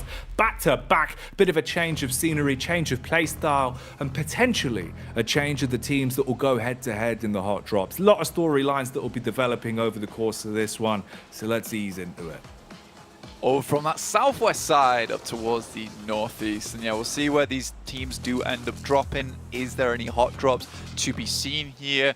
Second to last game to play today. So for some of these teams, I think for them it feels like, God, we're finally getting towards the end of what has been a hellish day for us. Let's just finish them out as strong as possible, get some more points on the board, reset coming to tomorrow. Stalwart on A7 on the other hand, they want to maintain this momentum as long as possible today, whilst they're feeling hot, whilst they're feeling warm, and try and get as many points as possible to create that buffer for themselves, which honestly has already started to appear for both these teams. Oh, it really has. The difference we're seeing already is huge for you. You know, even if you had a bit of a slow start first game tomorrow, you can think about it, compartmentalize it, and say, well, we racked up a lot of points yesterday with the plays. Let's now ease back into it. There's a lot for the mental game. Makes your life a little bit easier, and that's one of the factors that can do a lot of damage to you in a game like PUBG Mobile. If you can't keep your head clean, keep the bad thoughts out in terms of downplaying your own achievements, it makes it so much harder to come out swinging into day 2, into day 3. The more and more it compounds, knowing how much those points matter and knowing you've got less and less chances to secure them. But overall, a little bit cleaner on the drops, at least to a degree. Yeah, but it's Alpha 7 and Mad Bulls all both dropping over towards here in El Pozo. And again, we've already seen today that Mad Bulls has just not dealt with these hot drops the way that they would have liked. Honestly, I don't think Mad Bulls are a bad hot drop team. I just think they get too caught up in the commotion. They lose players in the process when it might have been best just to split the loot evenly and then just leave with all 4 players still intact, right? So I think for Mad Bulls, this is very doable. They feel a little bit more confident after that last match, after holding on in what was a pretty difficult situation, a pretty difficult side of the circle as well. So this might be a good chance for them to carry things forward and not get too involved in this engagement between them as well as Alpha 7 in the future. In the meantime, we've got towards the central side. It's Stalwart in Hacienda del Patron, just the north edge of Power Grid. Next to them is Loops, but a great place to start for Stalwart. And that sentence could probably end there. You know, Stalwart themselves have just been great over the course of the day. So if they're feeling confident with their drop early, ease into it, grinning, they're probably going to have a good run of things. For Bra, this is probably the nicest start to a game they've had all day. This is one of the few times where they haven't had to just duke it out from the minute the starting pistol goes off, right? Them versus DX became a very obvious clash of confidence again and again, basically ending, I think, in a final scoreline of 2-1. But there were no real winners for the most part. Brad definitely coming out on the worst side of it with some of the plays that were made in the Battle of Pachinki that went on back over on Erangel. At least here you get a moment to ease in, breathe that fresh, sandy air, and fill your lungs with a day of games. For them, this is nice. They have been pretty overzealous with it, right? They take Pachinki, central place of the map. They take Picardo, central place of the map. It is slightly greedy in that sense, and I think that if you have Picardo to yourself, maybe you can think about giving up Pachinki and Erangel. But I do also see the side of it that you play 3 Erangels every day as opposed to just 2 Miramars. So for Bra, it's kind of a case of, look, that Pachinki slot is actually so important to us. But today, really, nothing's been resolved over in that spot. If it's been a case of 3 for 3 on the side of Bra Esport, if I was DX, I'd just go home. I'd send somewhere else. DX have gone 3 for 3. Bra Esport, I think they still would have gone there, which is the real issue from this team, is that they are just massively pushing this narrative of that they belong in Pachinki. I think at some point you just got to think to yourself whether it's worth it or not. And I think we will see that tomorrow. If something doesn't change, I'm not going to be too happy about Bra's performance, because I really thought that they would be shooting up the rankings. Currently, only 6 points. Yeah, it's just rough, man, right? Because obviously we kind of, you know, laid out the story on the second Erangel, where you saw that even when they were able to win control of Pachinki, it took far too much time because DX were willing to just play defensive angles that you have nothing to work with. You're not walking away with an opportunity to have 4 elims, maybe get a high placement out of it, keep the good times rolling. You're limping out of there with a few elims under the belt and not much to show for it. And you can't do that, you know, 2 days running, especially playing. You just can't do it. It's not worth the risk for the amount of points choreographed over the amount of days of play you actually have for this group. And like we said, right, this is one of our more competitive groups in terms of all of the teams here, realistically, some slightly more than others, can definitely take chicken dinners on any given day. So to throw away those opportunities when they're given to you is not worth it. But we'll come back to that. We'll see what it looks like tomorrow. Who knows? Maybe with the downtime, they'll be able to change face. You can see already a lot of the footnotes are being pulled out for different teams. We saw with Mad Bulls, very drilled in terms of going over what they know, reviewing the facts with coach. The BTR was pulling out all the info, and they were going through those sheets upon sheets of anti-strats, it felt like. So maybe that will be enough of a game changer for a team like Mad Balls. Maybe that's something we'll see in the downtime between tomorrow and when the games kick off again, if there is adjustments. Because being balls that are just clashing head-to-head with the horns over and over again, it feels like in this sort of situation, it's a bit frivolous, right? It's a little bit silly this late into a competition. I did enjoy the fact that when they pulled out those notes for Mad Balls, it was literally just reams upon reams of paper. I don't know how they even get through it all in the 7 minutes that they had between each match, but you know, I at least respect that there's some serious note-taking going on the side for the Mad Balls, and they do look like they're here to really put on a big performance. Obviously, only 15 points now, easily remedied in this game. Currently on the western side, as Falcons approach them, they're coming up from La Driera and Valle de Mar at the moment, with our circle kind of centering over towards water treatment. So a lot of different positions this could end up, and I think a lot of them, most teams would be happy to see at this point in time. Okay, so Bra here having a little bit of the lay of the land. They've spotted some commotion from a few of the Evo's players and at least caught wind of them. Aren't over-egging the pudding, though, in terms of the spacing. Playing inside the compound, keeping their noses clean to a degree. Few bullets going to be spat towards them from Misery as he peeks up from the ledge and inflicts a little bit of damage. So they do scuttle further back, turtle up a bit and play on the compound that they've got. And this is a bit of a split that you've got to work with for Evos as well. Basically a 2-1 in terms of the angles they're watching towards the compound. Yeah, I think for Evos are actually pretty used to moving through this area with relative ease, honestly, because a lot of times we see them over towards the eastern side of the map, passing through El Azahar. So for Evos, this is a bit of a change of pace for them coming from their region. They've got teams behind that they need to worry about, and this is a lot of times what most teams make a mistake of when you do play this spot, is that, yes, you want to push through this chokehold, which is up towards this north side of them, but you've also got to be very concerned about teams coming out from Puerto Paraíso, coming out from Los Leones, and over towards Minas Generalis. So I think for a lot of these teams, there comes a point where you just have to shake hands and realize, look, we need to move to a better position. We can both just make our way forward and call this quits for now, at least.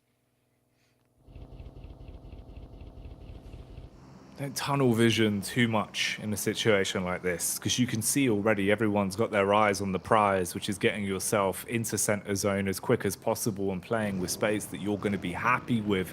So everyone's on the move. Straight looking like Mad Max at this point. The convoys are on the road.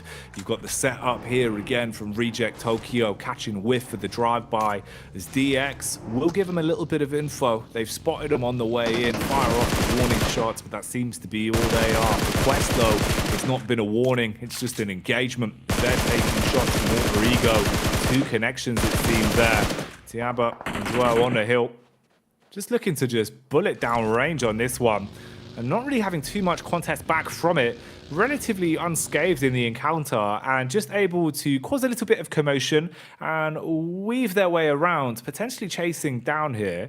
You've got good high ground as well, so they're aware of the situation in terms of the spacing. Chopper fired a single bullet back there, it looked like, as at least they will be able to get a bit more of a read on this. Yeah, it's not a bad spot for Tiamba, but they have to leave at some point, right? At the moment, this is sort of just gaining information, giving themselves a nice position to play with going forward, but eventually they will have to slide on in towards a circle, just taking a shots at a couple of these players roaming through. On the other hand, this Alter Ego has been signing a lot of boxing contracts over towards the central side of the circle, taking shots to lots of teams and flushing players in the process, so not bad at all. One of the players is very low, though. Will have to be brought back up to full HP sooner or later. You can see that's Fnatic, who's been the one taking a few pot shots over towards Loops, as well as I believe it was Quest, as Al Hadji got taken down. Their best player, mind you. He's been looking all right coming into today's games. You know, we've really seen him kind of being the opener for the team into a lot of those fights where he takes quite confident engagements and did do a good job of finding the odd elim here and there. So struggling to have him alive into this one might make it even harder for Quest. Quest have felt like consistently, though, in terms of the team play, they've been really unlucky in terms of some of the rotates. They've been leaving themselves in positions where you don't have a clear path ahead of you, and you do have to fight tooth and nail to get much out of it. So it's been a bit unlucky for them, especially here, down to a triple threat already. We'll see what they can do. It's only a couple points between 6th and 4th place at the minute. The difference of 2 points between Evos and Quest with the placements we've seen from either side. Yeah, proper grim march coming through for the guys on Quest. Absolutely agree with you 100% there. It's like just not a good time for them whatsoever. The map's gone wrong. It looked like it was only 2 miles. Turns out it was 10 on most of their rotations. They're just feeling tired and sore by the end of it. Gladiators, on the other hand, up towards that northern edge, start to move down towards Quest position. They're still on the outside of the circle as it heads over towards that western side, looking at San Martin, Hacienda del Patron too. So a lot of buildings in this area, in fact. So kind of less of this gameplay we see on Miramar, where it's very open, a lot of ridges, a lot of little defilades that are set up with vehicles as well. But this is a bit more of those urban finishes, playing around the buildings, playing around these wall sets. But getting in here is the difficult part, because there is still a lot of those ridges, those horrible hills that you've got to get through. So you need those vehicles to move on over, set yourself in a position where you can just inject inwards towards a good position in the circle. Right now, Falcons feeling fairly happy with their spot, leaving it to get through towards that east side. It'll be pretty restrictive though.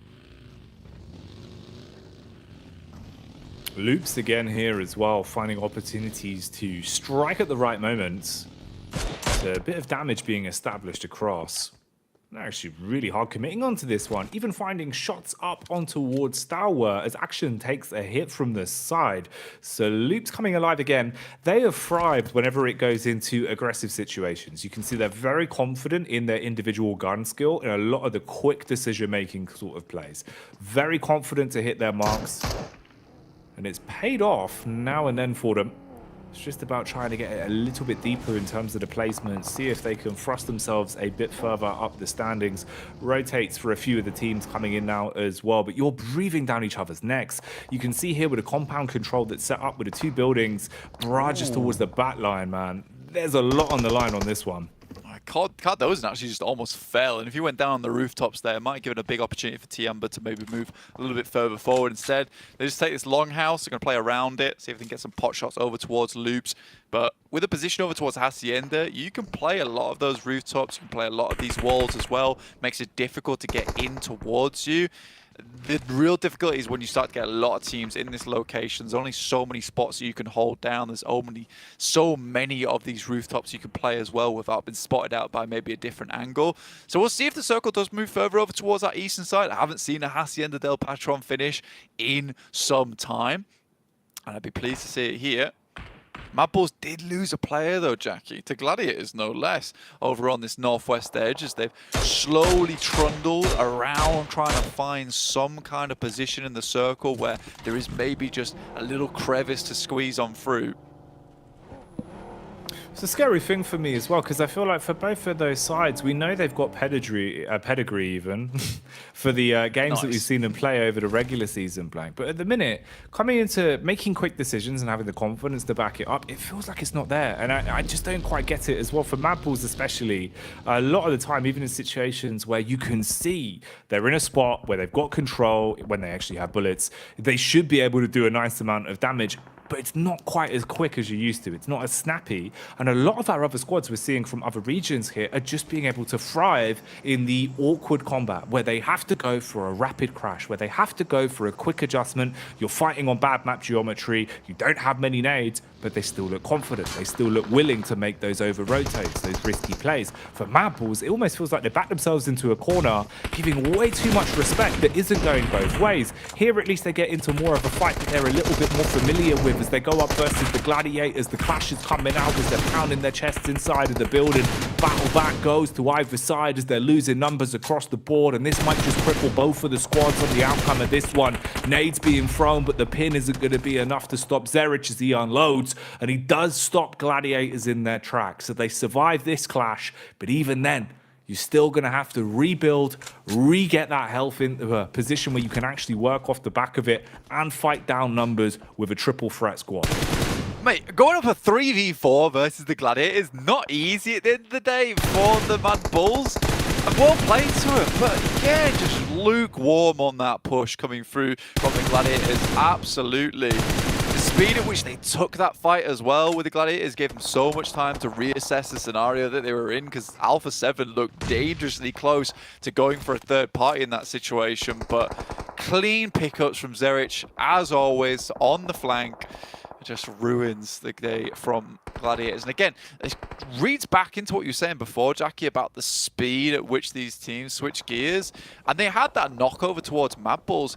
And there just seems to be a bit of a communication error coming through over towards Gladiators, because the amount of time it took for them to just go, let's push that. They'd already got the res. Someone needs to call, we have to push now. You push in whilst the res is still going off. You're into a 4v2, way more manageable to deal with. But if it takes you that long to decide you're going to push a compound, don't push the compound. It's weird, man. It's one of those where almost you sort of call it the old boy effect, where it feels like sometimes you just need one guy in the squad that is just giving it the big one, giving it some welly and saying, look, we need to dive on this. We need to commit to this. And at the minute, that killer instinct, it feels like it's lacking. It really does. Whereas a lot of our other squads, they're proving that in every single battle they're going into. The posturing looks like they're ready to pounce at any given moment. It's very aggressive, but it's smart decision making.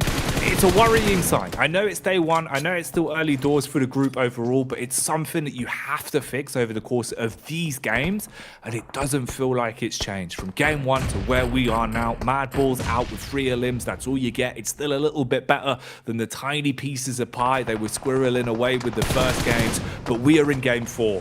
We are in a risky predicament now. It's the 5th game of the day even as well, so it's so much harder for you to accumulate those points. And as the battle continues, you're looking at DX trying to survive the all-out clash they've been thrown into. Bra Esports just swooping down and putting bullet straight into them. Falcons with a rotate, looking to try and get out of there as well. Playing up close and personal, 1 DBS versus 4 men. Yeah, we've seen this work sometimes, but you've really got to make misplays to give him a chance to survive on it. Tucks into the corner, dipping from the nade, dive round on the peak, trying to draw his crosshair off the angle, and they just overwhelm him. There's 3 players jumping up and down behind the wooden wall, just spraying. I don't think anyone survives that situation. Sort of had to hit that first initial shot to even have a chance there, but happy days for DX. They get in. I'm pleased with that one. Pajiza Evos over towards that eastern side. Do take a knock from Alter Ego, who just picked up a pretty open compound off on the eastern side. But it is looking sort of like a Hacienda del Patron finish, and Loops is chuffed to bits about this one.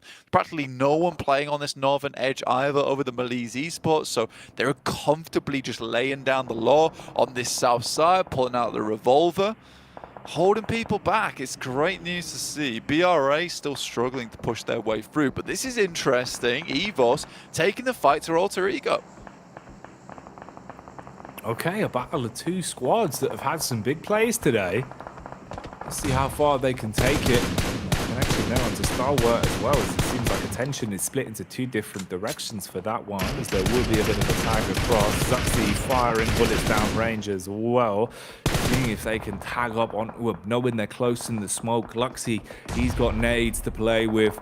Dash is one close, little bit of HP wiped off for Rosemary. He's got smoke still surrounding him, but he begins to back off.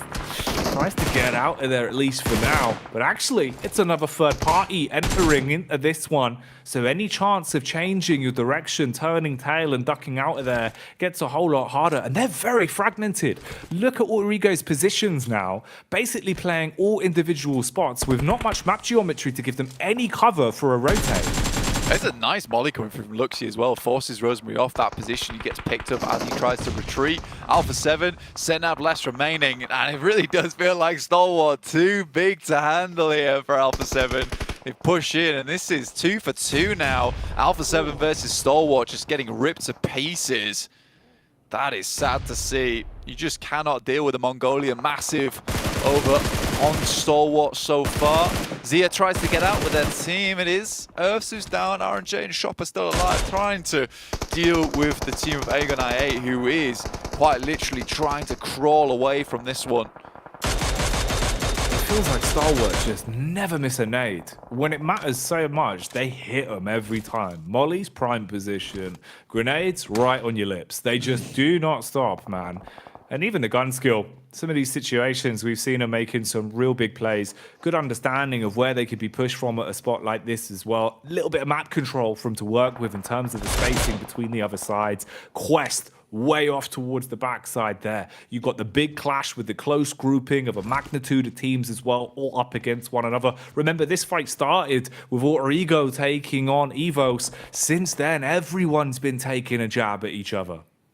Again, it's only going to get harder now with the circle moving further towards that north side. And all that sanctuary that can be found on the south edge of Hacienda del Patron, it's just gone. And it's only really Loops who's going to be reaping the benefits off the back of that, just holding teams out. So DX, Tiamba, Bra, as well as Pajiza, Evos are all going to struggle going forward. Down to 2 players as well at Evos, still trying to deal with the remaining members from Alter Ego as they were pushed back time and time again. It's Zuxi and Misery to try and finish this one out. No util remaining, just a Molotov here for Zuxi. Really limited on that utility that can be a bit of a backbone for them. Again though, finding pickups and really taking it to new heights when it comes to eliminations, as they've already racked up 8 in this one.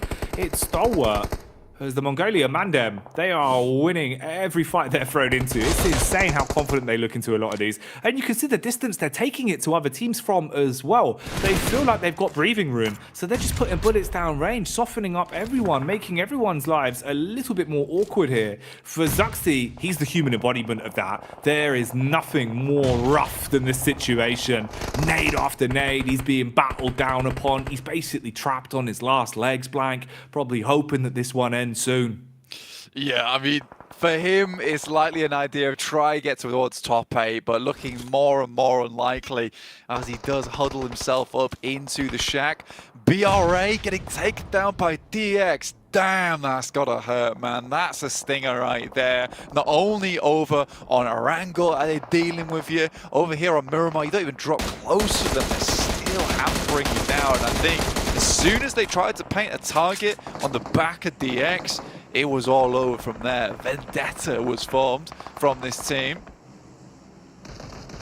And you're so right. Those are the sort of plays that get to you. Even if you think you've got a strong mental game as a squad, they get under your skin. Especially when we run it all back tomorrow and they've got to go head to head. If there's a hot drop in play between those two, it is going to get nasty. The brass knuckles will be being pulled out, but right now the punches are still being thrown all around. It's also nades that are being dashed, explosions all over the gaff, trying to close the distance here. High ground control for Loops. They want to close the spacing on this one though. Look at the confidence for the push up, playing on the edge of the smoke. The lip there with the Molotovs to support, nades on top of it. None of these quite connecting onto the Loops players, so they're still able to hold, whereas the situation is getting worse the longer it goes on for Tiamba. Yeah, some of these nades have been somewhat on target here. It's another good one coming through from Chi, but majority of the util's gone at the moment. QZZ still taking some decent shots, but not enough. That's going to be a massive nade. Puts them down, out of the light, just like that. And now Loops, this is where things start to count a whole lot, because they've held on to Hacienda del Patron for a while and just been waiting for the ruckus to start coming through to deal with a lot of these teams. In the meantime, though, DX has played a marvelous game. They slowly encroach into Hacienda del Patron whilst they realize the guys from Loops are occupied on that eastern edge, and now they have control. This is fantastic. Elimination leaders at the minute here as well, with 9 besting the total tally that Stalwart had of 8 at the minute over the course of our opening Miramar. Late into the day, but still giving it their all. Easy, lurking, waiting for a chance to strike. If they don't find him on this and give up a little bit too much space, encroaching down, using a vehicle as cover, he could wide swing on it, has a DBS to work with as well. Here comes the peak. First contact works well. Double pump into him. Hard committing for the first onto the knock player rather than prioritizing tops. Gonna swing again, tries to get it done. Low HP, but still punishing Blank. He's ruining their lives at this point, especially with the amount of damage done on the end of that one. Oh, that's gonna be painful. Mate, problematic coming through from Easy. He really waited for his moment there, and I just don't think the guys from Stalwart were ready for it. Maybe because they're all holding Mini 14s in hand. Looks like that's the case. DMR's a claw. So realistically, they had nothing to deal with him when they got close quarters like that. They do switch out to the DBS now just because it's going to be more essential for them in this late game than a DMR when they know it's pretty open ground ahead of them. Really smart stuff. Nerzed though, again, nades over the top towards DX, who I think have had a really good shot in this match, a really good run. But Stalwart, is it a question of whether they can win this game now? Because I think it's pretty significant if they can. It would be unbelievable, especially from kind of the sheer back and forth we've seen, where it feels like they're riding the high and then suddenly brought back down to earth. For Nerzed to come off the back of his team nearly being completely severed in half by a DBS, to really instigating the fight, getting good contact into a knock onto another squad ahead of him, and that's DX no doubt as well, who have been proving how good they can be into this one. It's crazy that he's able to slip straight back into flow state, go back into playing point man, and keeping the pressure on. He's doing so much for creating space. It feels like he's two players in one, Blank, just with how much map control he commands. He's got two faces, this lad. You know, he's playing all the cards at the moment. If STE do win this game, though, it is a winner chicken dinner record on the day for PMGC, broken in the first bloody day. It's insanity. And right now, it's looking more and more likely that Stalwart can pull this off. The history is in their hands at the minute. Just don't fumble the bag. Don't make a misplay. Nerzed, he's been giving it his all, man, with some of the maneuvers, but it's not just him. Like we've been saying, this squad has so much talent. Right now, Loops are just playing into them, Blank. They look scared. They're trapped in a box like a moth in a bathtub. They can't find their way out, and they are just being decimated. Bullets downrange again and again. The Mongolian side keeping the dream of a third chicken dinner alive on this one, as they are showing up on Miramar. This is ridiculous so far. Mate, just the fact that, like, Nerzed, go deal with the guys over towards DX. You just deal with that. You go for the 1v3. Tops will go for the 1v3 over towards Loops. And Icy will deal with Malice Esports. They're single-handedly, each player, taking down one team one at a time. This does not happen ever in PMGC. This is incredible. The fact that this is happening right now, right here in front of us, everyone on land sitting in awe, feeling the sheer level of lethality that is being shown by Stalwart.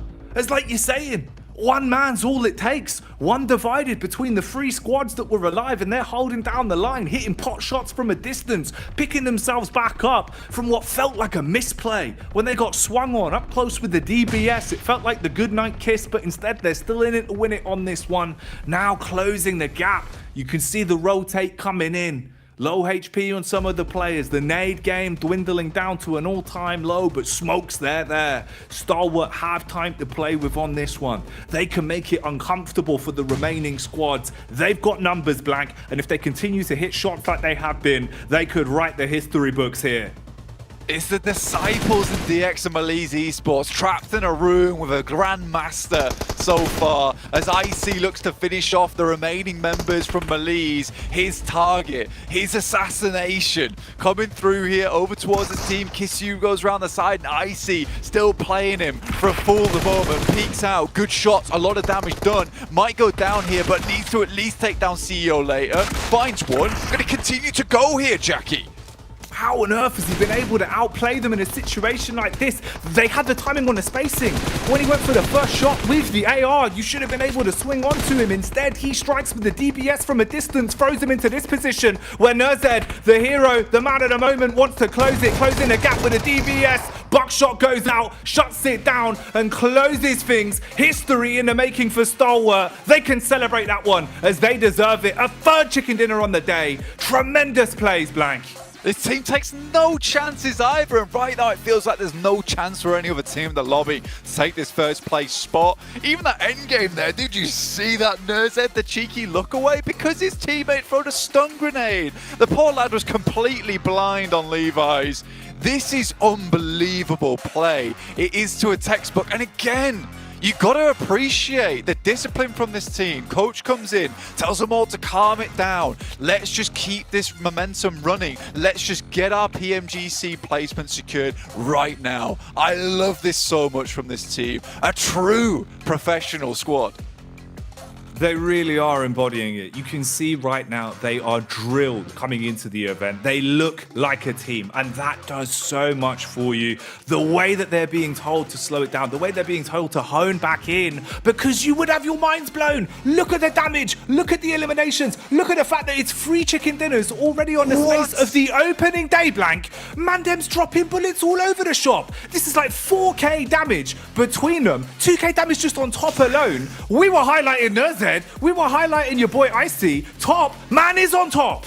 This is insane, 2k damage. You never see this. This is what happens when each team is a squad into themselves. A record broken on this game for winner winner chicken dinners, and a whole lobby emotionally broken too. Absolute insanity.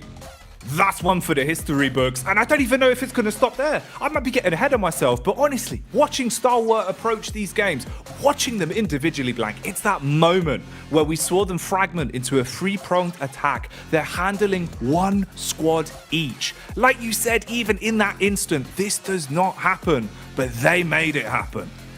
It is some crazy stuff coming through at the moment. We thought this would be the group of death, and it certainly is for a lot of these teams, but not Stalwart. These guys are like the Reaper, Jackie. It is unbelievable.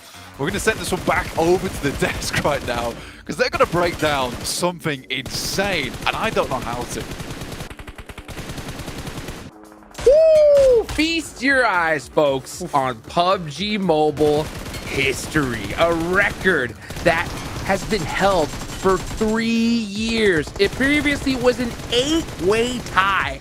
2 chicken dinners in a day on the biggest stage has now been broken in the first day. Stalwart, I mean, and done in style. 18 eliminations? Are you kidding me, Cars? I mean, that's absolutely ridiculous. What do you say about this?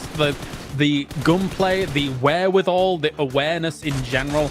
I was speaking earlier on Erangel about it's not where you go, it's when you go. They understand, even on individual level, not just kind of as a team, like where to take as individuals to be able to hold out scenarios. Holding out the entirety of Hacienda here, as soon as they get rid of what is effectively Quest Max, they're just playing it perfectly. 3 on the day out of 5 is nuts. And 2,000 damage on top. Insane. I don't think we've ever seen it. You do a noise for over 1,000 damage. I don't know what you do to celebrate over 2,000 damage. I can't do it. It never happens. 18 eliminations on the game. Like, they have already, as you said already, Hodrix, made history here, beating a 3-year held down record between 8 teams, getting 3 wins on the day. And man, especially the amount of trust, and we were talking about this, Kalaris, during this game, the amount of trust and confidence you must have and the gusto you have to send Nerzed to take care of all the teams trying to exit outside Hacienda. You're talking about D. Xavier, you're talking about Loops, and he just holds them down, giving them no opportunity to even have a glimmer of hope to leave that position, while Top is just dishing out the damage every single second of that match. I'm telling you, this is a team that's going to go already to Turkey. Okay, just give them the ticket, okay? They're going.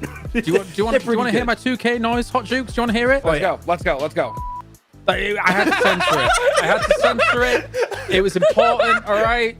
Like, that's how ridiculous we just went, and that was insane. Wow. Oh, wait. There you go. Real. There you go. Yep. You can do it too. That's amazing. Oh, yeah. That's fantastic.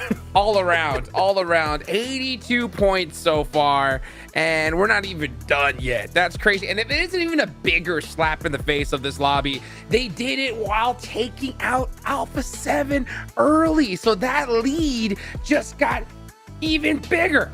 with 0 chicken dinners, 2 Alpha 7, still like respect to them and they're doing good, but like they just got wrecked this game. They lost that fight 4-0. They were not even given the slightest opportunity by Stalwart to have a chance to come back in that fight. They just got wrecked in a matter of like 10 to 15 seconds. That was such a quick fight. So Stalwart, man, they've been doing better every single PMGC class when you look at their past results, right? And we were questioning again the roster, addition of Nazed and Icy. Yeah. Man, I didn't think the team could get better looking back at last year. They just keep improving. Like, what the hell is happening with this team? They're great. So yeah, you bring a point to them. Again, maybe we had a few question marks here and there about how they were going to incorporate in. But again, what it's coming back to in terms of that individual presence and wherewithal and how to position themselves and make the plays happen. Nuzed and Icy have looked excellent in separate occasions. And then Top here has been enabled. That's a really important emphasis on that point. He's been enabled to just shoot at everything, and very clearly it translates here into 2,000 damage. I want to highlight also a very small portion of that game. What was happened, very interesting, is Icy with Top, also the unsung heroes of that game, like in a really finishing moment, is that Icy was getting pushed up around the rock by Melise, and he understood, okay, I'm getting pushed by 2 separate angles. I'm going to take care of one of the players on the right. I'm not even going to check my backside because I know Top has got my back. He's going to clear that angle of Melise. And because of that, was not even threatened in the first place. So the communication and trust this team has is second to none. Like, they're just miles ahead in that sense. It's unreal. I mean, he just used that right-hand priority, got that knock, and like you mentioned, he didn't even have to look back. No concern at all. And it's so crazy how they just dominate a lobby. I mean, we saw them, you know, just holding those angles, laying down, shooting at anything that moves, loops, right? I mean, they didn't have the opportunity to use any utility. They couldn't stand up at all. They just instantly got taken out. And even when they did, they got beamed through the smoke as well. Yeah. And, you know, speaking of smokes, they win that game with a ridiculous amount in their hand colors. Yeah, absolutely. I mean, in terms of, actually, a big fan of seeing the utility at the very end of the game as well, right? Like, so as always, in late game scenarios, utility is king for the most part. It wasn't really here because they didn't really need to use a whole lot of it. They just had so much control anyway. But seeing those numbers, super important for us in the late game and being able to kind of mull through that to see how it finishes up. I don't want to send it to casters. I want to keep talking. Oh, okay, we've got to do it. I know. Well, you know what, guys? Welcome to the Stalwart Show. We got one more for y'all. Let's take it to the casters. It's been so exciting. I'm right there with you, lads. It was just one of those where, like, we kind of sat there after the game thinking, what have we just seen? Like, what is going on, man? This has been wild, Blank. From the start of the day, it's one thing. But where we are now going into the last battleground of the day, the second Miramar in a row, everything said and done up to this point, nothing has seemed right. Nothing has seemed predictable. Everything that we thought might happen has gone out the window. It's just been carnage and confidence from so many squads that have been playing unbelievably well today.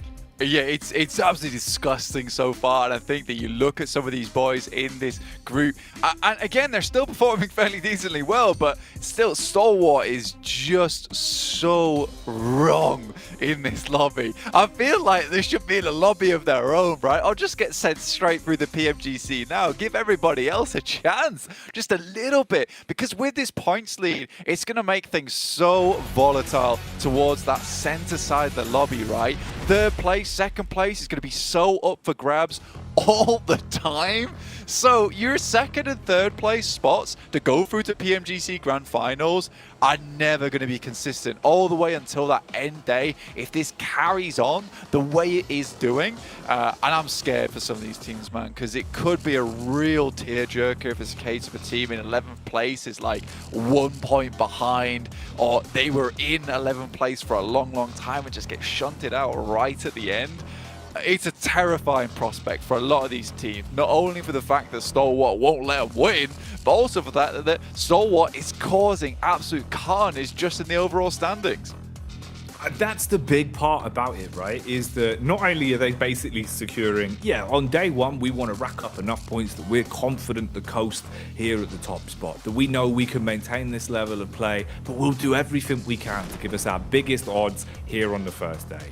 But then you look at other teams that are getting caught in the crossfire. Some good squads that are just getting eaten alive buy them as they're going through to get those chicken dinners. The difference that, you could be coming top 3, top 2. Instead, you run into them on your warpath, you run into them close off the back of a drop blank, and suddenly you're thinking, really? Do we have to take on Stalwart? Oh, we're back to the lobby. I mean, it's not even taking on Stalwart at this point in time. It's like, do we have to take on one player from Stalwart? Do we have to take on Nursehead? It is crazy. It's just disgusting behavior from this team. I can't wait to see what else they bring out. Pretty awkward playing path. We didn't get to talk too much about it, but this is very far down towards the south side. Makes heading up towards the northern edge a little bit more difficult. Luckily, the circle isn't too horrendous. Will force most teams to spread out along this northern edge. It's not going to get too claustrophobic on the south side of the map, at least.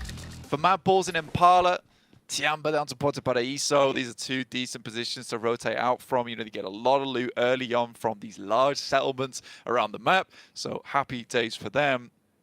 See how far they can go, but I'm just not even looking at EU anymore. They're just not performing the way we want them to. 11th place for Mad Bulls, 13th place for Gladiators, 18 points, 11 points. Just not good enough. Right now, it's the Indonesian squad Alter Ego. Brazil from Alpha 7, as well as Stalwart coming through from Mongolia, are absolutely clapping the competition.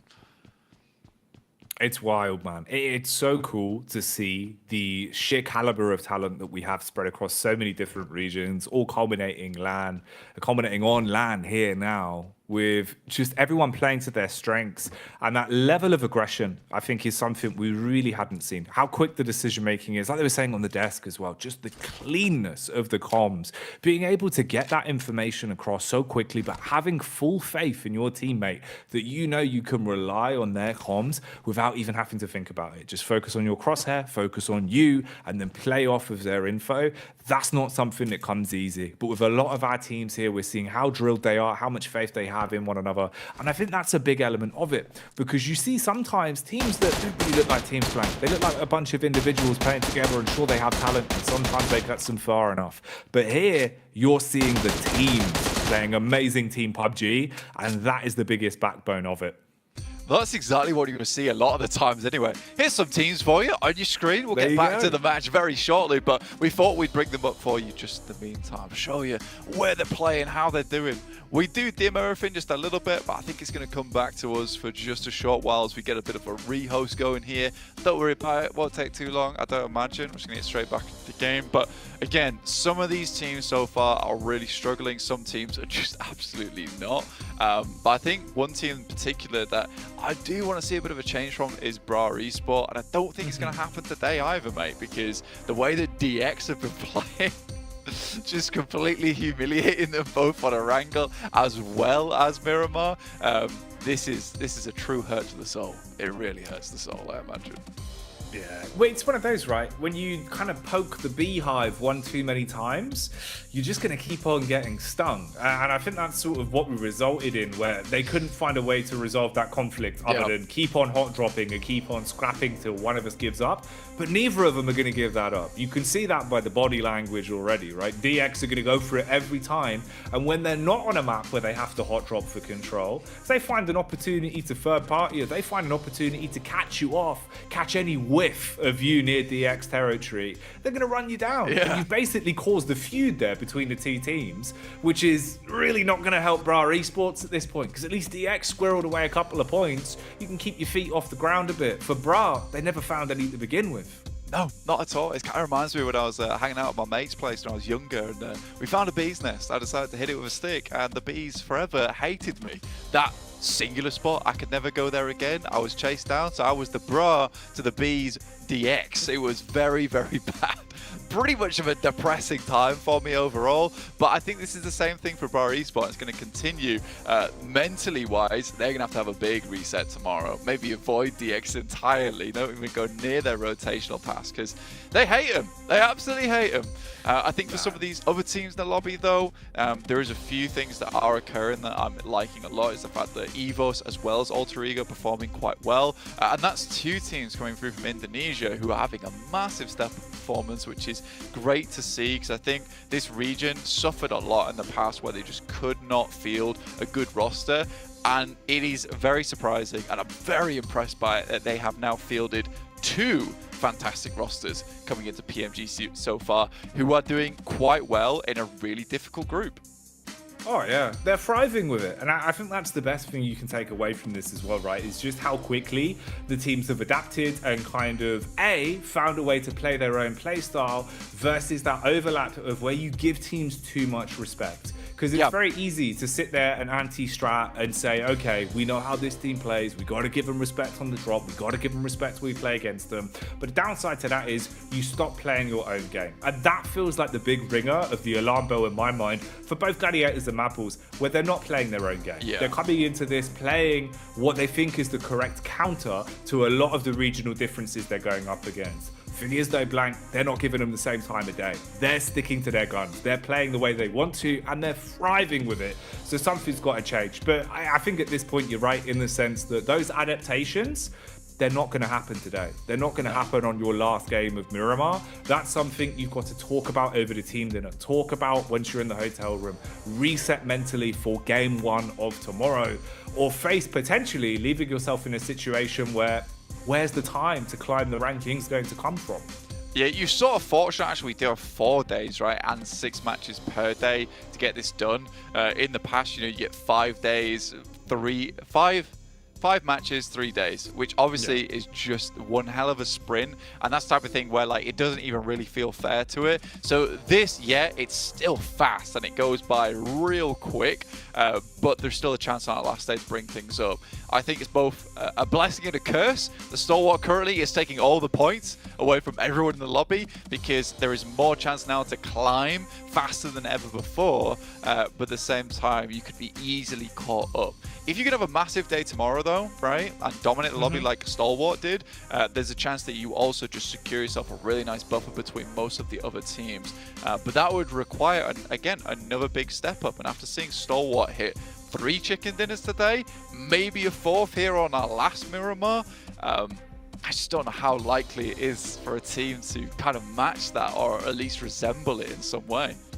Well, because it's all about stamina at that point as well, right? And it's something where it really does kind of prove, you see with Stalwart, the second they finish the game, celebrations, everyone's elated, but then instantly, like you've been pointing out, the coach comes over, it's a matter of simmer down, mind's back in the game, right? That game's already won, you've had your celebration, you think about the next, you forget about the bad, you forget about the good, you reset, take it game by game. For some of these other squads, Blank, I don't know if they're going to be able to deal with the sheer longevity of the day, in and out, 6 games in a row, when you've got to compartmentalize, oh, we didn't have the best first game, oh, we've had a bit of a misplay there. It's a lot to think about, whereas you can see that the way that Stalwart are approaching it, it feels like they leave their emotions at the doorsteps and just keep playing like a professional team, which is a huge thing to do. It's a lot harder than it looks. Yeah, it's some serious discipline coming through from them, right? Because you just want to pop off, right? You absolutely want to pop off every single time, but you just can't in that situation because you need to keep things on lock, and that's how you hit the 4th chicken dinner of the day. That's how it happens. So I'm really excited to see again another Stalwart game. Mad props to the coach though. I feel like every time he comes in, he's constantly giving the team some really, really good help, some really good information, and keeping them fairly lively, but also in that flow state that you keep talking about. It's a lot of respect as well, you can see, because with this much talent on that roster, sometimes listening to a coach's opinion, it can be one of those where people get a bit second-guessy, but as you can see, the Mongolians, a lot of respect for one another, always feeling like they're cleaning the comms, taking in everyone's information, everyone's listening, and they're switched on, Blank. And that stamina could be something they need. You keep that blood pressure low, you keep your heart rate low, you come back into this last game now with a set mindset, and we'll see how things go. Let's get into it then. Last game of the day as the play path comes in. Absolutely. So let's see if Senator, the coach from Stalwart, can once again coach and manage this team to another successful game, or will someone else finally get a chance at that chicken dinner as we head into our final match of the day here on Miramar? A bit less of a nasty playing path as it heads up from the north side down towards the south, opening up a few more opportunities for some of these teams. Gladiators back up towards La Cobreria as opposed to heading down towards the south side of Los Leones, and Circle yet to pop yet.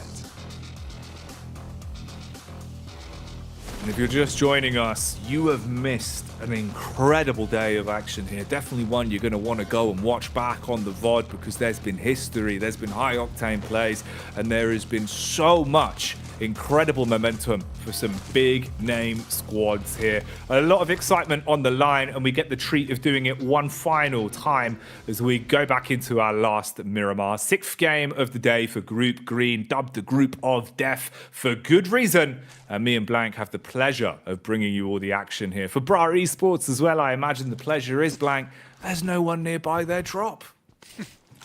I mean, it's a good thing, right? We need Top to calm down. We need Top to calm down, all right? Chill out just a little bit, all right? Take a breather. Let someone else have some action. Have a little bit of fun during these matches. We're starting things off here on board Reject. You know, it's not been a horrible day for Reject overall. They're in 9th place right now, 25 points, easily in a position to ladder up towards a 4th or a 5th off the back of this one. And I think they've been quietly good, right? You know, it's not been horrible from Reject. We've not had too many complaints. Yeah, their rotations haven't been super snappy. They're not always in the ideal spot inside the circle, but they fight for it, right? And they are at least somewhat giving it to some of these teams, making their way through dangerous areas, being able to navigate quite cleanly. So I think for Reject, I'm fairly happy with how today's gone for the Japanese team. I think a lot of it comes back to that mentality game, right, that we talked about earlier with Sarah just flexing his guns over in the player booth over there. You know, they're just happy to be here. That's the main thing. And that can help you a lot, man. With the fine margins that we're seeing, like we've been saying, we're kind of, you know, Stour is like the point vacuum that's just going sucking them all in. You've got teams like them that can actually kind of build off the back of this. You know, this is one where really you could see Reject Tokyo, if they have a couple more deep runs, a couple more late game finishes with some few eliminations squeezed in, they could do a lot to thrust themselves up the standings. This is the stat that we were talking about as well. A new record here for PUBG Mobile Global Championships, finally broken here in 2023 with 3 chicken dinners in one day going away of Stour. We're going to be bringing this up a lot, so I don't think you'll be forgetting this one anytime soon. This is a type of record which is very hard to beat as well. And honestly, Stalwart could make it unbeatable by the end of the day if they get 4 chicken dinners. I think that has happened maybe once or twice in the entirety of the PUBG Mobile esports scene. So if Stalwart are able to get another chicken dinner here today, I think that they will remain the record holder for the remainder of the PUBG Mobile esports history, and that will be one to be writing in the history books and then just signing it off, because it's never going to change. It's crazy, man. Absolutely insane how good they've been looking today.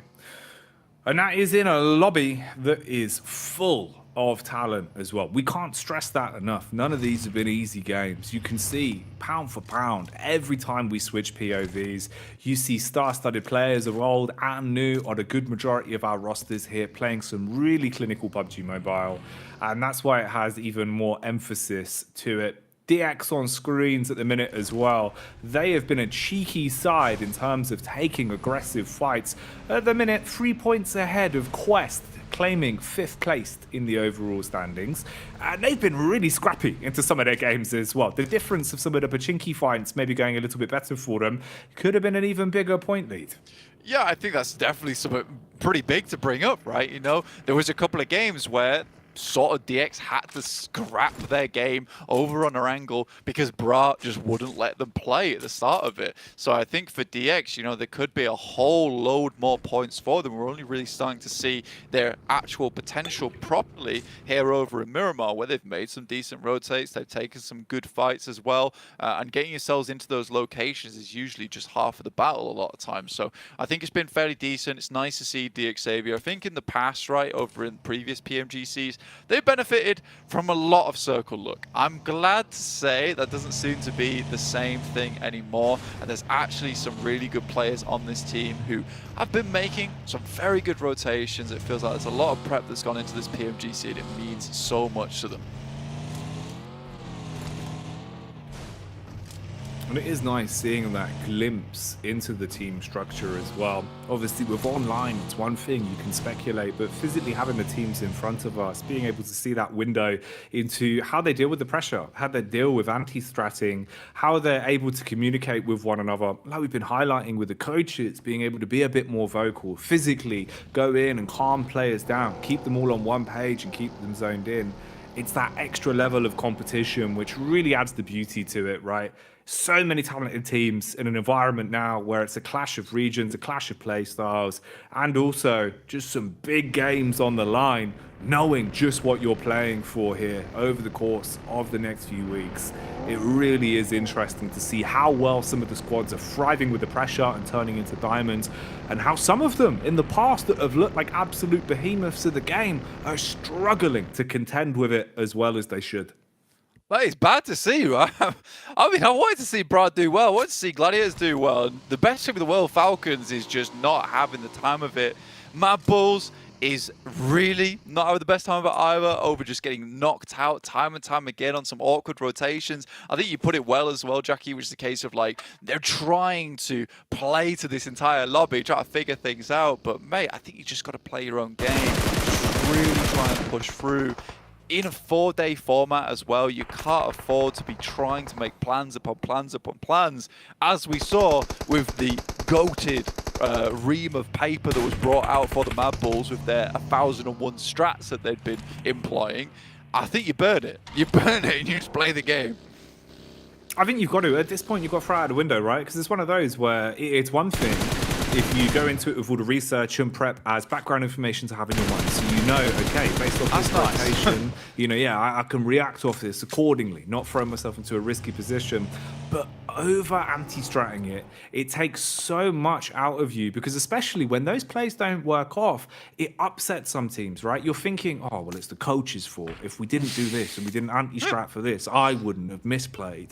So it really can kind of throw a spanner into the works. I think it's one of those where, especially, you know, opening day of games, after the scrims that you played, you kind of just want to take it as a bit of a Hail Mary, stick to your guns that you've played religiously over the course of the season, right? And don't change your play style too much, because no one else is giving you that respect. Yeah, it's too much info, man. It's too much going on, right?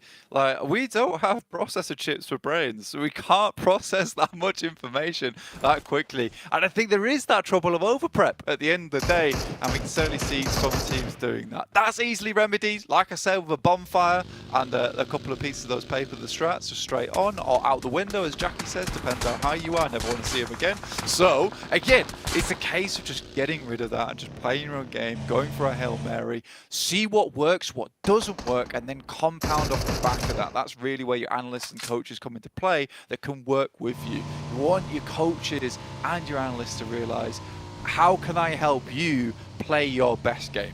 That is the main thing at the end of the day. So we'll see what happens. Obviously, we're not bashing on any coaches here at the PMGC because we don't know what goes on behind closed doors. What we are just saying is that it does feel like some of these teams have really tried to prepare for everything, like it was Doomsday. It's not. It's PMGC. It's meant to be fun. Sometimes that can be all the difference you need, taking a little bit of pressure off yourself and being willing to take fights. Because a side like Loops, they've been living that mentality. We've seen them getting stuck into some big engagements, and individually, I think, again, the aim skill is what's been setting them apart. Yeah. And it feels like that's been the two big factors of the day so far. If you're hitting your shots, you're landing your nades, it is the world of difference between some of these teams. Because there's been so many fights in uncomfortable locations, so many fights where the only map geometry you have doesn't even resemble a compound. It resembles a couple rocks and a stick, but they're still being able to hit those marks, right? Exactly. There with the pillows lined up. I am safe. I am safe. Stalwart knocking on the rock's door. Hello? Hello? Yeah, it's not good, man. It's stressful. I think you're right. It really is one of those situations where, again, we love to see teams like Loops who are able to get into these strong spots. I think that's one thing that they do well, because they certainly are playing their own game, which is these pretty big rotates, getting into a strong position on the map, and then locking that part of the map down. And I think that they do that very well. A lot of other teams, although they look great on screen for it, it's very flashy, you know, some really cool plays, but often they're leaving the games early without getting a single placement point. Loops don't really start to get into the action until quite late in the game. They just make some smart reads on the game itself, on the map, then find themselves in good position. You can see just this, like they were over towards Graveyard, pretty impossible approach through towards that eastern side, towards Evos. Instead, they fully wrap round towards Stalwart and Malice Esports to find themselves on the north side, and this is playable now. This is something you can work with. It is just so scary. I feel like I've got trauma from the day gone by with how many teams we've seen just getting manhandled in situations where it feels like they should excel. You never quite know what to call anymore. It feels like kind of, you know, the predicted game's gone out the window, unless it's Stalwart, in which case you might as well just fly the flag. At this point, though, they're taking a fair bit of damage downhill. One of the few times we've seen them over-fragmented in the sense of actions location so far ahead of really having any room to trade from the engagement. The rest of the squad was lurching back towards the compound, and they have to convoy up and go for the getaway, attempting to link up with where Icy has found a bit of a domain to play from. To work with at the moment. Stalwart are really very much on the edge side right now. Malice Esports doing a good job at holding them back. It's not an easy thing to do, but they're certainly getting it done. And Stalwart will have to make a pretty wide wrap now to get into the circle. They have lost one player already, so just down to 3. That magical 4th chicken dinner just not really looking too likely anymore, losing a player at this stage of the game. Gladiators still trying to find their way in. I mean, this is probably the furthest they've got into one of these games. It does feel like a lot of these teams are starting to feel one another out a lot more, as we've got 16 teams still within the lobby as they all make pretty calculated rotates into a better position on the map, avoiding teams until that end game. Mythic, man. It feels like for Loops, he's been hitting some sick shots. Actually, I mean, to be fair, all of Loops feel like they can go actually pretty toe-to-toe in a lot of these fights. They've looked pretty confident with it. One of the only squads close towards teetering over the 40-point mark. That is basically the divider between top 3 at this point. Apart from Stalwart, all the way up at the heavens with 82.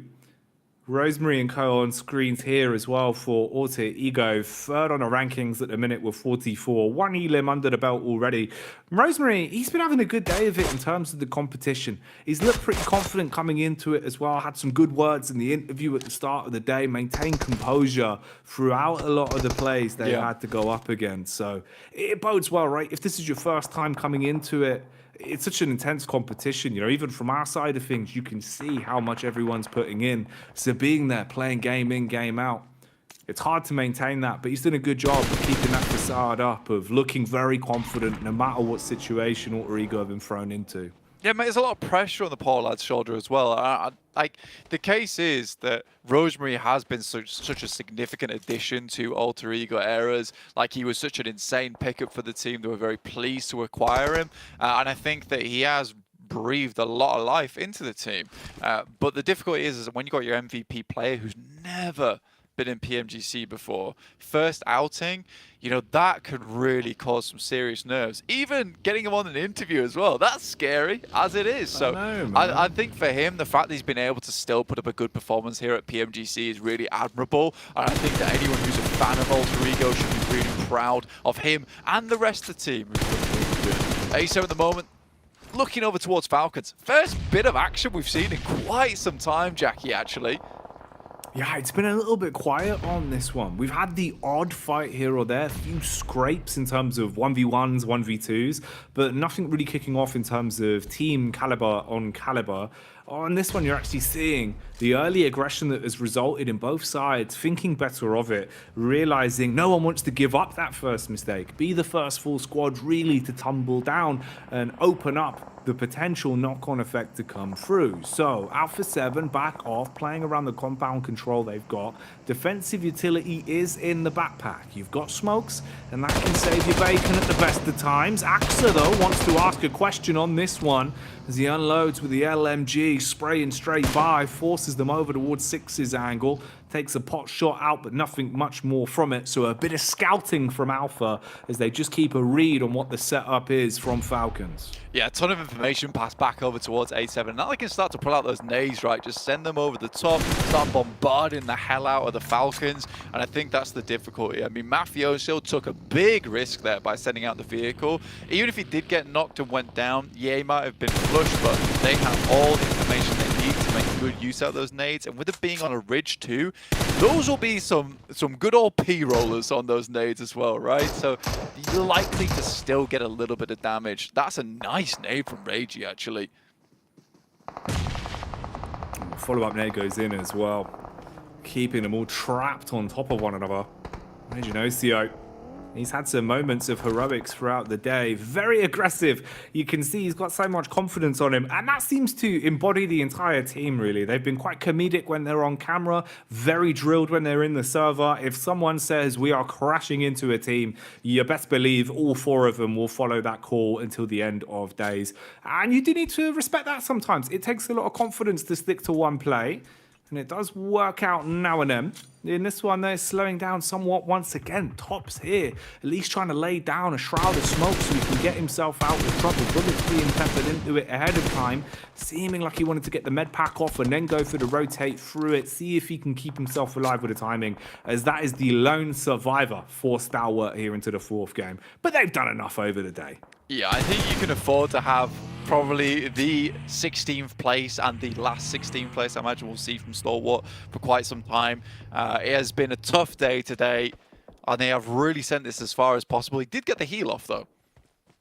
If he makes it into the circle, I'll be very surprised. I don't know how likely it is. He's just looting up the rest of these death crates here, trying to find a bit more meds for himself. We are heading stage 4 now, which is where the circle really will start to tickle quite a bit, in which case he's going to have to run in. But I think he's so far out without a vehicle, it's going to be very unlikely. And Loops, we've got him locked down. It's the first time in quite a while, though, we will see Gladiators with 4 players up. Right? I think they've been so down their luck. If they can at least get themselves a top 5 in this game, it might be the confidence that they need to realize, actually, guys, we can play the game again.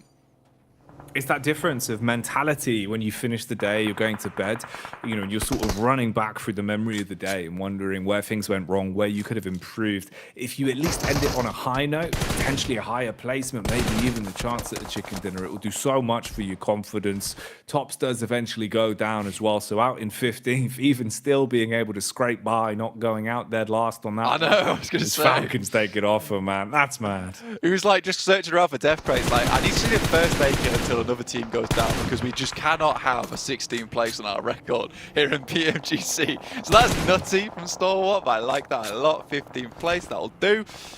Don't get too many points from it at all. So they'll end the day with 82 points, still a good 30 points ahead from Alpha 7, but they seem to be trying to get some more eliminations on board, trying to catch up despite everything, despite the unbelievable day we've seen from Stalwart. Alpha 7 never that far behind.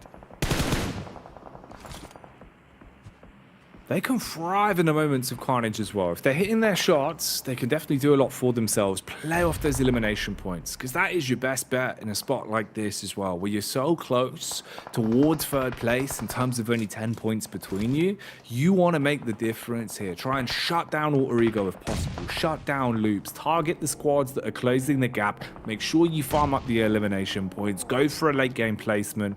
They've been in those final circles a fair few times. It just feels like they've always gotten a bit unlucky. On this one, though, the push is coming their way and it's relatively fragmented. They're taking shots from either side. It's not working as well as they would have hoped for, with the initial knock now being picked up. Straight back onto the squad. Molotov going to be thrown as well, igniting the pathway ahead of them. The nades are doing a majority of the damage, and one by one, they're all crumbling to their last legs, leaving A7s just on the hands of Mafioso. This is getting real scary now. Good test for Alpha 7, but QZZ not going to let any of them survive in this situation. Mafioso will peek over the edge, but QZZ slowly running up. Nice side swipe as well, and quickly takes him down. QZZ, decent pickup there for Tiamba, coming through from Nova way back in the day, and he still seems to be performing to real extreme heights. And Tiamba, that is very nice for them. Going up against one of the toughest teams in the lobby and comfortably coming out on top there, that is a beautiful result for them. Oh, man. Where's this going to go from here? This feels like a fight that was instigated a long time ago with Reject swooping in, looking to try and take the fight to them. Since then, it's been a little bit stop and start. But in terms of the control they have down towards the wayside here, and with already a couple knocks coming across, this could be the opportunity for the full engagement. Revenge being given back their way, though, as Reject Tokyo struggling on the initial crash with a 1-for-1 trade between either side. I mean, for Zia, I think it might be over for them. They're right on the edge of the circle here. This is not really reasable at this point, and the Blues going to start to move in. But for Gladiators, this is a massive blessing for them. They have a really strong position over towards this eastern side. There's some tough teams around them, though. Tiamba with the full reloot over towards Alpha 7, as well as Mad Bulls down towards their south edge. You know, this is a game for the Gladiators to win. As we said several times, there's a massive amount of movement that can happen within the lobby, within the leaderboard right now. And for Gladiators, it's their time to shine. I know a lot of fans, a lot of you in chat as well, really wanted to support Gladiators during this tournament. And now is the time to send them a little bit of energy to see if they can get things back on board right now. RNJ from Zia, he's suffering. He's probably done zoned at this point. He realizes it, pulls out the weapon and looks at the ground because that's where he'll be heading. Finished off. Mulch at the end of that one. Mad Bulls being flanked upon, though, as Reject Tokyo start to take space away. Meanwhile, Evos here, close quarters engagement. Is that going to be relatively tight in terms of the spacing between the other squads around them? A lot of high ground being taken as well. Quick migration on the rotate as they hop into the vehicles here for Rejects. Start to close the gap. Tulika as well, with the support of Zerich, looking like they're building a bit of a flank back onto the wayside there, where Gladiators will be exposed from. We're also saying goodbye to Loops as they're taken out of commission. Not able to get many points from this one. Not their best outing over the course of the day. DX deep in combat versus Quests as well.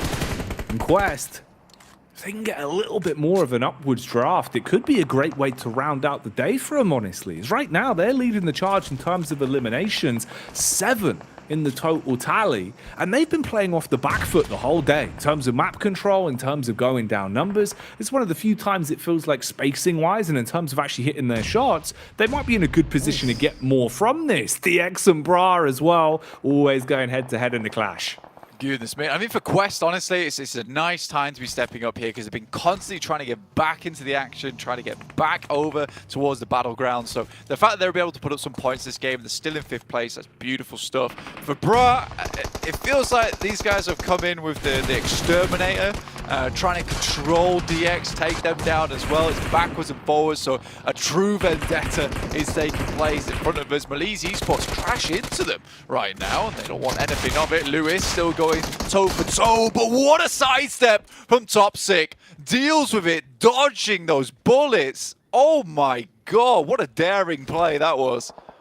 Smooth moves on the dance floor as the criminal himself walks away, stealing that one out and keeping Bra Esport in a position to add more points to the buffer. See if they can get anything else here, close the distance and get further up the overall rankings. You don't want to be down in the depths at the end of day one, but right now you can see the depths in play here as the nades are detonating in front of the faces. Quick reposition from Redface. Man's going up on top. Oh, he's got the nade as well, Blank. If he goes undetected, pin pulled on this one, this could be menacing. Yo, gets the initial knock as well, jumps down, goes in for a little bit more, and will survive off the back of it. Are you joking me? Redface on top. And honestly, it's IA that leave Redface after that one just absolutely humiliated. Oh, mate. He might be red in the face, but everyone else is green with envy at the play that he's just made. That's brilliant. Decision-making, the movement as well. Hitting the input so cleanly and calmly in a position like that to pull off a big play. Securing another nice pickup for them, putting them into a good spot to move up with some elimination points under the belt. That's the sort of play you want for DX. That is gorgeous stuff there. Evos very happy with the way that Redface was able to pull that one off, even getting their player back up again. Just 3 players alive now. I think there maybe was a side swipe over towards Redface that took him down, but that's okay. carry on going forwards there. Alter Ego, they spot out the guys coming through from Mad Bulls, who have been slowly trying to work their way up from this low ground for a long time. This is going to require a lot of smokes right now. Bloom in the clouds all over the map of Miramar. Duello will be first to face here versus the Mad Bulls. See if they can hold back the bull, hold back the charge. And so far, it's going well. Trying to grab the bull by the proverbial horns on this one. See if they can swing him around and send him packing. Taking the fights quite calmly.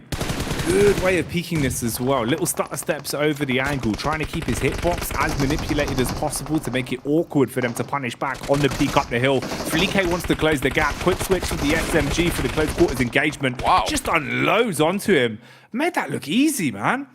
Yeah, just kept backing it up there. Creating space. Gladiator's just Kitsune alive, I think it is. Maybe. Goes down, and look at that. It has a top 4, though. I think for the Gladiators in that situation, so some points accrued, but they essentially stayed still that entire game, so I think it's majority just placement points for them there. And now we're into that final circle, and it's EVOS once again looking for their second chicken dinner on the day. Quest would love to win this game. If they're able to do that, then they'd be able to pump themselves in terms of points, maybe even overtake Alter Ego with the 10 eliminations that they found during this game. I mean, it's crazy. Good stuff. They might have already overtaken them. So EVOS might want to make this a little bit easier for their Indonesian brothers over on Alter Ego. Take them down before Quest becomes too much of a problem. Ooh, contact found. Information being gathered by Quest, at least at this point. And this is a relatively equal fight as well in terms of the distribution. 3 players on each squad. Look at the confidence on the peaks here. Still trying to keep the pressure applied, just firing out those warning shots. Basically wants to be the seed of doubt in their mind to keep their focus on him. The other 2 players working off each other's contact towards the right-hand side. Reject Tokyo not really fancying the peak. They do have 1 vehicle to work with, and they go in for the quick adjustment. But wait a minute. The shot across, that's Zuxi that actually landed the striking blow. And Blank, they've closed the gap. They're right in their grill. Well, close and personal. Hidan, it's Al-Haji. 5 limbs found for him, going down first. He's got the ideal angle, DBS around the corner, but it's the SMGs once again raining through from Japan. Duello, last remaining, is able to make it happen. Lufa, Duello, survive. Regiosio down, and Lufa's up close. Could go for something big here, and I don't think EVOS understands as a player so close to them right now with an M4 available. They have no idea, but it won't matter. Look at the turn from Luxy. Man turns and burns on an instant. Thunderous maneuver. So confident on the re-peak. It felt like they had a big play to make off the back of that one. But it's not happening for Reject Tokyo. They're ace in the hole, their surprise play, it's been discovered, and Zuxi strikes back. They finally pick it off. EVOS claiming a chicken dinner on that one as the celebrations come in. A double chicken dinner on the day for it. I mean, look, honestly, I really enjoyed the way EVOS has played today. Yes, they've had some quiet games, but their strong games have felt very good. All started off there by Redface versus I8 there with a nade on top, drops down, gets 2 knocks, gets knocked himself, but he's already made the maneuver. And Zuxi and Luxy, mate, they look like they're back in action, but Luxy, man, some serious 180 plays from this guy, instant reads, fast reactions, and that's what you want to see. It's insane just how quickly he assessed the situation, understood what was going on, hit the shot before there was even a chance for the flank to do anything. And that was their one saving grace. That was their one play that could have made the difference for Reject Tokyo. So absolute insanity. Nice damage, nicer limbs. And like we were saying, all off the back of that play from Redface, really, that projected them so much further into it. That was his crowning moment. You know, you needed that to get them back into a comfortable position. They coasted it out to a big win. Yeah, it's gorgeous stuff, and I mean, I'm really pleased how this team has turned out. I mean, we were talking, me, you, Max, and Kale, about this team. We were saying that, look, they look much more like a well-oiled unit now. Before it felt quite individual players coming through from Zuxi and Luxi, but it's taken a lot, a new team, a new set of faces around them, getting subbed in and out as well, not always together, to really set this team apart now. They look strong, they look good, and they look very, very confident. So overall, I am seriously pleased with how this has turned out, and I'm seriously pleased how this first day has turned out. We've got a multitude of stories going into tomorrow that we can talk about, that we can break down. The desk is probably itching to really go over very, very shortly, but what a day it's been already. It's been incredible, man, especially from our side alone, right? Some of the action that we've been gifted, the beauty of being able to put our voices over today really has been a treat, right? Especially from the first game, the excitement, the sheer shenanigans that went down on Sanhok, to the back-to-back Erengao flamboyance that we were seeing, into history being made by Stalwart. So much to digest, so much to break down. It's been a real treat for me and you, but I've got to say, I can't wait to get my ears on and listen to what the desk have to say about the day at hand. Let's get it back over to them and see just what they thought about the incredible first day of Group Green. What an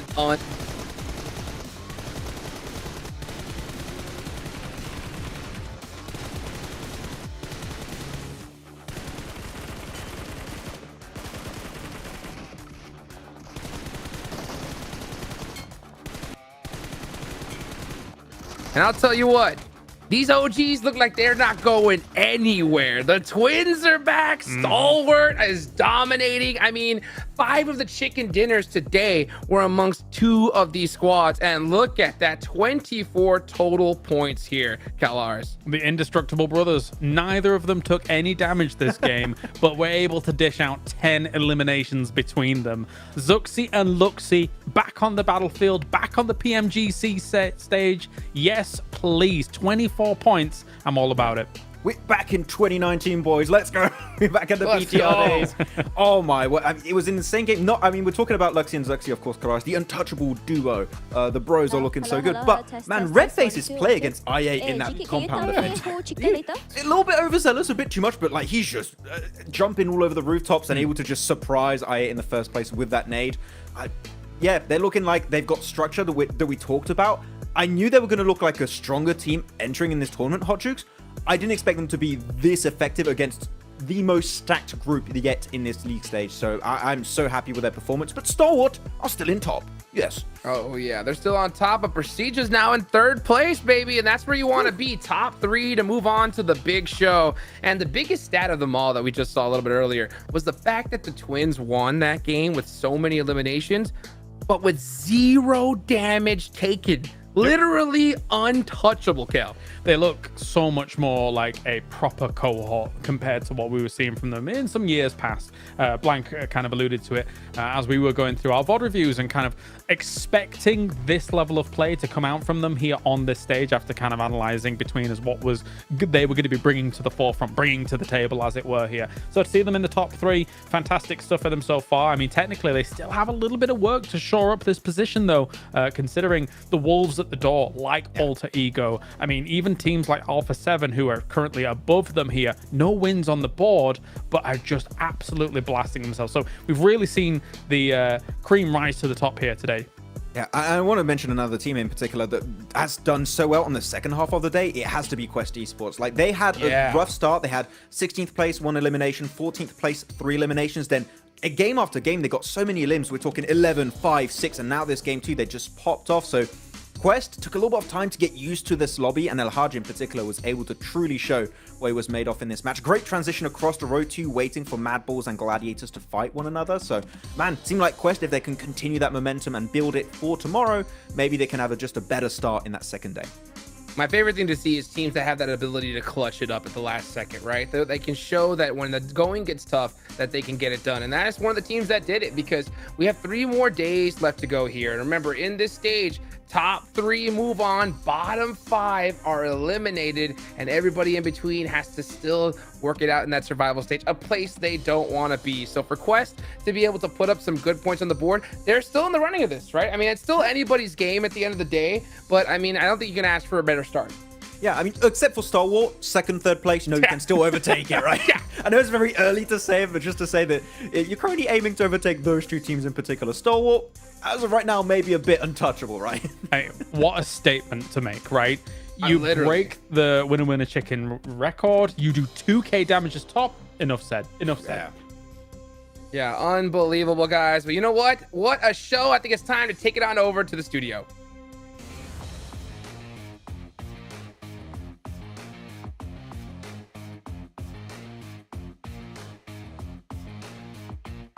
And there we have it, everyone. Day 1 done and wrapped, but not before.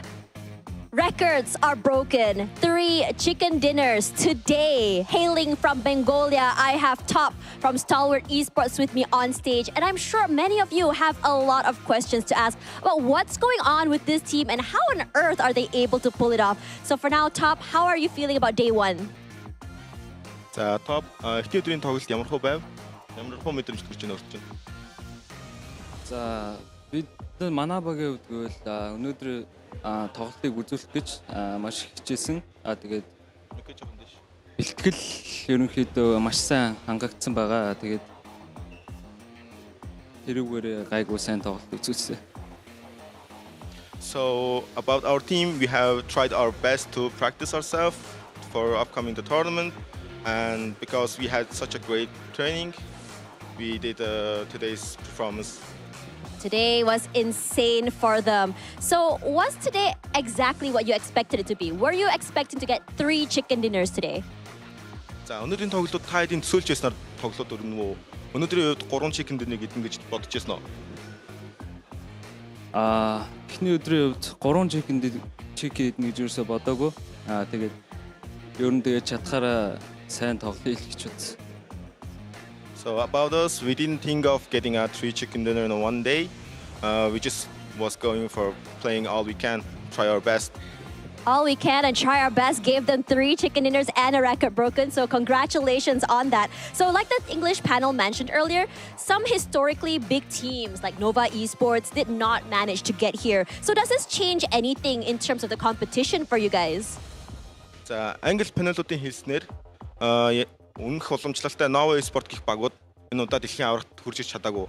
Энэ та хэдийн хувьд өсөлтөнд ямар нэгэн нөлөө үзүүлж ин гэж бодож байна уу? Nova ороогүй гэд бусад ерөнхийдөө бүсийн багууд маш чанга өрсөлдөгчнөр байгаа. Тэгэхээр их ялгаагүй санаж. We don't think so because the other region teams are pretty strong too. The other region teams are pretty strong, true, they said. And you know what? That brings me to my third question for you guys.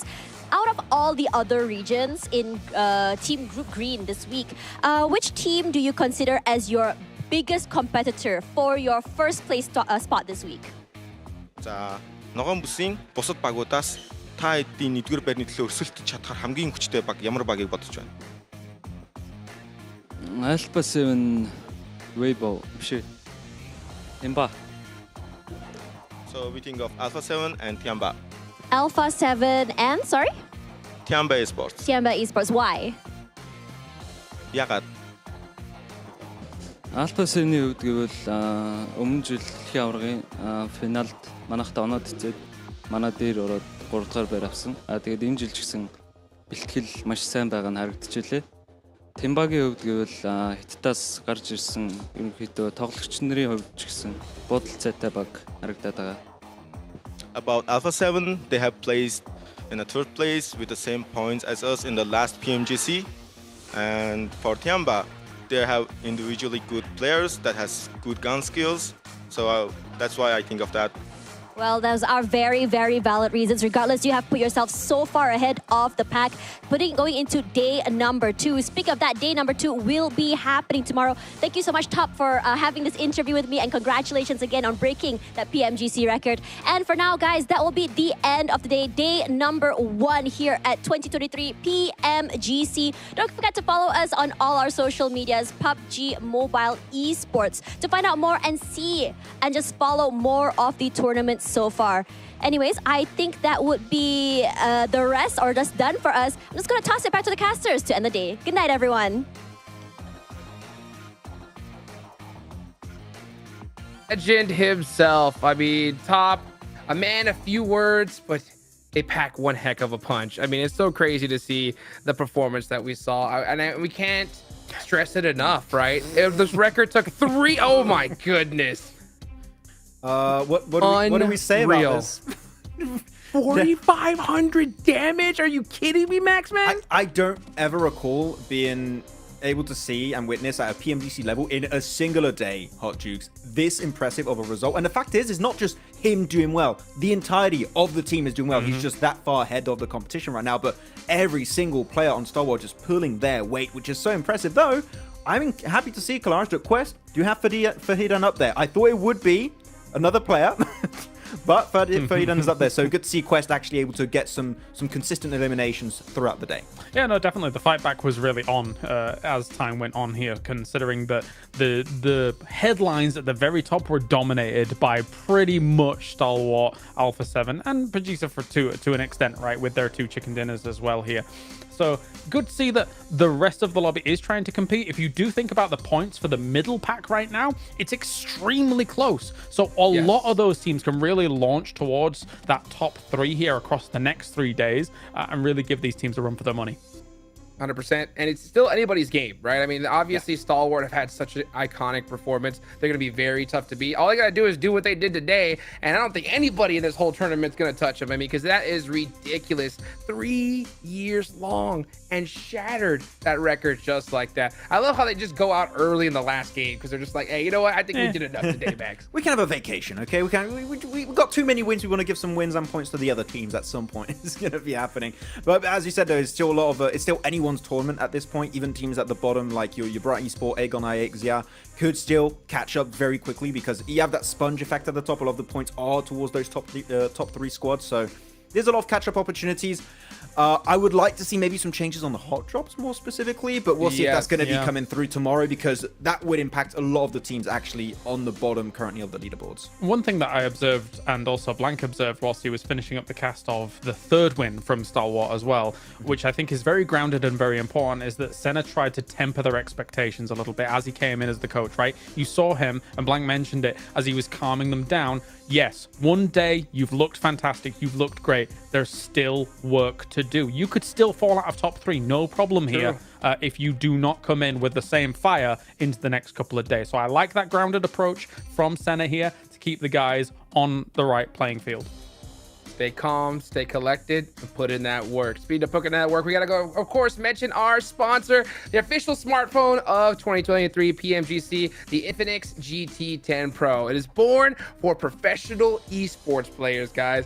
If you want to outplay everybody in PUBG Mobile, go ahead and check out that GT10 Pro. So, man, it is so crazy to see how we started off this tournament. The group of death and a performance that we haven't seen before. It's incredible. It's incredible. I mean, Stalwart, we heard about the Stalwart fan club at the start of the day, you know what? And then you got to definitely wave your flag today, Max.